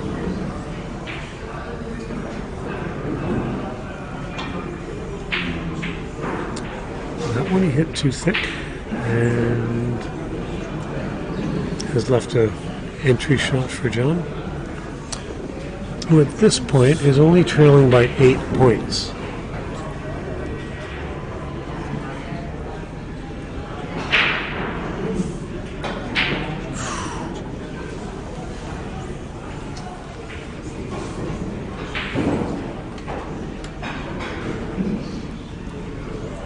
John hasn't settled even now. He's still pushing. No, yeah. Pushing hard. And yet in his thinking, he should know that he's only 8 points down and not out of this by any means. He's pushing hard where he doesn't need to maybe. Probably playing this one in the corner as a two-way shot. Two-way shot completed. It's absolutely safe.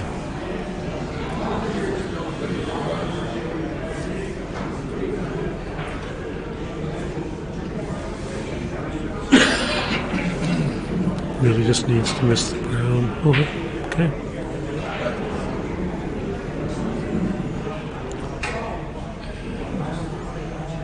Decent shot there by John.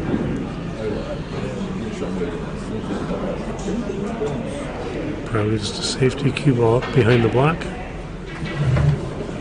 Was the attempt, and pretty close, but kiss on the yellow left that red open. This could be a good shot for John if he Half can a make chance it. for John. He could really rev it up.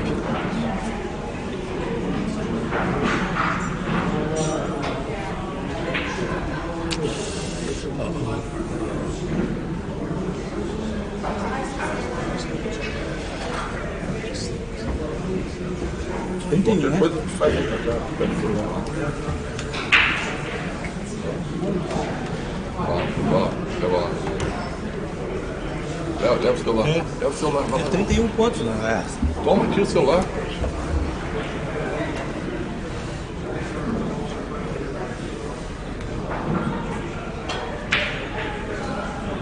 Down goes third last red. Fairly good position on the block, although Ahmad doesn't seem to Vamos contar essa cara. like it too much, but Vai, tá bom. Vamos he's going to play this. He wants to get down where he can take the Não, aonde mesmo? red closest to the corner pocket. Two ways to do this. Put a bit of bottom left on this and bring it to rails. Or hit it with top right, which is the more difficult shot. You don't have to hit this hard, just hit it well. There's your two rails, back down for the red. Nicely played. Yeah, great point there, Dave. That's a common misperception that I think a lot of new players have. I want to draw that ball back, so I got to hit it really hard. No, it's your stroke and the follow through. Yeah, it's technique and care, like just knowing how to, that it is the follow through that makes the cue ball act accordingly as you want it. And what Ahmad is doing there, for those who may not know, is he's looking at the exact, precise position that he wants for this blue ball. He's going to roll this in or stunt follow through. That's gone too far for him. He won't be happy with that. That's the challenge with stunt follow through, is that if you come up just a 16th or an eighth of a tip too high on the cue ball, it doesn't stun the way you want it. So he's likely to play a safety here, unless he still feels he might be able to get in there. Let's have a good hard look at it. You can hit these with just a bit of, in this case, bottom left, and spin the cue ball a bit. He had it. Wow. Nicely done. That's the mark of a great player. You know, you're hoping for that one shot in your favor. Previously, it goes a little out of position, but then he can recover and do a dynamite shot. That breaks continue. 14. So he's made 15 points. So he's at 56. He's up by 23.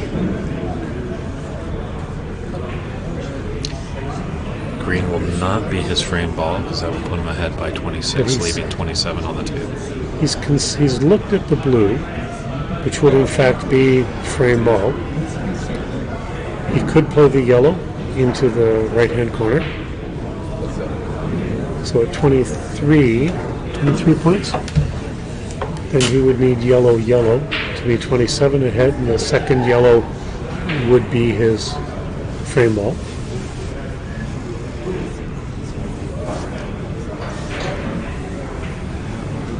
Or he may just play safe.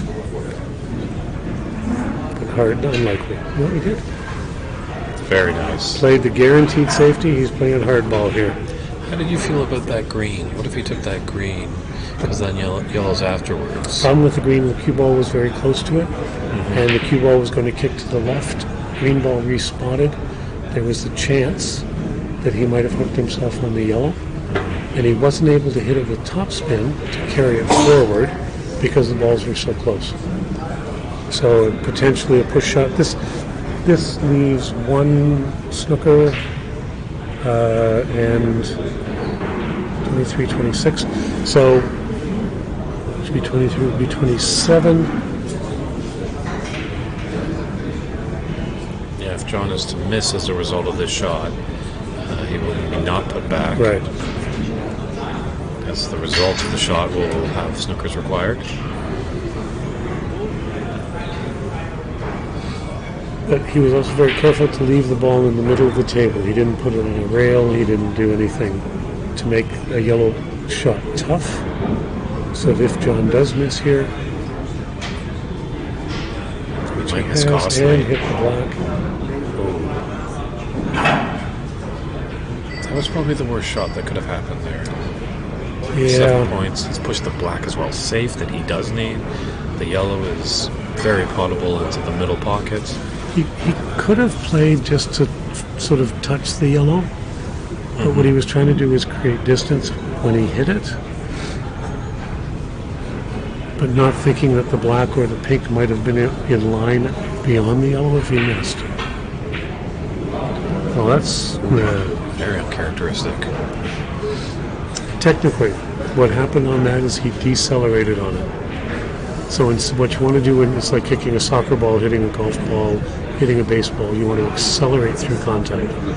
And he decelerated, hit the cue ball off center.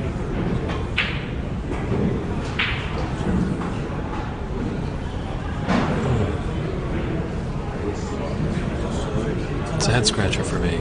No, I hit it with a lot of pace.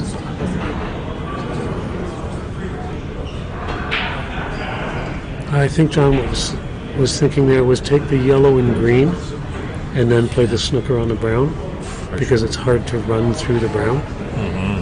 The black's actually in a fairly good position from the right angles to play snookers on, and he just... 16. This is 38 points. John has conceded. So, So we will take a few minute break here. 5-minute break, as that does happen when it's a 3-0 result, because you cannot win a match in these mini sessions. So let David just quickly update you on our other table. And what we have happening there is Noel Rodriguez is up 52-11. So he's up by 41 points. And he's at the table right now and has just made a red. So he's still at the table, adding to his point score. We are looking at 1 red left on the table. So that would look like a concession coming from Ahmad. And that would have Noel leading 2-1. So we'll take a bit of a break here and come back when the break on our table is coming back. Yeah, it should be about 5 minutes time, so feel free to head on over to the fridge and get yourself a cool drink, or if you need a comfort break, now is the time. If you don't want to miss any of this great snooker action here, live at the Corner Bank in Toronto, Ontario, it's the 2022 Pan American Snooker Championships. David Burney in the booth with David Putty. We'll be right back. See you soon.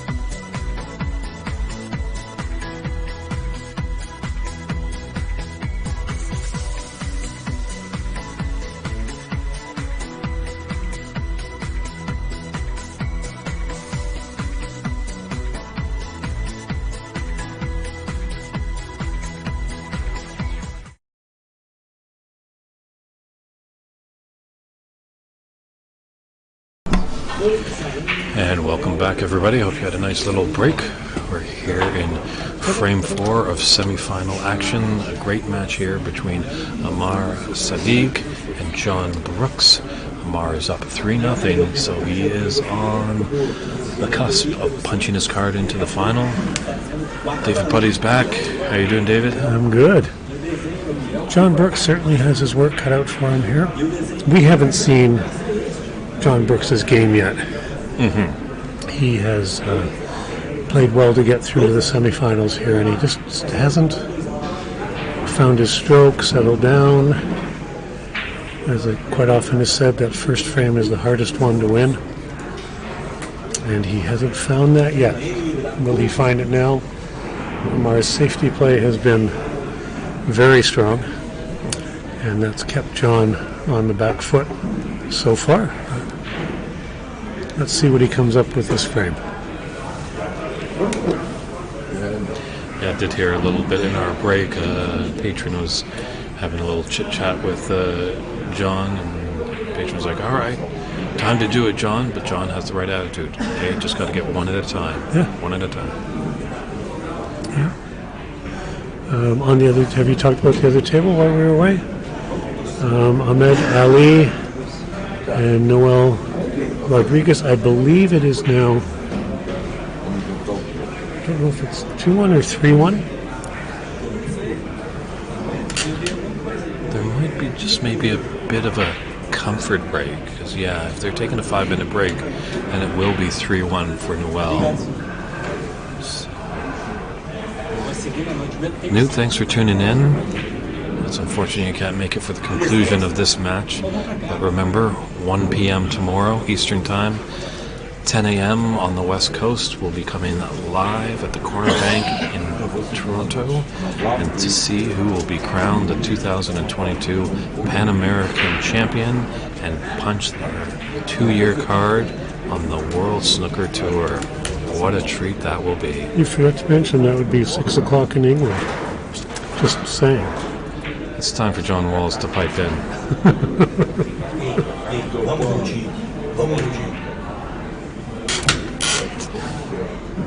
Well, John has an opportunity here. Take a good look at where colors are, where his best position for the cue ball would be after this red. It's not cut and dried. He might go up for a blue. I feel he can get back over for a black, but it looks like a blue the way he's playing it. Cuts to the strong side. I think that red just on the left side near the top left corner pocket blocks the path through the pink. If you wanted that color after that red. He may play for that. Let's see. He's played for that one, coming off the rail. Not perfect.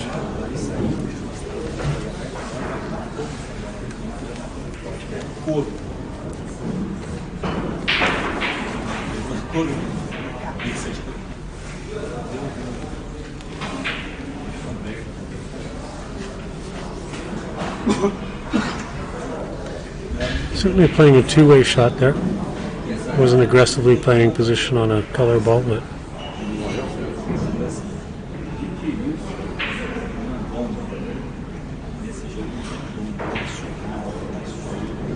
again he goes quietly without fanfare, goes sits on his chair and waits for his next opportunity.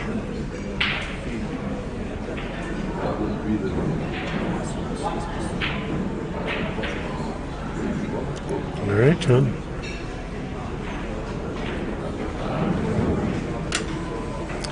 It's not often in a match you'd be gifted a couple of opportunities like this early on.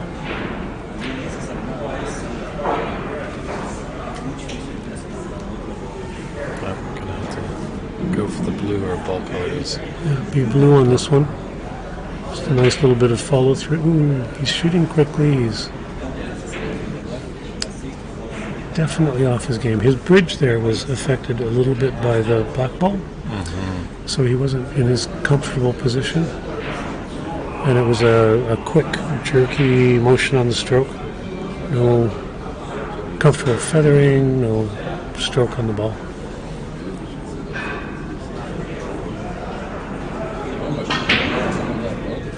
Yeah, just seeing with John, the snowball is getting bigger and bigger.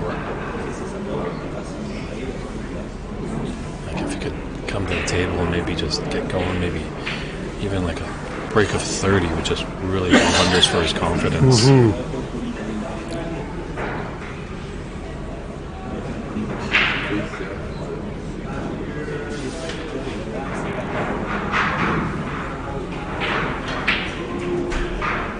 Nicely done.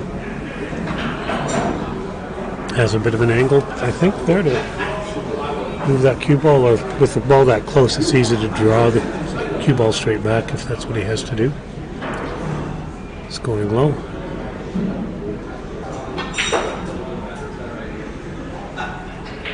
Here's a trivia question for you Uh-oh. and the rest of our viewing public. If Ahmad is able to win this, he's going to be a Canadian on the tour. Who was the last Canadian that was on the professional tour?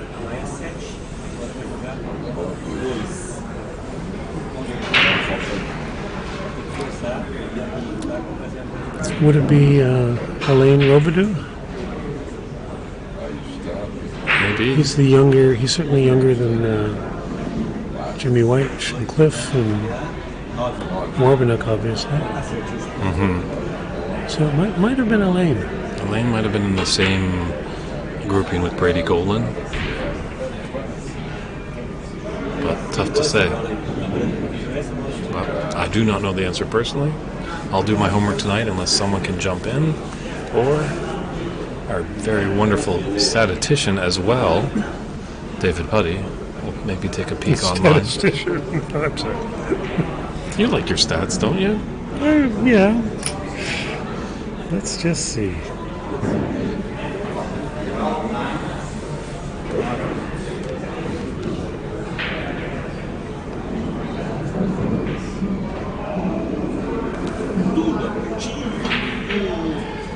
Oh, a little unfortunate there. Great red, but that cue ball at the bottom of that middle pocket.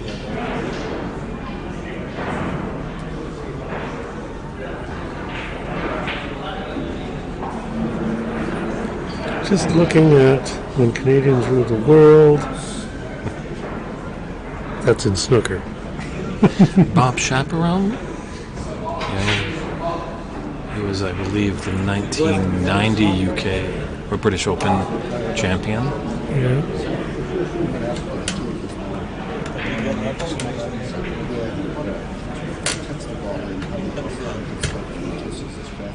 Either way we say it, snooker it's long player. overdue. It's long overdue.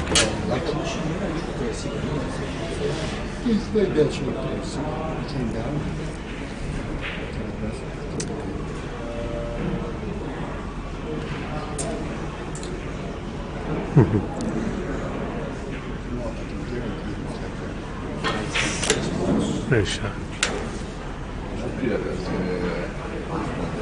I'm looking on Google to see last Canadians, and it starts with Canadians on the World Snooker Tour are like a bit like Brazilians in Formula One. Once a big part of the sport, now completely absent. But it looks like It's quite accurately said, as we have some our good friends Brazil here, and anytime I say Ayrton Senna around them, they give me a big smile. Unfortunately, Ayrton died in that terrible accident in Italy in 1994. A real genius behind the wheel, and gone too soon. He had won 3 world championships at the time, probably would have won a lot more, and just would have been a great instructor for the young. His nephew Bruno actually did have a little bit of time on the circuit, but has now rather disappeared.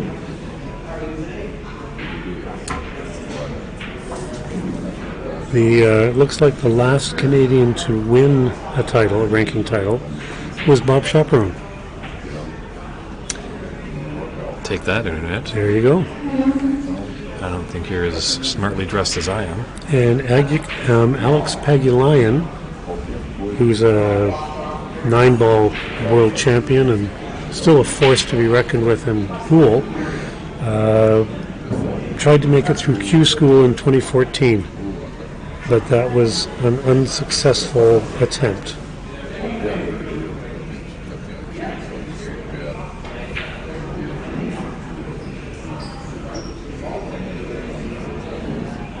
And it turns out that Marco Fu was living in Canada.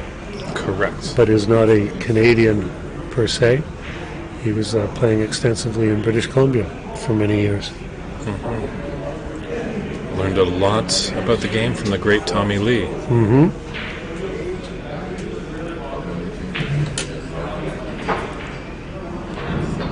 I used to live in Vancouver, and I do remember playing Tommy, who was much better the player than I was at that time, and than I have ever been, probably. And I remember watching Tommy Lee playing blacks into the corner pocket and practicing red breakouts. So that shot below the black where you play the cue ball into the reds. And he would play that shot for like 2 hours at a time. 2 hours, just playing it till he felt good at it. And then 2 days later he'd be doing it again. He was definitely a student of the game. Here's John, I think, taking on a frustration shot if he's playing this 2-ball in the corner.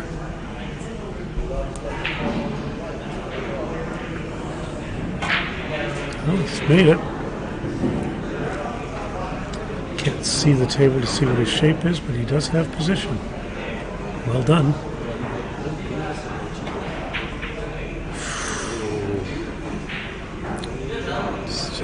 Still can't find the rhythm. Starting to see a bit of movement in June and in John's shot making. There's body movement now. So I think his focus is rattled.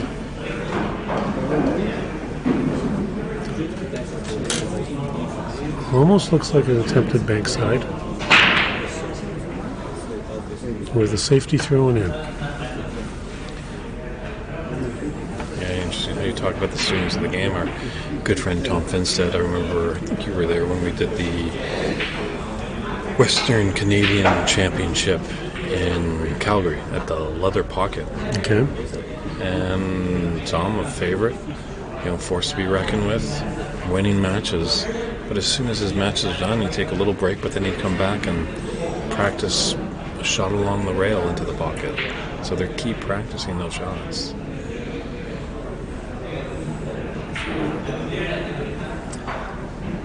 John continues to struggle a bit here. He made a very nice long red and ended up with no position on any colored ball. Tried to play the safety. I don't know if Ahmad can see through that gap. It looks like he can. He's looking at that one red by the pink. All right, David, here's the $64 million question. Do I really get $64 million? You can ask our Brazilian friends. Okay. But as when we're young, we always like to play the game and practice. Oh, practice. How do we get practice exciting for the youngster to keep at it? Because this game, you definitely need practice. Is there any certain practice routines or things to...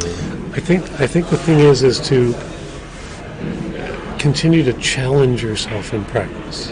So a lot of top players, as they're training up, have snooker logs.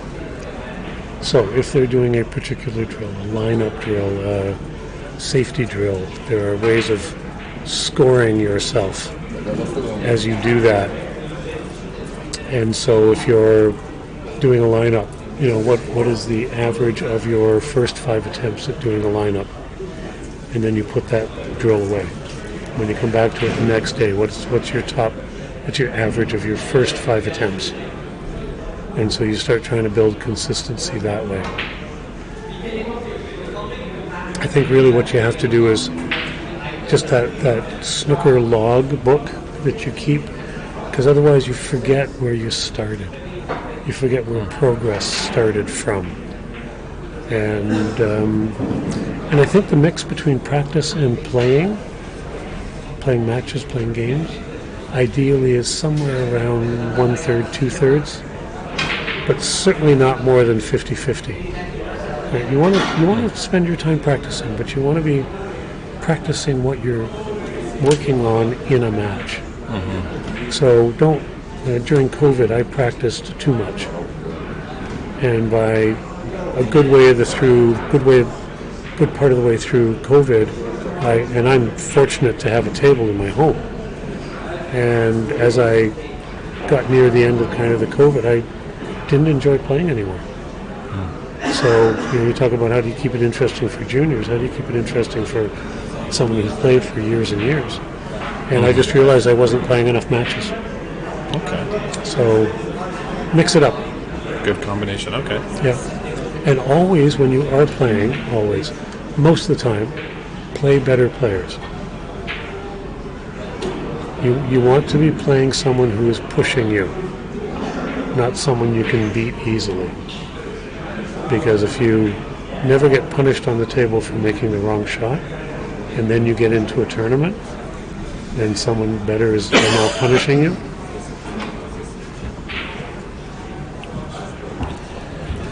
So it's better to be a small fish in a big pond than a big fish in a little pond.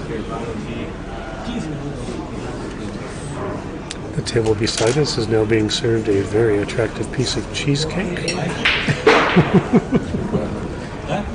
Yes, Terry is doing a great help for everyone in the room. One of the waitresses over here, she's really made us feel at home. Serving some delicious food, some delicious drinks with a warm smile, great feel. She's actually been here since the beginning. Você já sabia da outra viagem? John given another chance here. Nicely done. Still a bit of body motion on John. He needs to.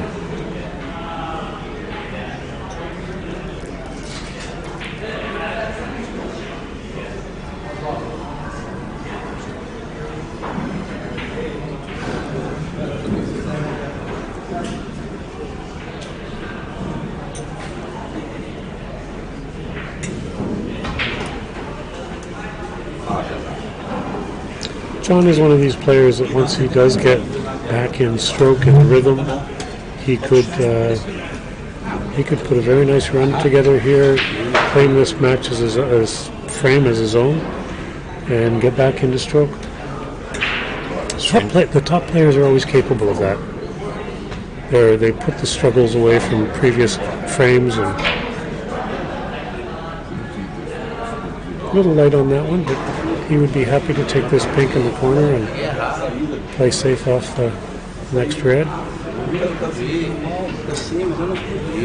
Overcut that one.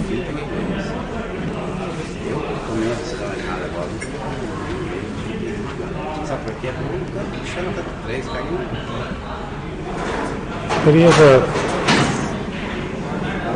31-point lead over Ahmad at this point, with 43 on the table, so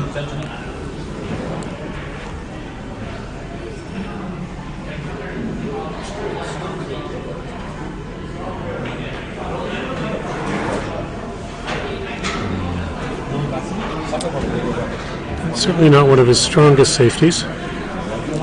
John has a shot to put this into the side and pretty much guaranteed pink shape.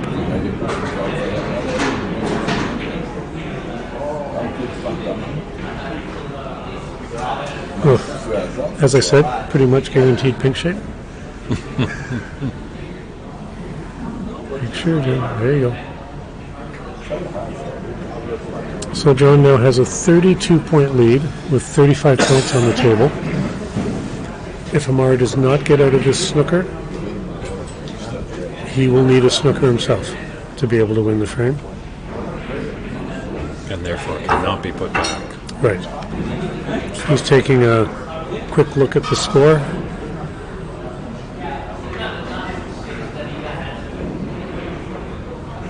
Sometimes one of the ways of getting out of these hooks is to look at, he just did it, he looked at it backwards. If the red was the white, how would you hit the ball? Is it hard enough? It is hard enough. Very nicely done. Acknowledged by a little tap on the table by John. John wants to be careful not to bring this out past, or he wants it well past. There you go.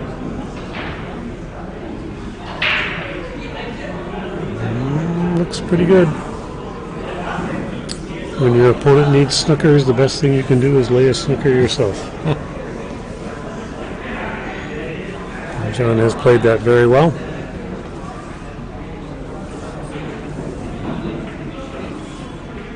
Yeah, with just 32 in it and 35 on the table. Ahmad doesn't need that black. He can settle for the pink. If it comes to a time, then he can make that red. But right now he's hooked.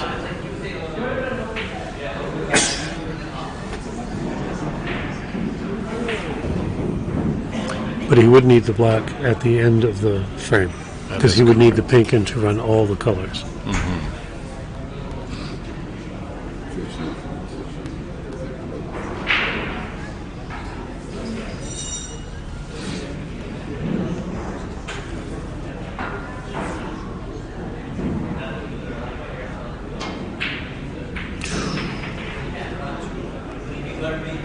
A little dangerous there. Sort of the one thing that John probably didn't want to do was to break that black out. Makes it a little easier where it is, maybe. Also, it's in a better position for Ahmad to play hooks behind than it was.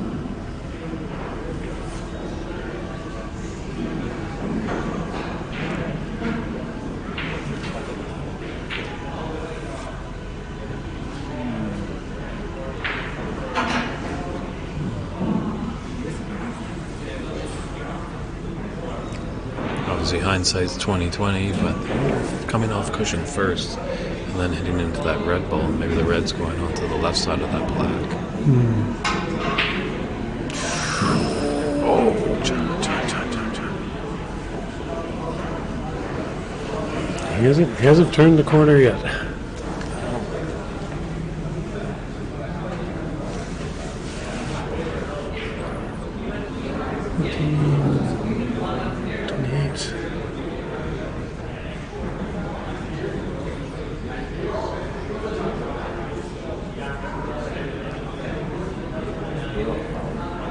I don't know that this goes past the pink, but it's close. Yeah. It's just missed him.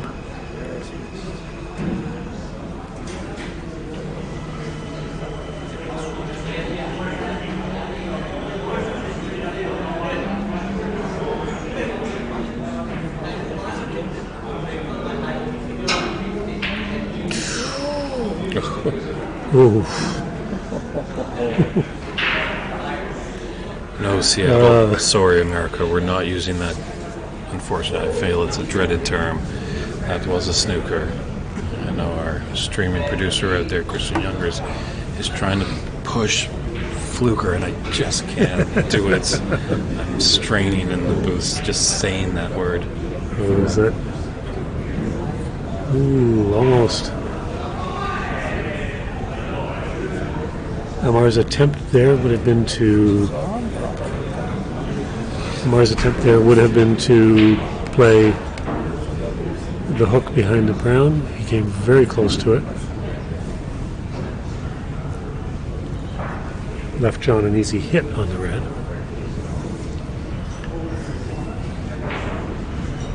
Yeah, that yellow and green have a nice little wall up there.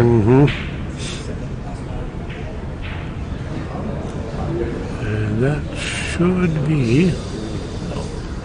John is up 28 points at this point. This would be 29. I've said it before, the pink should be fairly easy to get position on. What's happening here? He wouldn't. No. Can he get a roll in this match? I just don't think so. That makes it really hard to crawl back. Well, you know he's going to be solidly hooked after this shot. Should be. Now the difference is 24. Mars deciding whether to go for this or play the hook. All he has to do is lay the cue ball on the rail, yellow on the rail. It's a touch shot. Yeah. Looks like he's going for it though. Or playing safe up table.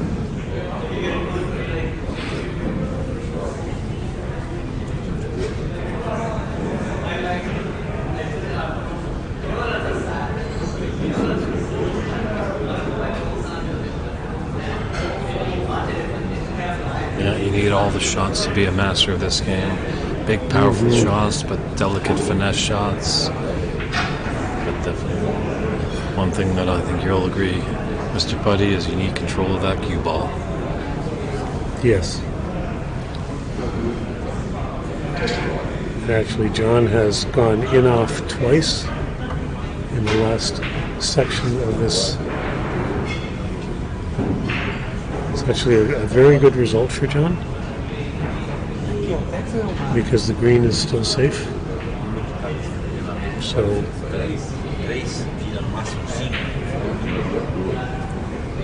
unless looks like the yellow has come out enough to be able to be hit. So with 24 points in it, any ball on the table right now is John's game ball.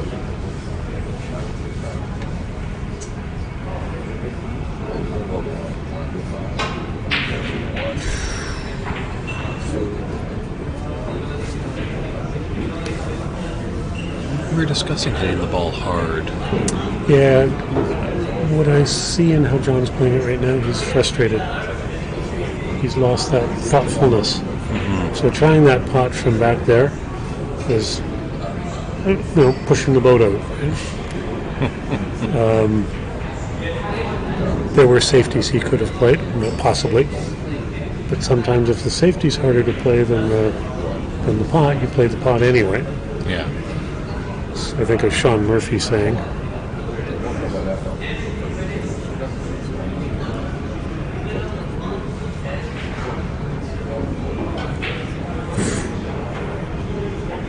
Ooh. Well, John, your moment. There's a raise of the eyebrows there as he was walking up the table going, I can still do this? A little annoyance with that black there.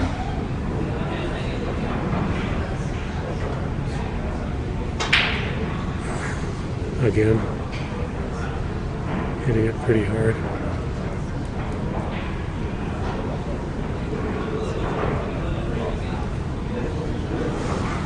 John Brooks' game has not shown up yet tonight.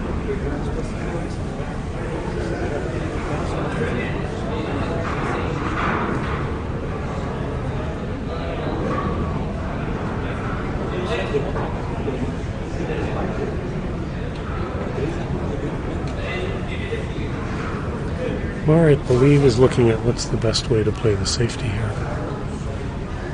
Looking at the angle off the yellow.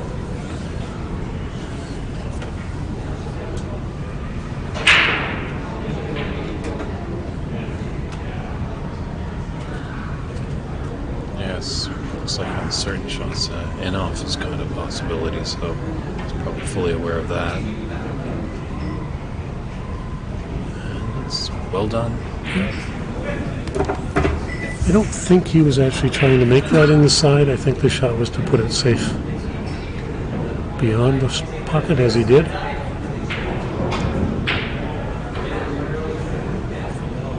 This will end up well for John. It's got a good cue ball. It's tight to that top cushion. There's always the danger with this is you got to be firmly accurate. You're getting on the top of the cue ball. You could come down and put some unwanted side on it. It's a nice shot. There's all sorts of opportunity here for a snooker with all those balls lined up.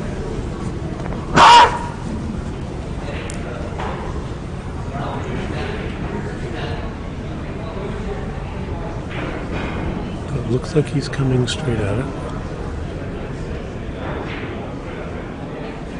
Nicely done.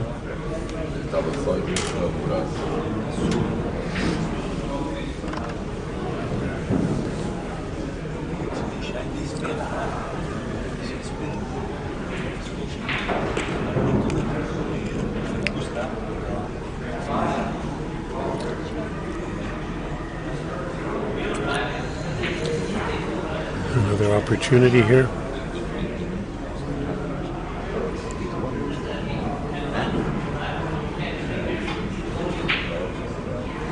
That's all he wanted. He didn't care about position. He didn't care about anything else. He just wanted to make that ball.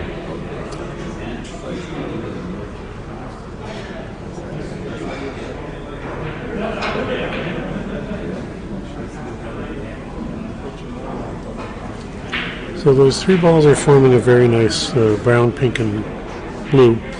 Are forming a nice wall if Ahmad can get behind them, which he will try to do. And here's one, and I believe it may have gone a little too far. Yeah. It's definitely hard to tell with Ahmad. He doesn't show any sign of emotion.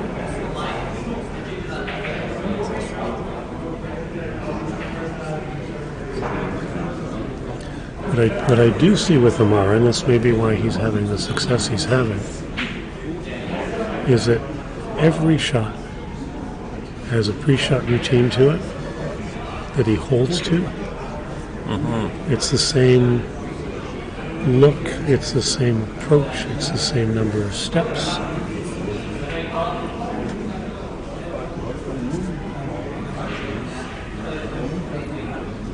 He lines the shot up. As soon as he's made his decision, stands back, two-step in,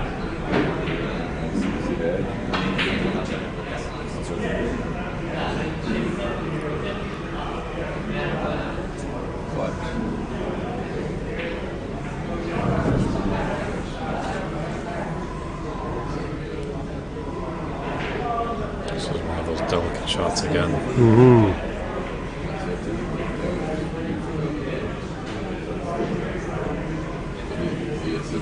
I think he's seen the shot I'm thinking of, but let's see.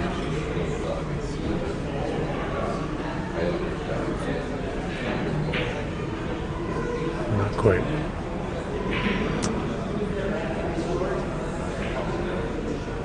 So,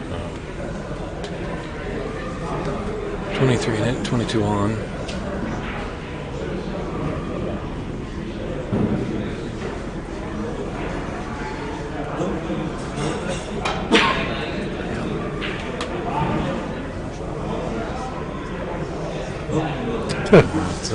Well, Maybe the luck turn is changing. John wasn't having luck early in this match, but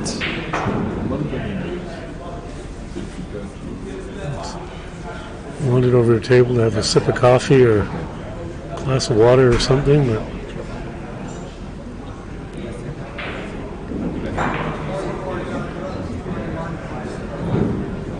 it's always good to keep hydrated at the table.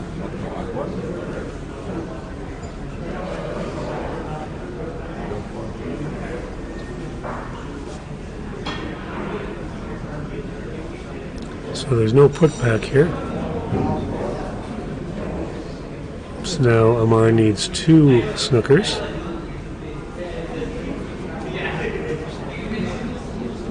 And if he were to get the chance here, it might be that if John misses this, we'll see what happens. We'll talk a bit more about that in a minute.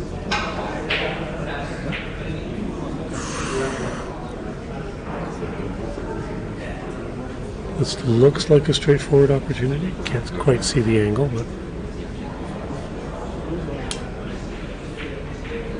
oh, we missed it. And Ahmad has conceded. John Brooks slowly crawling back in this semifinal match. He trails 3-1 to Ahmad Sadiq. So frame 5 will be coming up very shortly. We'll just send it back over to Mr. David Putty to just give us an update on our other semifinal match. And that one currently is standing at 2 frames apiece. They have just come back from the break that happened after their fourth game. And at this point, Ahmad is leading 9-0.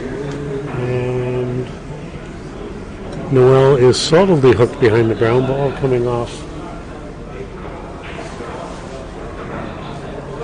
3 rails and just missing for what is at least his second, if not his third attempt.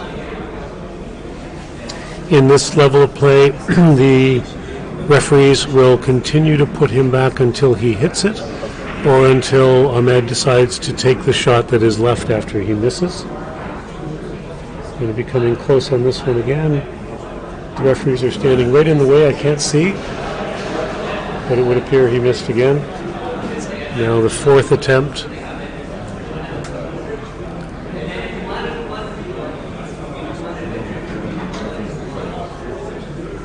He's been coming very close on this attempt. It's not on a feed that you can see as Kevin Patrick resets the balls for the other one, but this time he hit it. So there were 4 attempts to hit that ball before he actually got successful. And Ahmad leads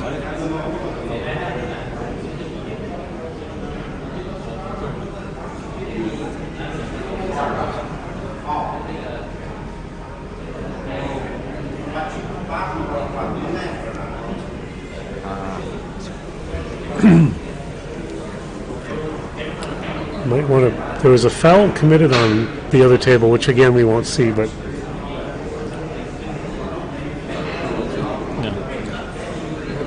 As we told they play on. Well, our fans can, pop over to the Pan Am Snooker channel on YouTube, and they can watch this match. It is brought to you in Portuguese, so good way to brush up on your Portuguese if you're ever down in Brazil or Portugal. The situation over on the other table brought up what I think is referred to as the Ronnie O'Sullivan foul, or rule. And that is Ronnie O'Sullivan was in the pack of balls and had to hit a colored ball. And in the process, he ended up fouling one of the reds with his cue. And because of that, he didn't, on the next shot, he didn't have to hit a color when they put him back. And so what happens now is that when you're in that situation and you're surrounded by the balls, or your cue hits a foul ball, so you play the white, but your cue follows through and hits the ground ball, typically you would still be put back, even if you've hit the red at the end of that shot. And the reason for it is that could actually be done intentionally. Right? Ronnie Sullivan was not doing it intentionally, called himself on it, but at that point the rule was that was the end of his obligation to hit the color. So the rule has been adjusted. Well, that's the mark of a good athlete. They're always trying to look at the rules thoroughly and see if they can just exploit something. If it's never been brought up. That's a heck of an opening shot. Yeah, Mars wanted to take this frame. He wants to get this match get this done done. and buried. Let Noel and Ahmad sweat it out, and hopefully they go to a decider and it goes to 3 o'clock in the morning. Forever. But he has, Amar has played John Brooks often enough here at the corner bank to know that you don't want John to get back on stroke. So if he can finish this as quickly as he possibly can, it's to his benefit, because John could come back on stroke at any moment.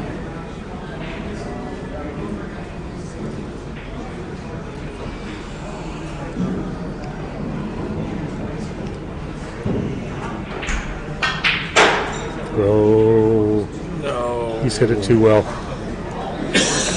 A little wry smile on his face, because he knows he struck that one well and got punished for it. What a game. He struck it too well and he got punished. Yep. When does that ever happen anywhere else in the world?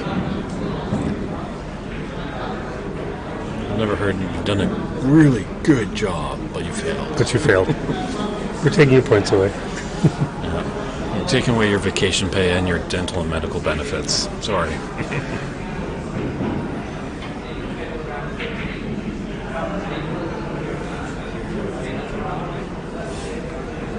So John will certainly take some joy from the fact that he got that one frame, and he will check and see. Here, wave, we're on camera. The Portuguese broadcasters are just taking a picture of the room. So we had to break there for a moment for a wave.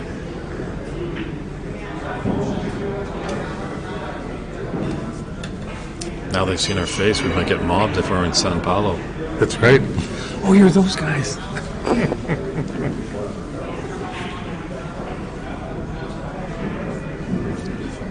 if you're ever involved in the snooker environment, when in doubt, call someone Dave. There's 2 days in the broadcast booth here. We've got Dave Hendon, you got David Vine. He used to be the MC at the World Championship. David Taylor, great player. David Gilbert, a nice player right now.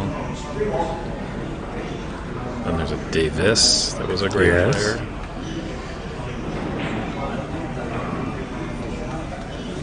John made a nice red, ended up with no position available to him for a color. Just played the snooker again.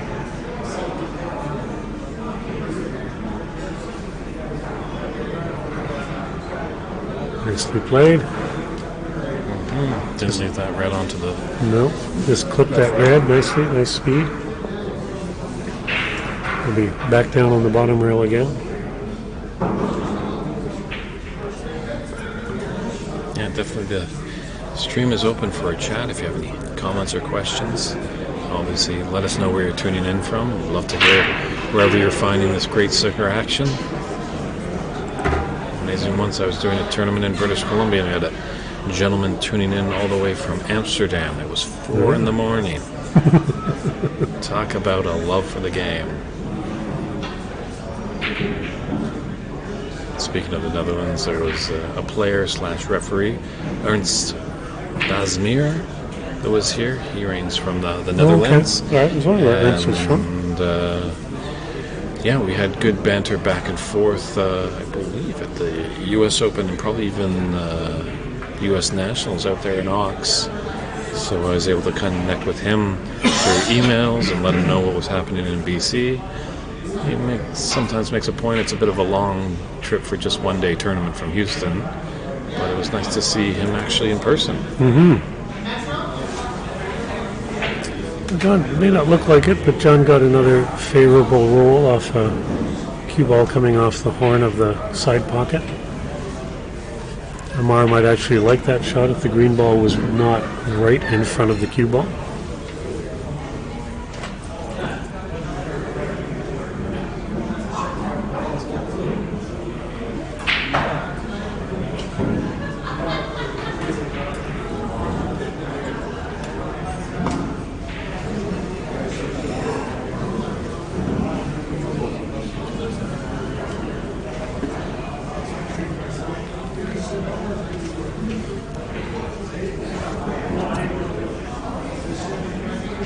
Chipping off one of these 2 reds along the back rail here.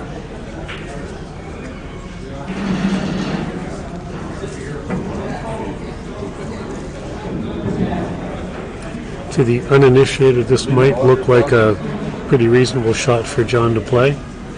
You know, on a pool table it might be, as the pockets are slightly bigger and more forgiving. But from back there to that red by the left corner there, not going to happen.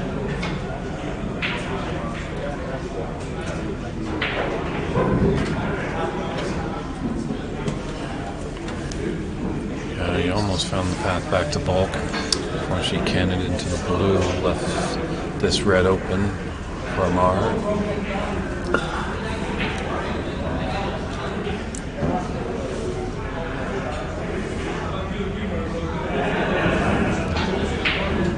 Nicely done. Ahmad is a good, steady rest player. I haven't been keeping track, but my impression is that he's making most of his rest shots. He's missed a few. The expectation is that he would probably be making most of the rest shots. Yeah, probably about a 92% probably, so I think he's doing quite well. And where'd you get that number from? Well, drawing from my conclusions, Okay. as you said, he's missed a few, but he has been quite solid, so can't give him the 100%.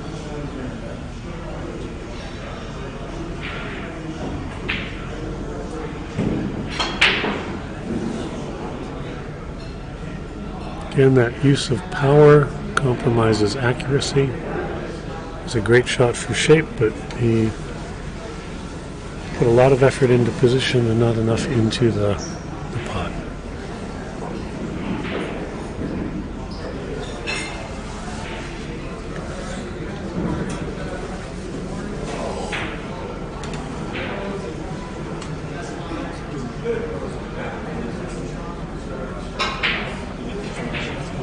It's a nice shot by John. He will need the fishing tackle out for this one. The old redwoods. Yeah. Out west referred to as redwoods. Yes. And that's a universal term, John Wallace. I know you have trees back in England. And nice to see nowadays, all the players have all the gadgets, the mini butts, the telescopic extensions, make sure they're always using their tip. Back in the day, these things weren't invented, so you'd always have to go to the house long cues. It's just not the same. It's a bit of a stretch for John, but somewhat comfortable. As long as he doesn't hit this too hard.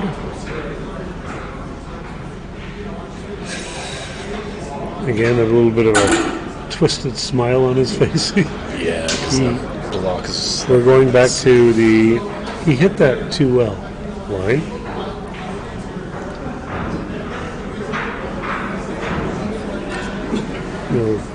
Chip off cue ball behind the yellow green.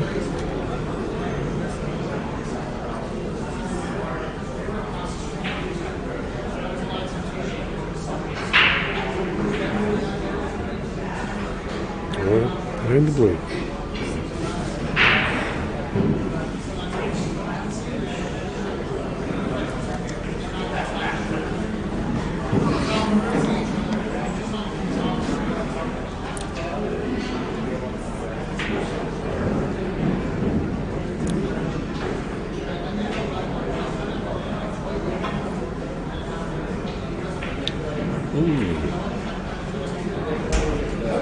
Is it going to come back?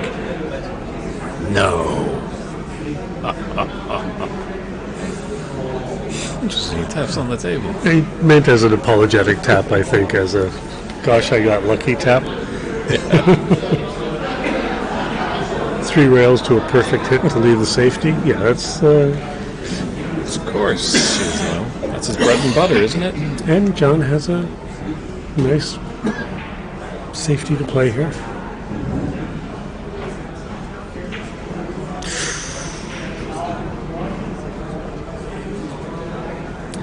Again, an unexpected error.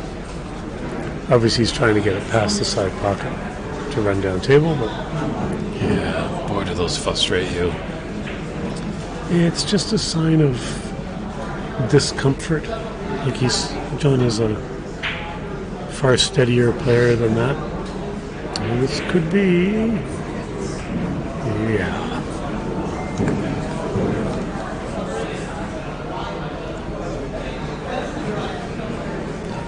So John's target here would be this group of 3 reds by the top rail by the black. Just to come and touch into them. It's going to be hard enough. How's the accuracy? He's going back.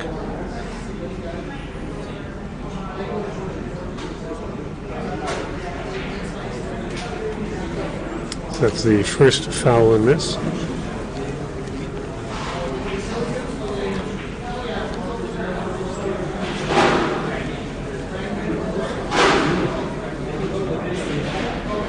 The thing with this is that what you do as a player, the foul in this isn't a big problem for most players because what John will have done here is figured out a little closer where he needs to hit. And if this one stopped. So now John knows he needs to come a little closer to the rail for him to get that angle to come into those 3 reds. So one was a test of speed and direction. I would solidly expect John to hit this one if he's staying clear of mind. Okay, that looks to be hard enough. And all the first two was just like dropping depth charges. Right? You're just kind of finding where you need to be. So yes, he's surrendered 8 points, but he hasn't surrendered anything by hitting it awkwardly and leaving a ball. True.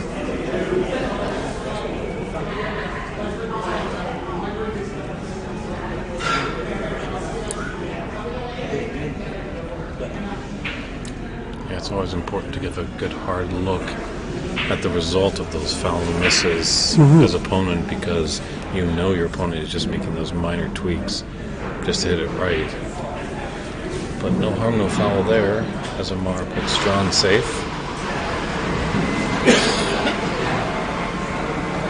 So just an update on the Noel Rodriguez and Ahmed Ali match.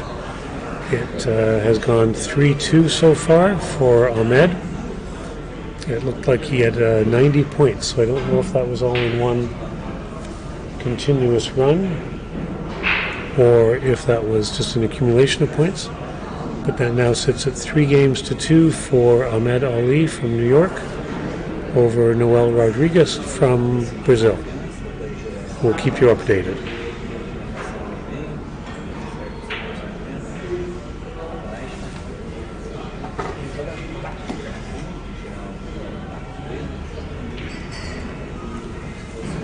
Good safety pressure on John on this shot. Come up with something that keeps the pressure on Amar.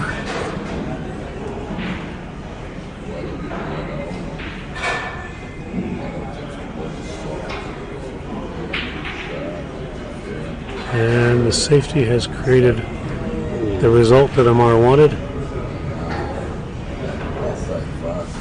There's not many points in it at this point. Amar is only leading by 6, but it could be a lot more after his time at the table here.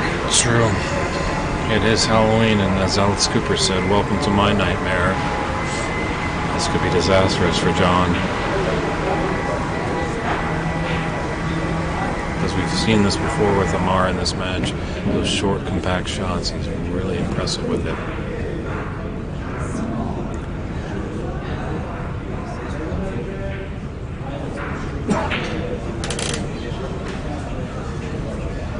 This is just a series again of little top stun draw shots.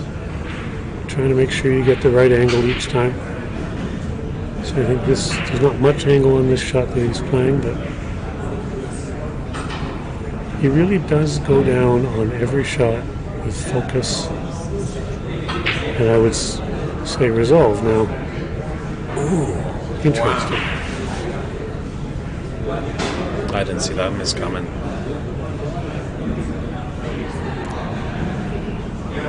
I don't think John did either.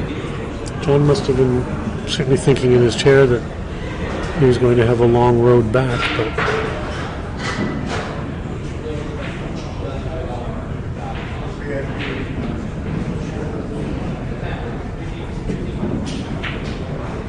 shot. Good entry shot.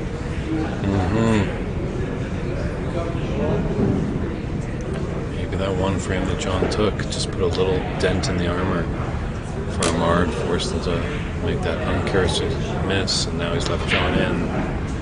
And what can Mr. Brooks do with his opportunity? So far, so good. He's got good position on this one in the side. Probably follow it straight through for the pink on the other side. Just has to hold his calm. Oh my goodness. He was moving on that shot almost before he hit it. Yeah, sorry, John, if you watch the rewatch of this when you're back home and done, and maybe you'll be victorious in the match, we don't know, but that was kind of an ugly follow-through, I felt. Just really squirrely. His whole body moved. Looked like his whole body moved. Again, we'd have to see it in replay, but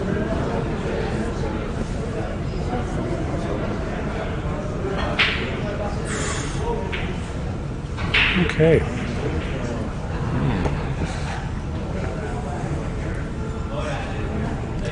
You sometimes see this in the dynamics of a match, is that when one player struggles, the other will start struggling as well.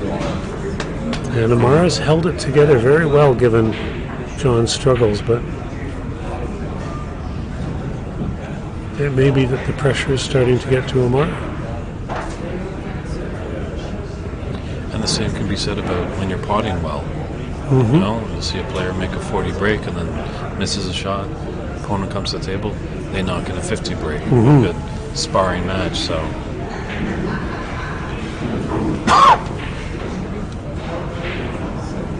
they inspire each other to be good, and they inspire each other to be bad. There's kind of a commonality that happens.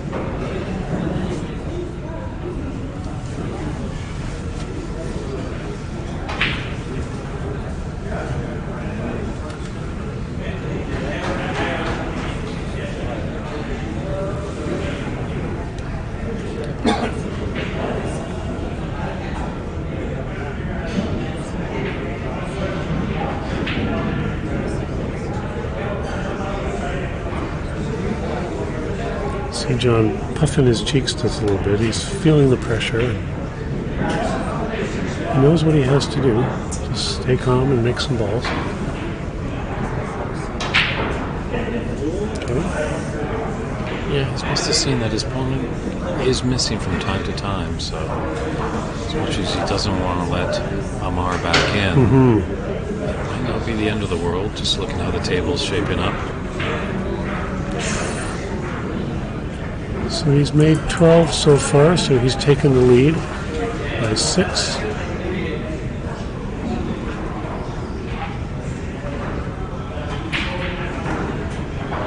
Let's have to slow down. You did.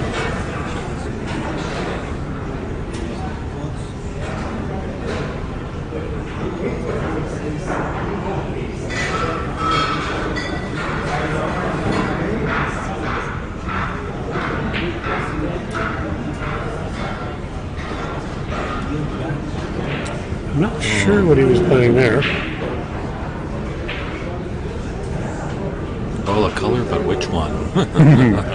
He may play the cross bank side or the bank side here for the points. He did try it, knowing he wasn't going to give up much if he missed.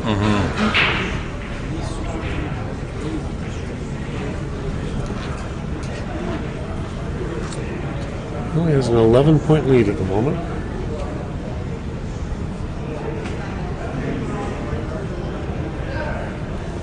I know sometimes when I'm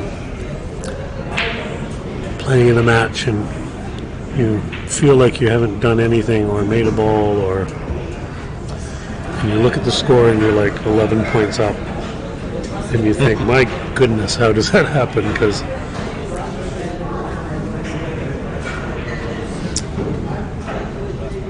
it feels, you're against the world all of a sudden. And True. It can be a lonely place sitting in your chair as your opponent racks up points.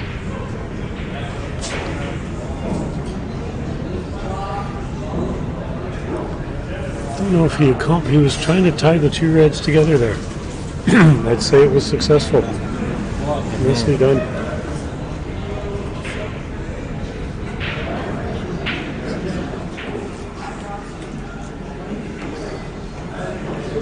This could be very nice.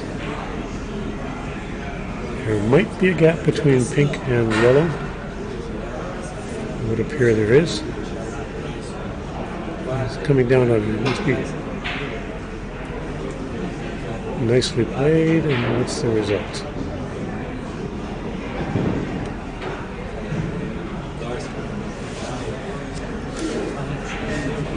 I'd say that he has a clear shot at it.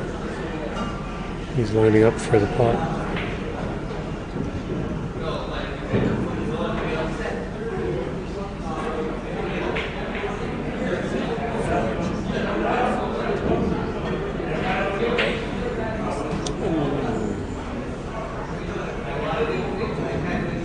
Certainly played that as a two-way shot. And had he made it, he would have played the green and hooked John immediately tightly behind the brown.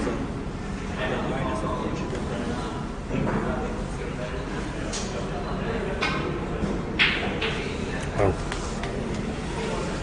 There's the kiss. Pretty good. Deserves that from making that pot from the back rail.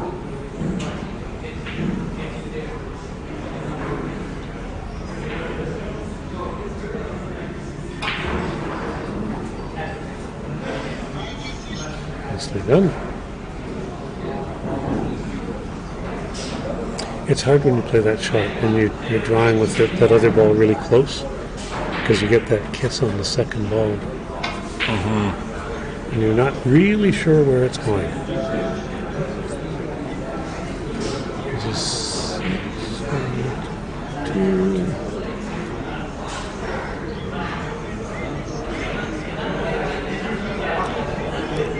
Looks like he's taking on the black.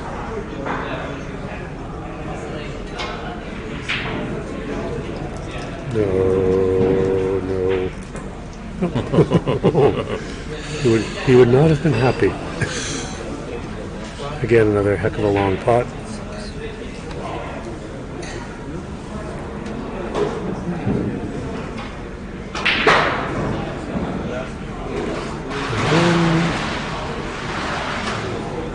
Good shot there. Didn't try to force anything. Yeah, was getting a little bit of momentum. Obviously would have loved to stay at the table, but just fell out of position and took his medicine and played safe. So it was a 50-27 lead in this. 23 points up. That's okay. Yeah, can I get a Coke? Sure. I'm terrible at that. Sorry. Do you want something to drink or you? Terry again is back taking good care of us here at the corner bank.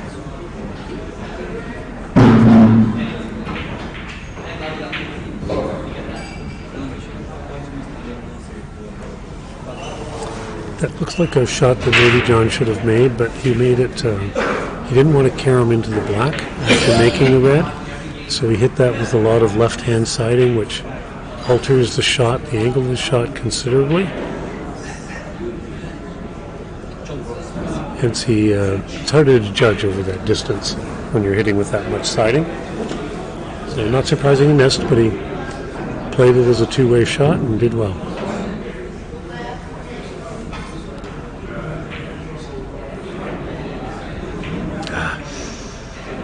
So we might be in store for a big little safety exchange here.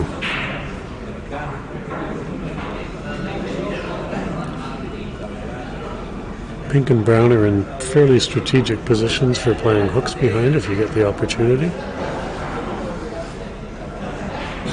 And Mars is going for that. Coming a little sharp. But very nice safety. I wonder if he's got him behind that yellow on that red on I the don't think left so. cushion. I think the yellow is off to the right. So this will be a cross-bank safety. Although the red is very close to the rail. Could be a double kiss. Not. Okay.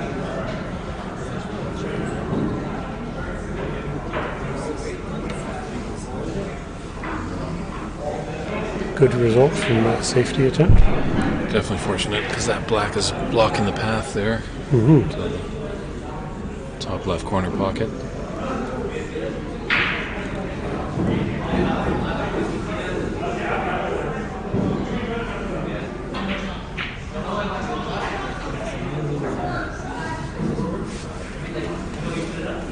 That's a nice shot as well. I think John will be able to see the left-hand side of that red, but maybe a little more difficult to get.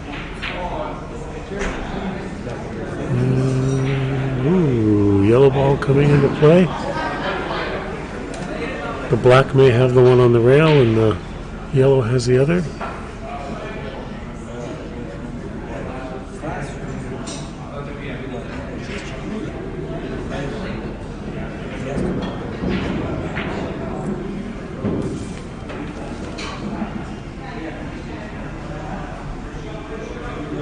Okay.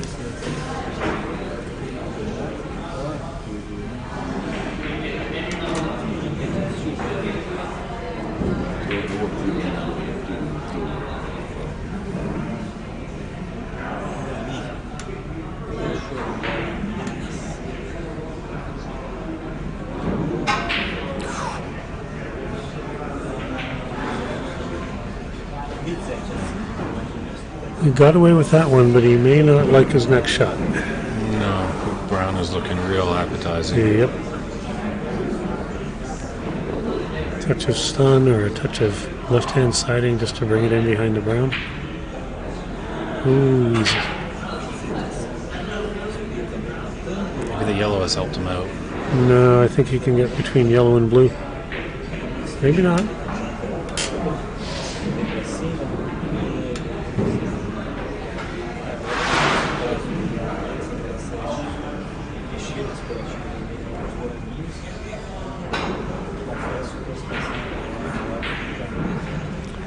But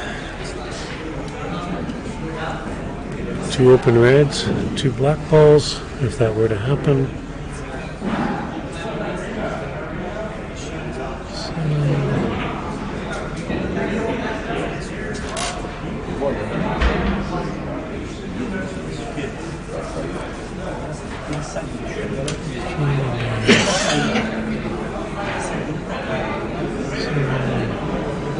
At this point, if Ahmad were to take this black and another black, he would need to get to the. Thank you. He would need to get to the pink ball to win the frame, and tried to force it a bit too much, and it's gone badly for him.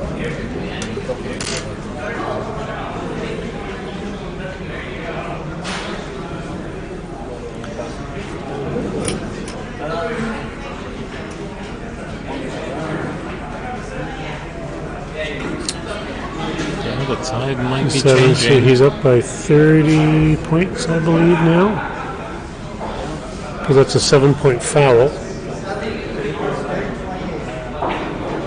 So John is up by 29 points. This red would leave Ahmad in need of a snooker.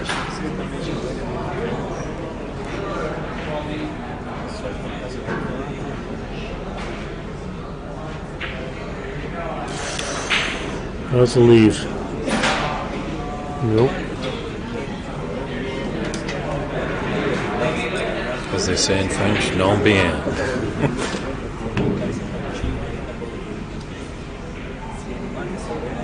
29 and 28, so the red, any color, and run the table is all that Ahmad has to do.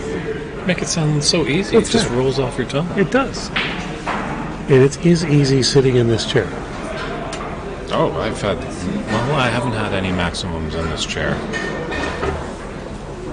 I've been fortunate to call a couple centuries. I'm surprised we didn't have Fern Loyer down here. Great Canadian player from up in the big nickel country in Sudbury. He was my first ever century to commentate on. Okay. So, Fern, if you're tuning in, hope you're doing well. I was looking forward to seeing you down here.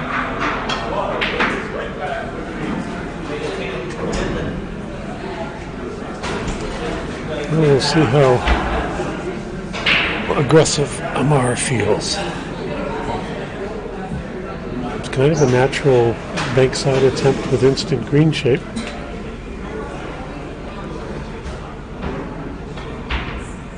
Is the double there? Nope. Has he got second place? Yeah, likely by the looks of it. Yeah.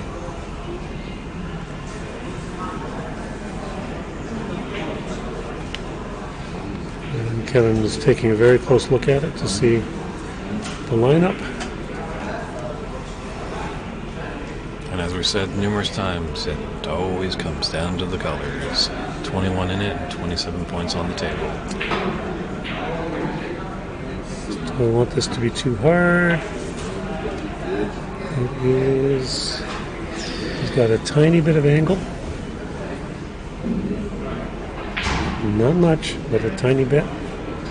If he were to put this into the left-hand side of the pocket, the cue ball will move down table towards the bulk line. He has to be hit with a bit of speed.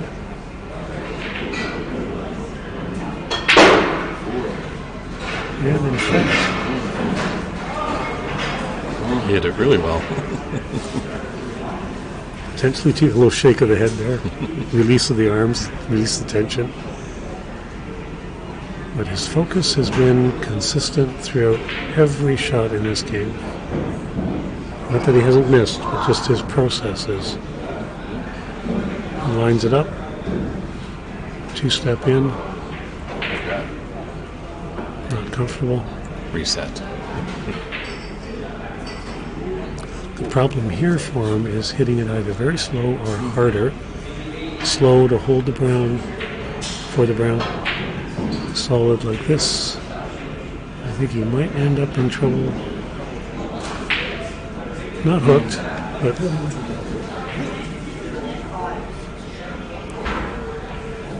Yeah, going back to that yellow shot, so many times in this game we make a fantastic shot and we're jumping right down on the table. You know, the adrenaline's riding high because you have made a great shot. Always a good point to check. Maybe take an extra lap around the table. Just calm your nerves.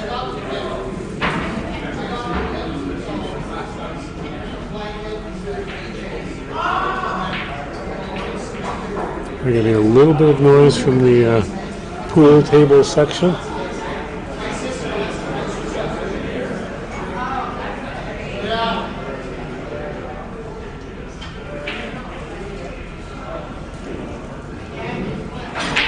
Getting close to being a snooker there.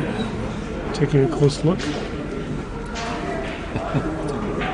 At this point, with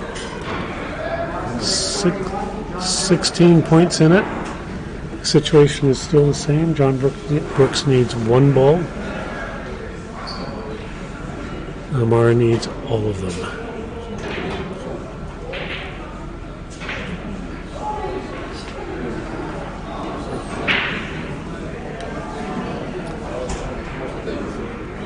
John sort of had to swerve the ball at the last number of shots that he's had. Has been partially hooked on many of them.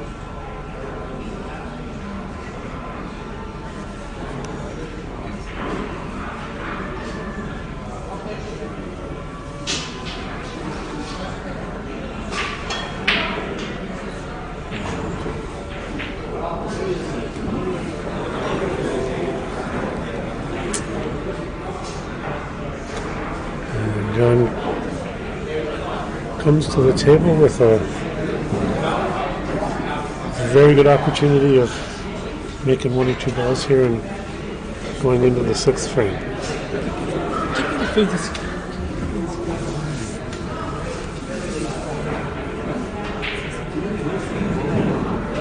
That's his frame ball. And now for the insurance ball to keep Ahmad sitting in his chair for the re-rack. Dead center. John will breathe a bit of a sigh of relief. He wants to be careful not to do anything silly with this ball. And there we go. There we go. So baby step for Mr. Brooks. He's going up. Still trailing 3-2 in this semifinal match. So Amar's got to recompose himself and kind of stop the bleeding. Have a little pep talk with himself in between these frames here, because he doesn't want to force the decider, because if we go to a decider, I think you got to ensure that all the momentum is going to be on John Brooks as he's come out of the interval playing strong. Still, he won this match here in the semifinal. And our other semifinal match looks like that Noel Rodriguez is up in the sixth frame, 61-35.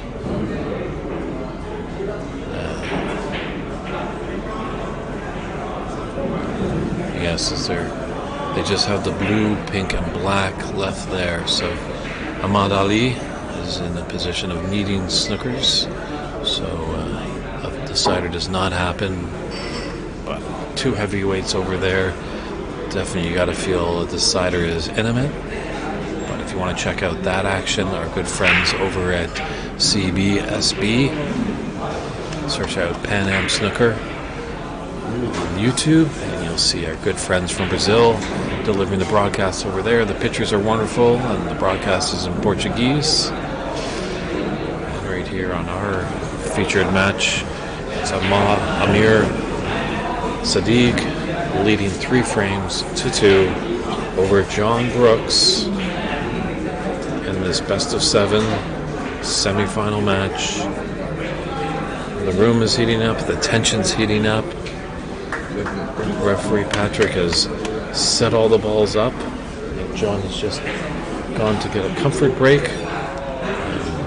We'll be coming right up with great exciting 6-frame action. And just a heads up, they are going to decide her in the Ahmad and Noel match.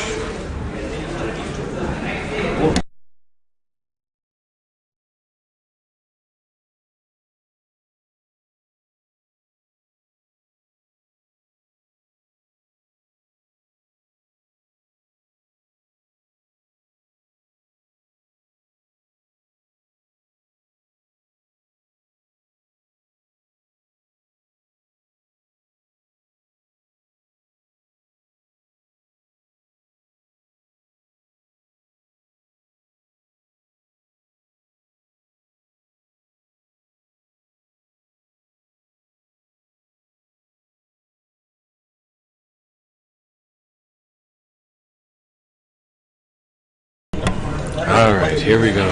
Frame 6 with Amar ready to break off. Can he stop the bleeding and punch his card in the final, or can John Brooks force a decider?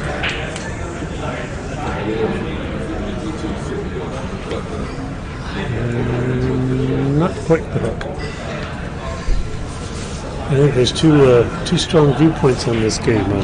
Lamar wondering how he hasn't finished it off yet, and John Brooks kind of wondering how he's still hanging around in it.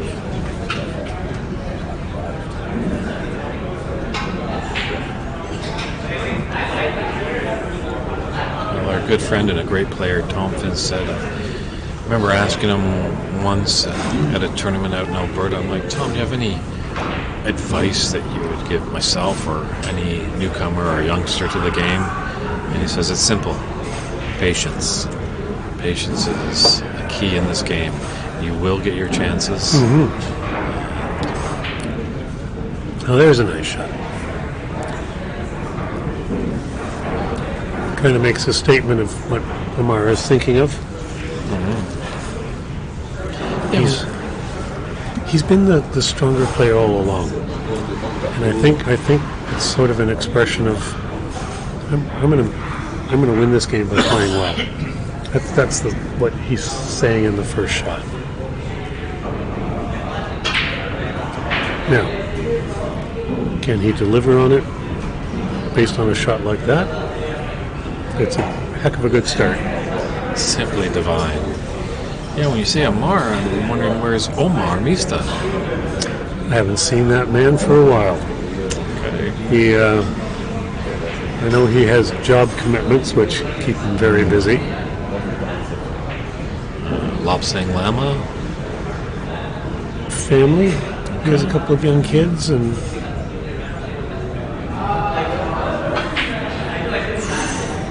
again, It's twice he's missed a little drawback for a black. and what's interesting is, as much as I have said that his routine has been the same every time, that one felt like it was a bit rushed.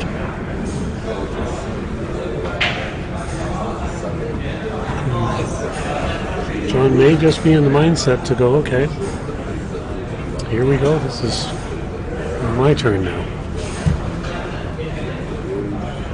Yeah, he's going to feed off that. His opponent probably is reeling a little bit. Mm-hmm. Maybe just falling a little bit out of form. He's got the confidence growing as he's got 2 frames after the interval, trying to force us to a decider.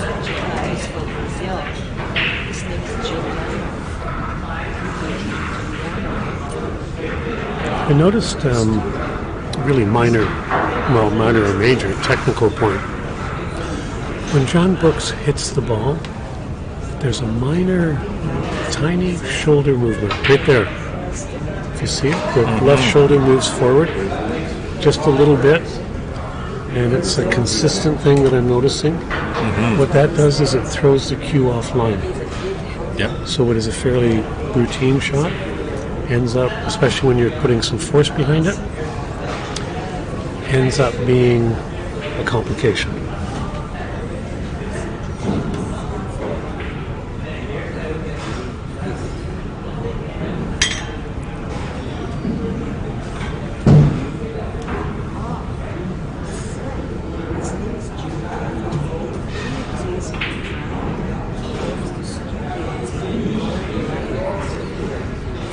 So Ahmad has played this to the exact position that he wanted with the cue ball. And I believe what he's thinking of here is hitting this ball thin, medium speed, and driving the cue ball into the pack for the breakout. Oh my goodness. It's always two parts to every shot, and he did get part two, as you accurately commentated on there, David, but that black did not drop. Looks like did referee Patrick nominate that as a touching ball? Sorry, he did nominate it as touching? I do not know. That was more of a question. Okay. Sorry, I didn't notice the raising the voice. Sorry, with the deep voice, it's tough to raise it up without sounding like Daffy Duck or something like that. Looks like this one may go. Whoa, nicely done. Played the combination there into the pocket, which if it didn't work would have cleared the right out of the hole anyway.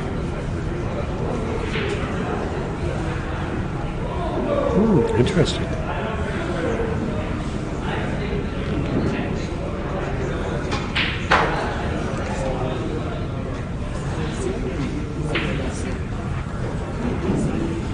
Do you think that shoulder thing is effective? Because obviously everyone is unique and different, and we struggle for that perfect stroke. But sometimes there's just things with our human makeup that we just can't get rid of. As a coach, I think that's a nice, in theory, comment. But thinking of it as body motion and technique, any motion like that when you're trying to push a cue straight through, any motion like that I believe is going to throw the cue offline. Okay. And unless that shoulder motion was exactly the same every time, same amount, everything, it's going to be a defect in the stroke. So Nick Barrow speaks of Neil Robertson's cue delivery as being like a piston, and a piston runs true every time. And I just think that it's compromised.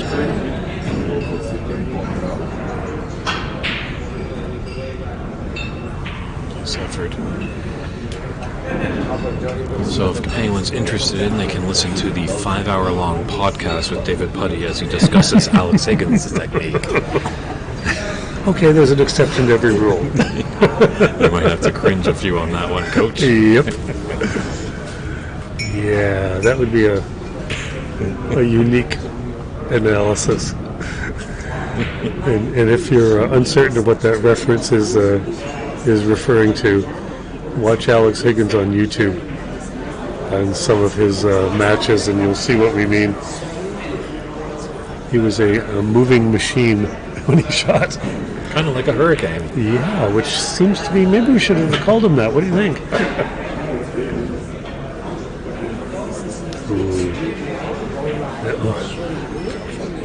A fortunate kiss on the yellow there.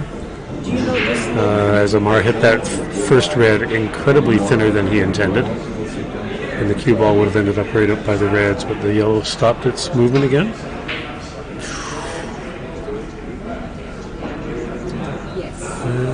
John may put his hand up in apology on that one, as it didn't do anything like what he was planning to do. He's over on the side wiping his cue down now. Is it Brazil name or Brazil? Is it? Because this company is big, you know. Brazil, this company, big company, building company.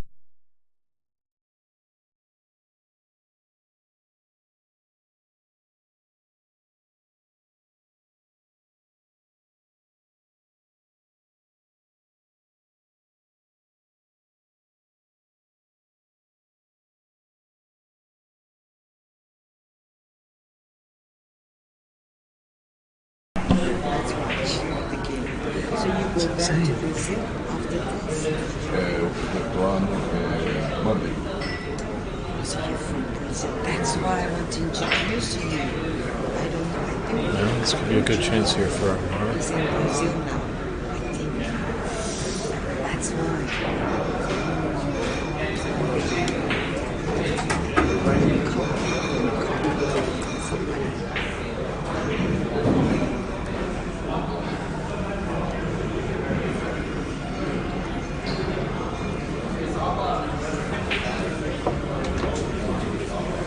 Very nicely done. Good angle on this blue. Yep.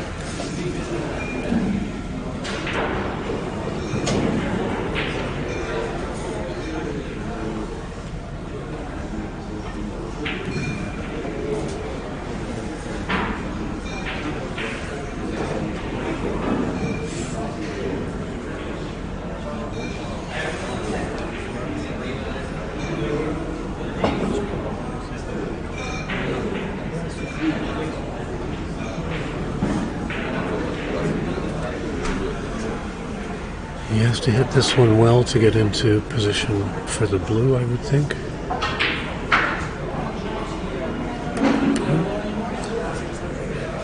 Riskier black. Kind of nice that that yellow's not on its spot right now for going up and down the table. Clears the tracks a bit for it.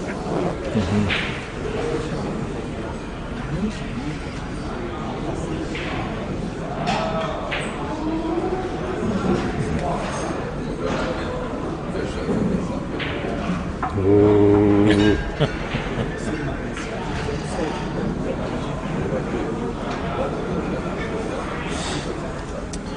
That would have been unusual, but surprisingly not rare in off on that shot.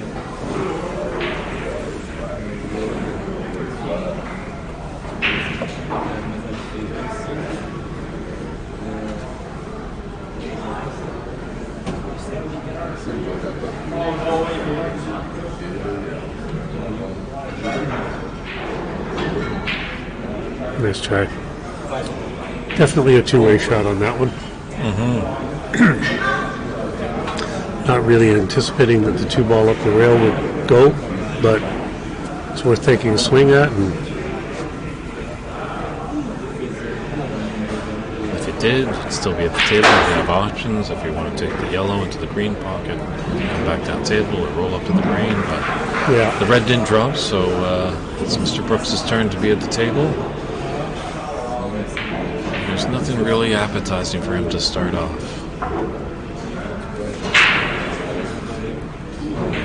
so where is the safest place on the table to be? I think I see what he's thinking of.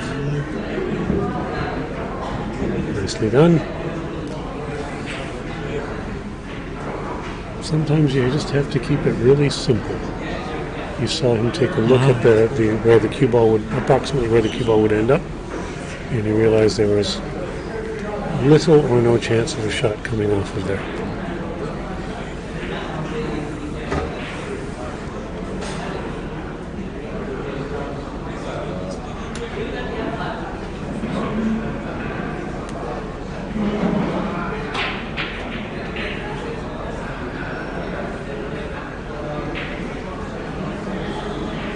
That's a nice shot.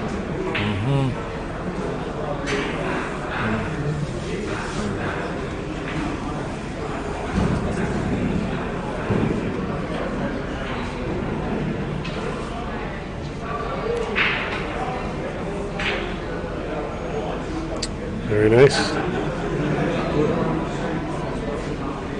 Most times there's a way out. And if you look at the table long enough, and you'll see an alleyway, you'll see an angle or something that allows that to happen.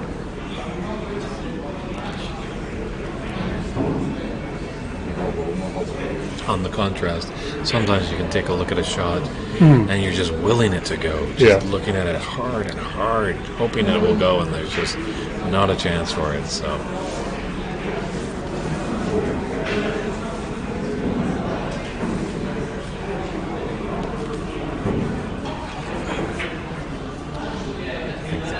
snooker is keeping the world of psychiatry in play. Exactly.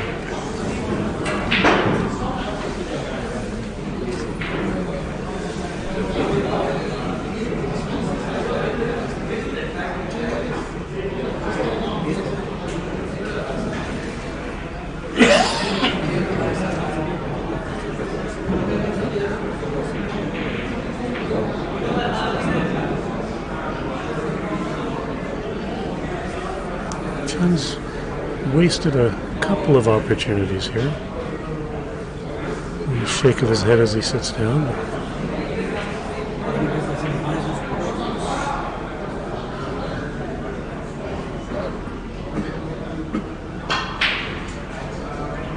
Nicely done.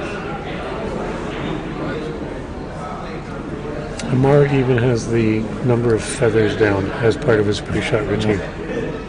It's one short feather, and then he hits the ball.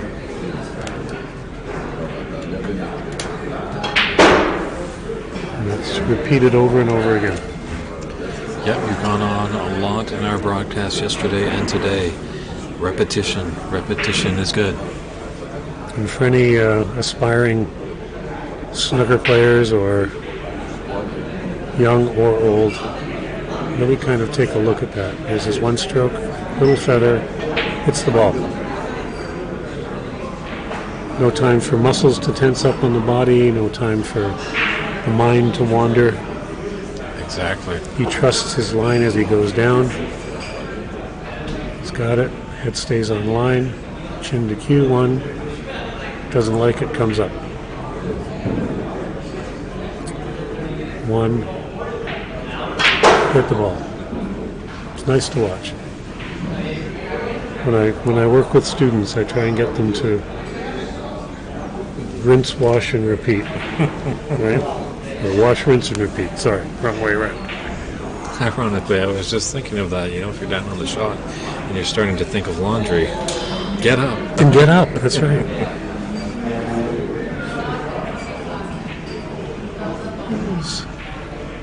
Okay. The ball might be makeable. That's a good test of eyes there, that's for sure. He looks pretty thin, I'd say.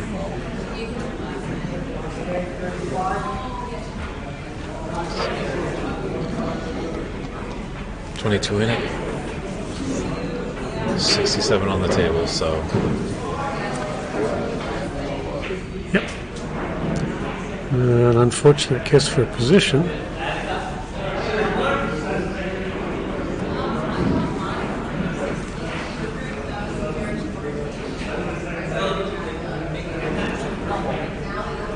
Calling the brown ball, I think.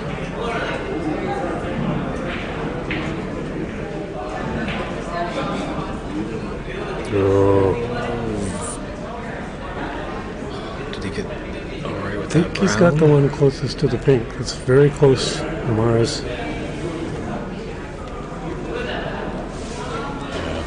Millimeters away from perfection. Mm-hmm.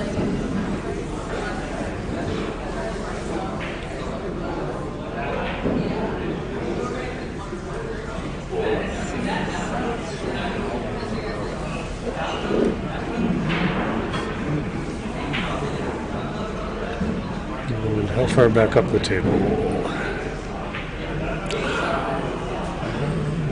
Looks pretty good, actually, as a safety. That's true, as much as it was running pretty quick. He got fortunate.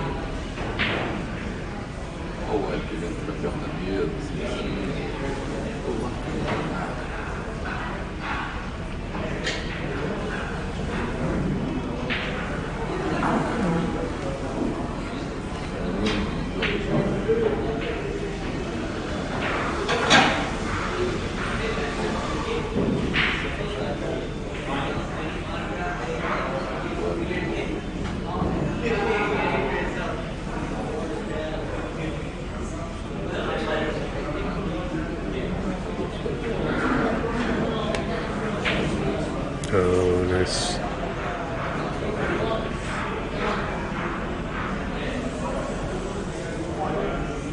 $22 points up at the moment, counting that red. And he may opt to play safe off the yellow or Play the green to the side.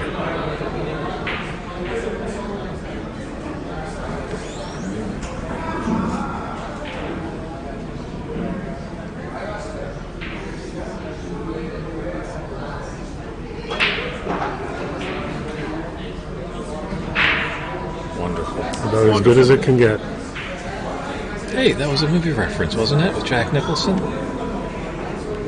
Yeah. Dave Burney always tries to catch me on movie references. Apparently I just made one. Well, you know, we were talking about how one player's playing bad, yeah. another player plays bad, one plays good, you know. To say a movie reference, you may say a movie reference. I think this is going to be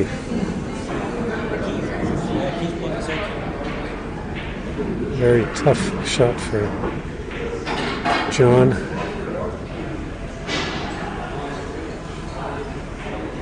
Good self-control there. Yeah, didn't try and force an issue. He maybe would have been able to play the blue in the corner, but what was the point?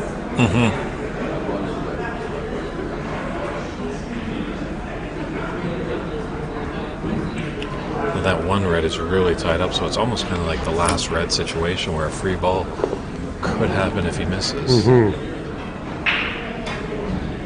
Nice hit. That might scooch out. Ran out a bit, but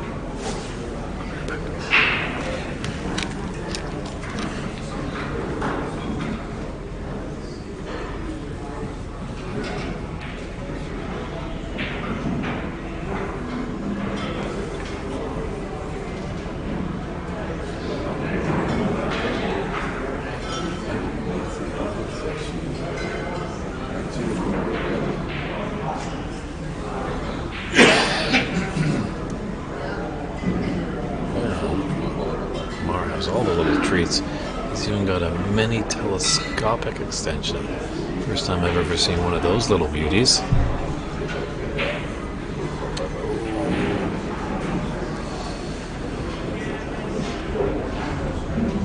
It's alright, the brown is blocking the path for that red to go in the top right corner pocket. Green's a little of annoyance because it's in John's eye line. I don't think an inadvertent plant is there.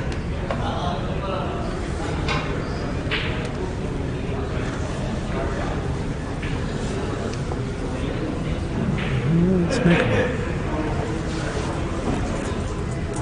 Ahmad may be tempted to cut this one in, given the position of the red behind the pink. Or just float it over there behind the green. It's a tricky shot.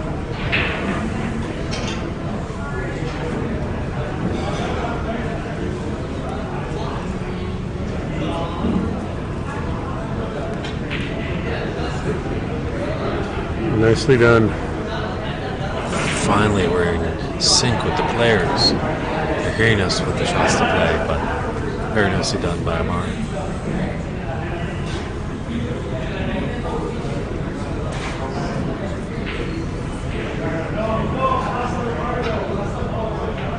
Good hit. And very nice lead.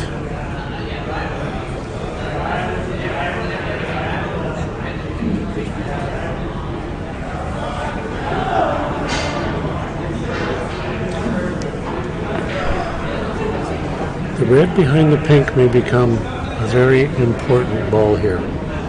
Whoever makes this red, if they play safe off the, if John doesn't move it here, and it looks like he's going to.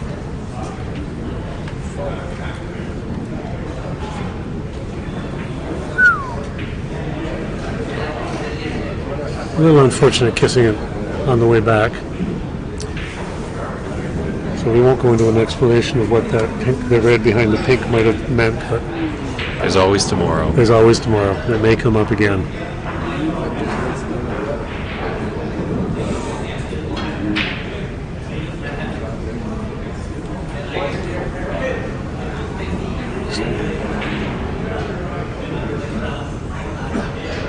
this case, the brown and the red would represent match ball. Red would represent match ball for Lamar. He's just checking the score now. Yeah, I think he wanted to kiss that red out a bit more.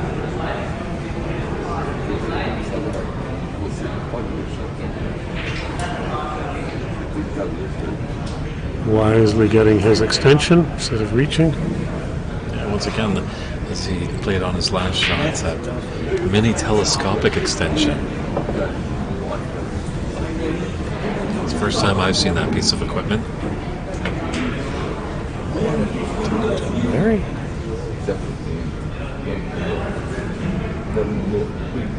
God.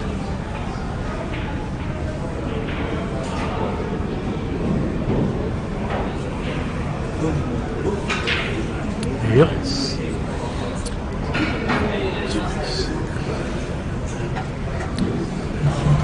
So that's now a 32-point lead.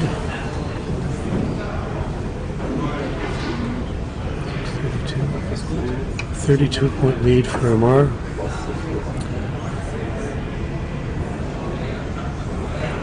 So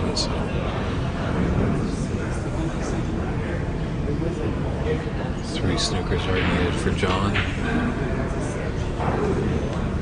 Now a few more.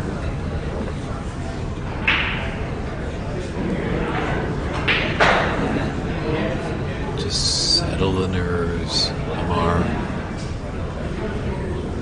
Not in the final just yet. It's looking promising, but keep your focus. A little mini fist pump there, this left hand. Definitely. Because now he knows. The wheels would definitely have to come off the bus here for John to fight his way back. Run it out, Ahmad. Come on. Finish it on a good point. Well, John battled hard, definitely. Made it a match. You know, came back and got and close. really, you know, we talk about playing with your A or B game. We didn't even really see John's B game. Yeah, I just need to get one frame John needed to get before the interval, I think. But there's the handshake. And there's the handshake. Congratulations, Ahmad. A little round of applause from the audience there. There is a Canadian in the final of the Pan Am Snooker Championships here live at the Corner Bank. David, what kind of updates do we have over there on table 28? Game number 7. Ahmed Ali is leading 48 to 25. So he has a 23-point lead with Noel at the table. We'll kind of maybe keep that going until it resolves.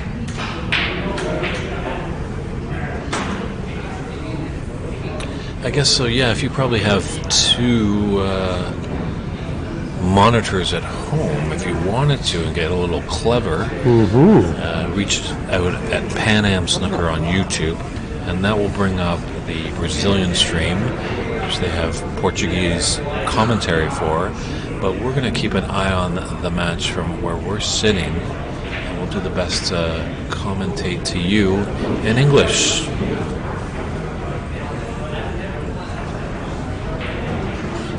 I think it's going to be a battle tomorrow, possibly, of Mr. Emotionless and Mr. Emotion. Ahmad, stoic, just solid as a rock.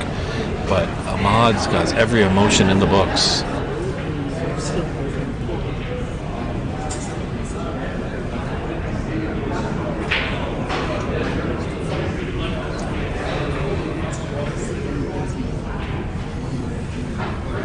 Noel took on a long shot that he may have regret at the end of the day.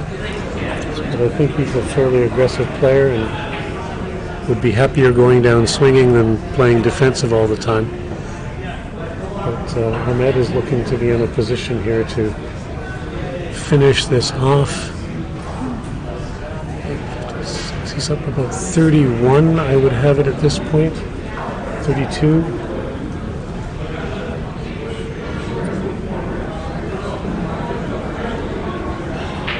And he's just made the black to go up 39. One more red would actually be his match ball, as there would only be, from what I can see, 43 points left on the table. At this point, he has a 39-point lead. If he takes this red, Noel would need 2 successful snookers.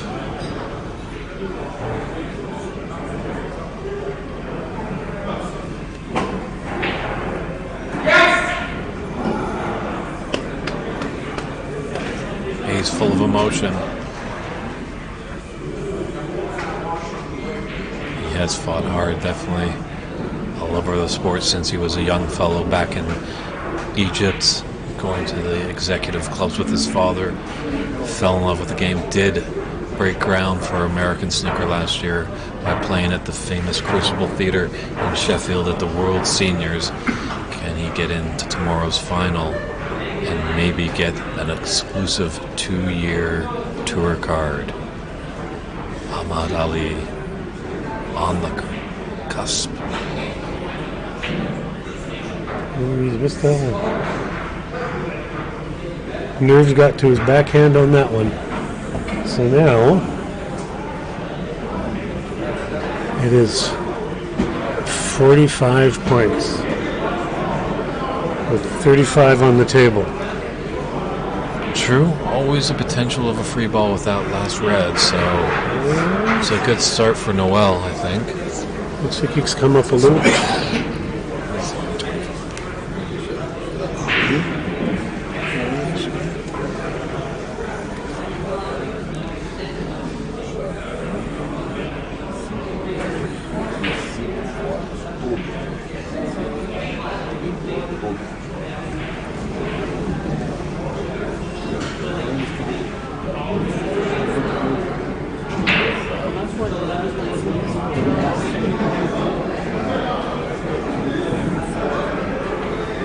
Yeah, Noel's not going to just lie down and take it. He's going to fight, kicking and screaming. This is for a major win if he pulls this out.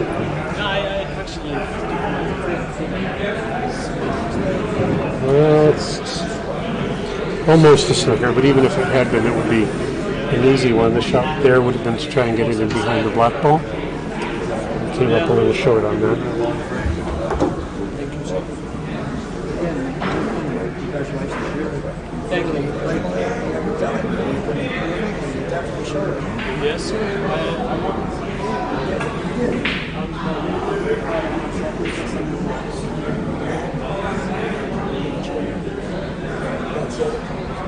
Pressure wasn't.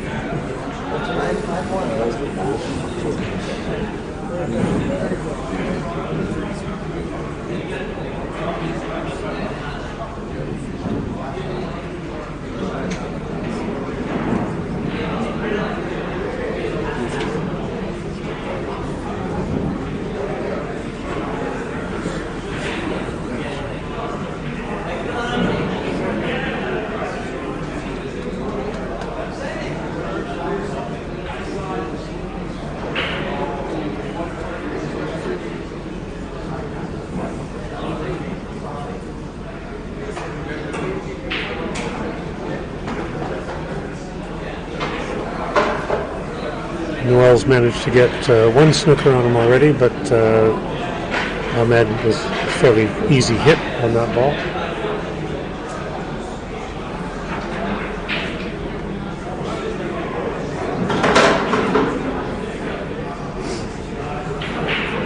Noel's just coming up a bit short on the weight.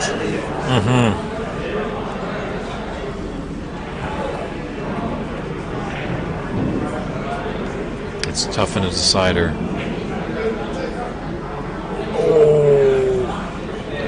Now in this Ali case, really wanted that. Ahmad Ali has left the red ball directly over the hole. Tough for Noel to keep it out, so he's had to take it. If he makes the black ball here, then it would be 33, 37. He would need 3 snookers, 3 successful snookers.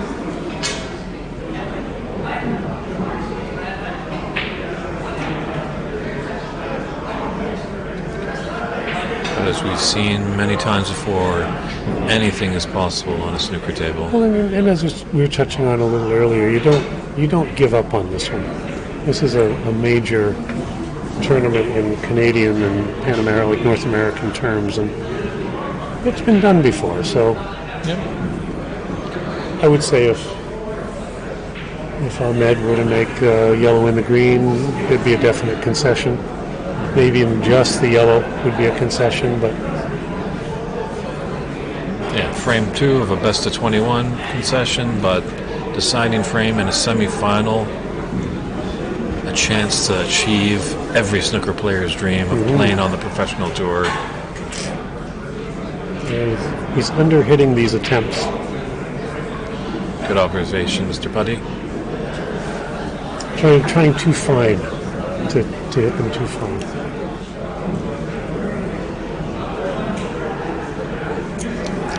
It's a tough break. We've had a good contingency of Brazilian players and fans that have made the trip.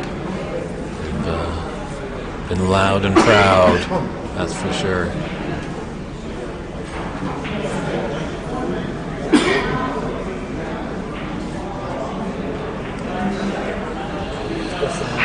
Vancouver, that would have gone in because we would have had an earthquake. But once again, it's in the jaws of that pocket. Very difficult to keep out, so he's going to have to make the yellow now. Just one less ball to use for snookers, because he's going to have to be playing on the green now. So after this,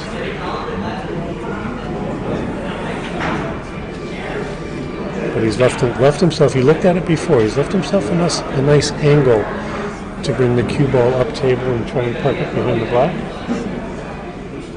Ooh, he hit the horn. Oh, no, not quite.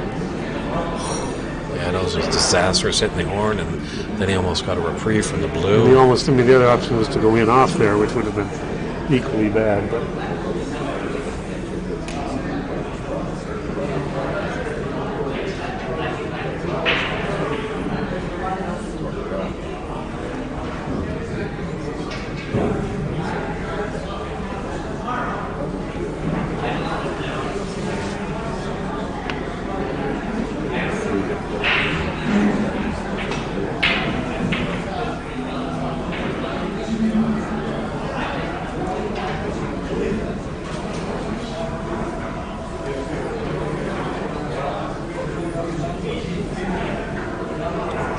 he's got another snooker in play. This one's tough because it's right in the middle of the table, so it's hard to judge the rails. It's hard to.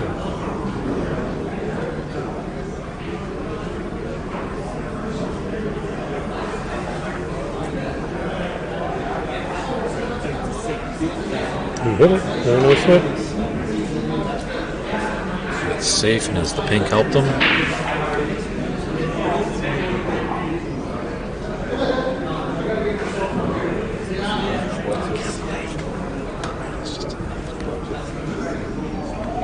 Why is he standing? Just ran a bit long. I think the angle might be there for him to put the screen in the pocket, or definitely very close. How are your fingernails, everybody? Tense. Tense.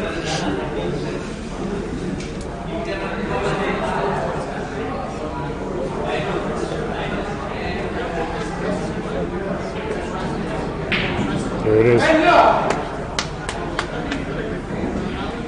So Ahmed Ali has made the green, his position on the ground. I believe we're going to see a concession here.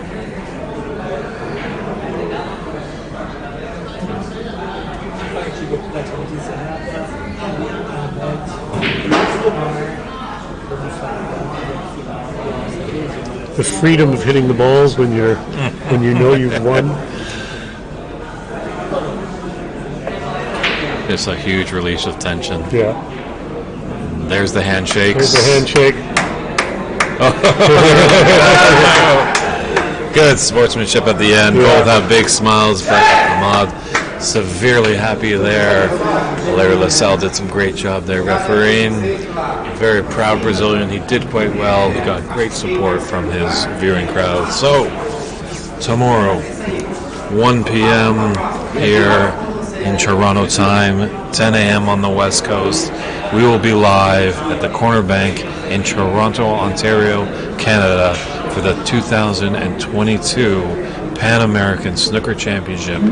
Winner will get a 2-year tour card.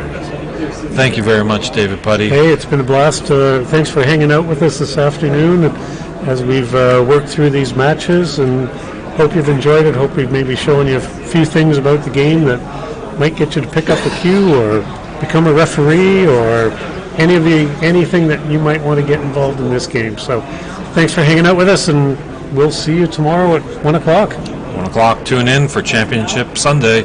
It's David Burney saying good night, everybody. Good night.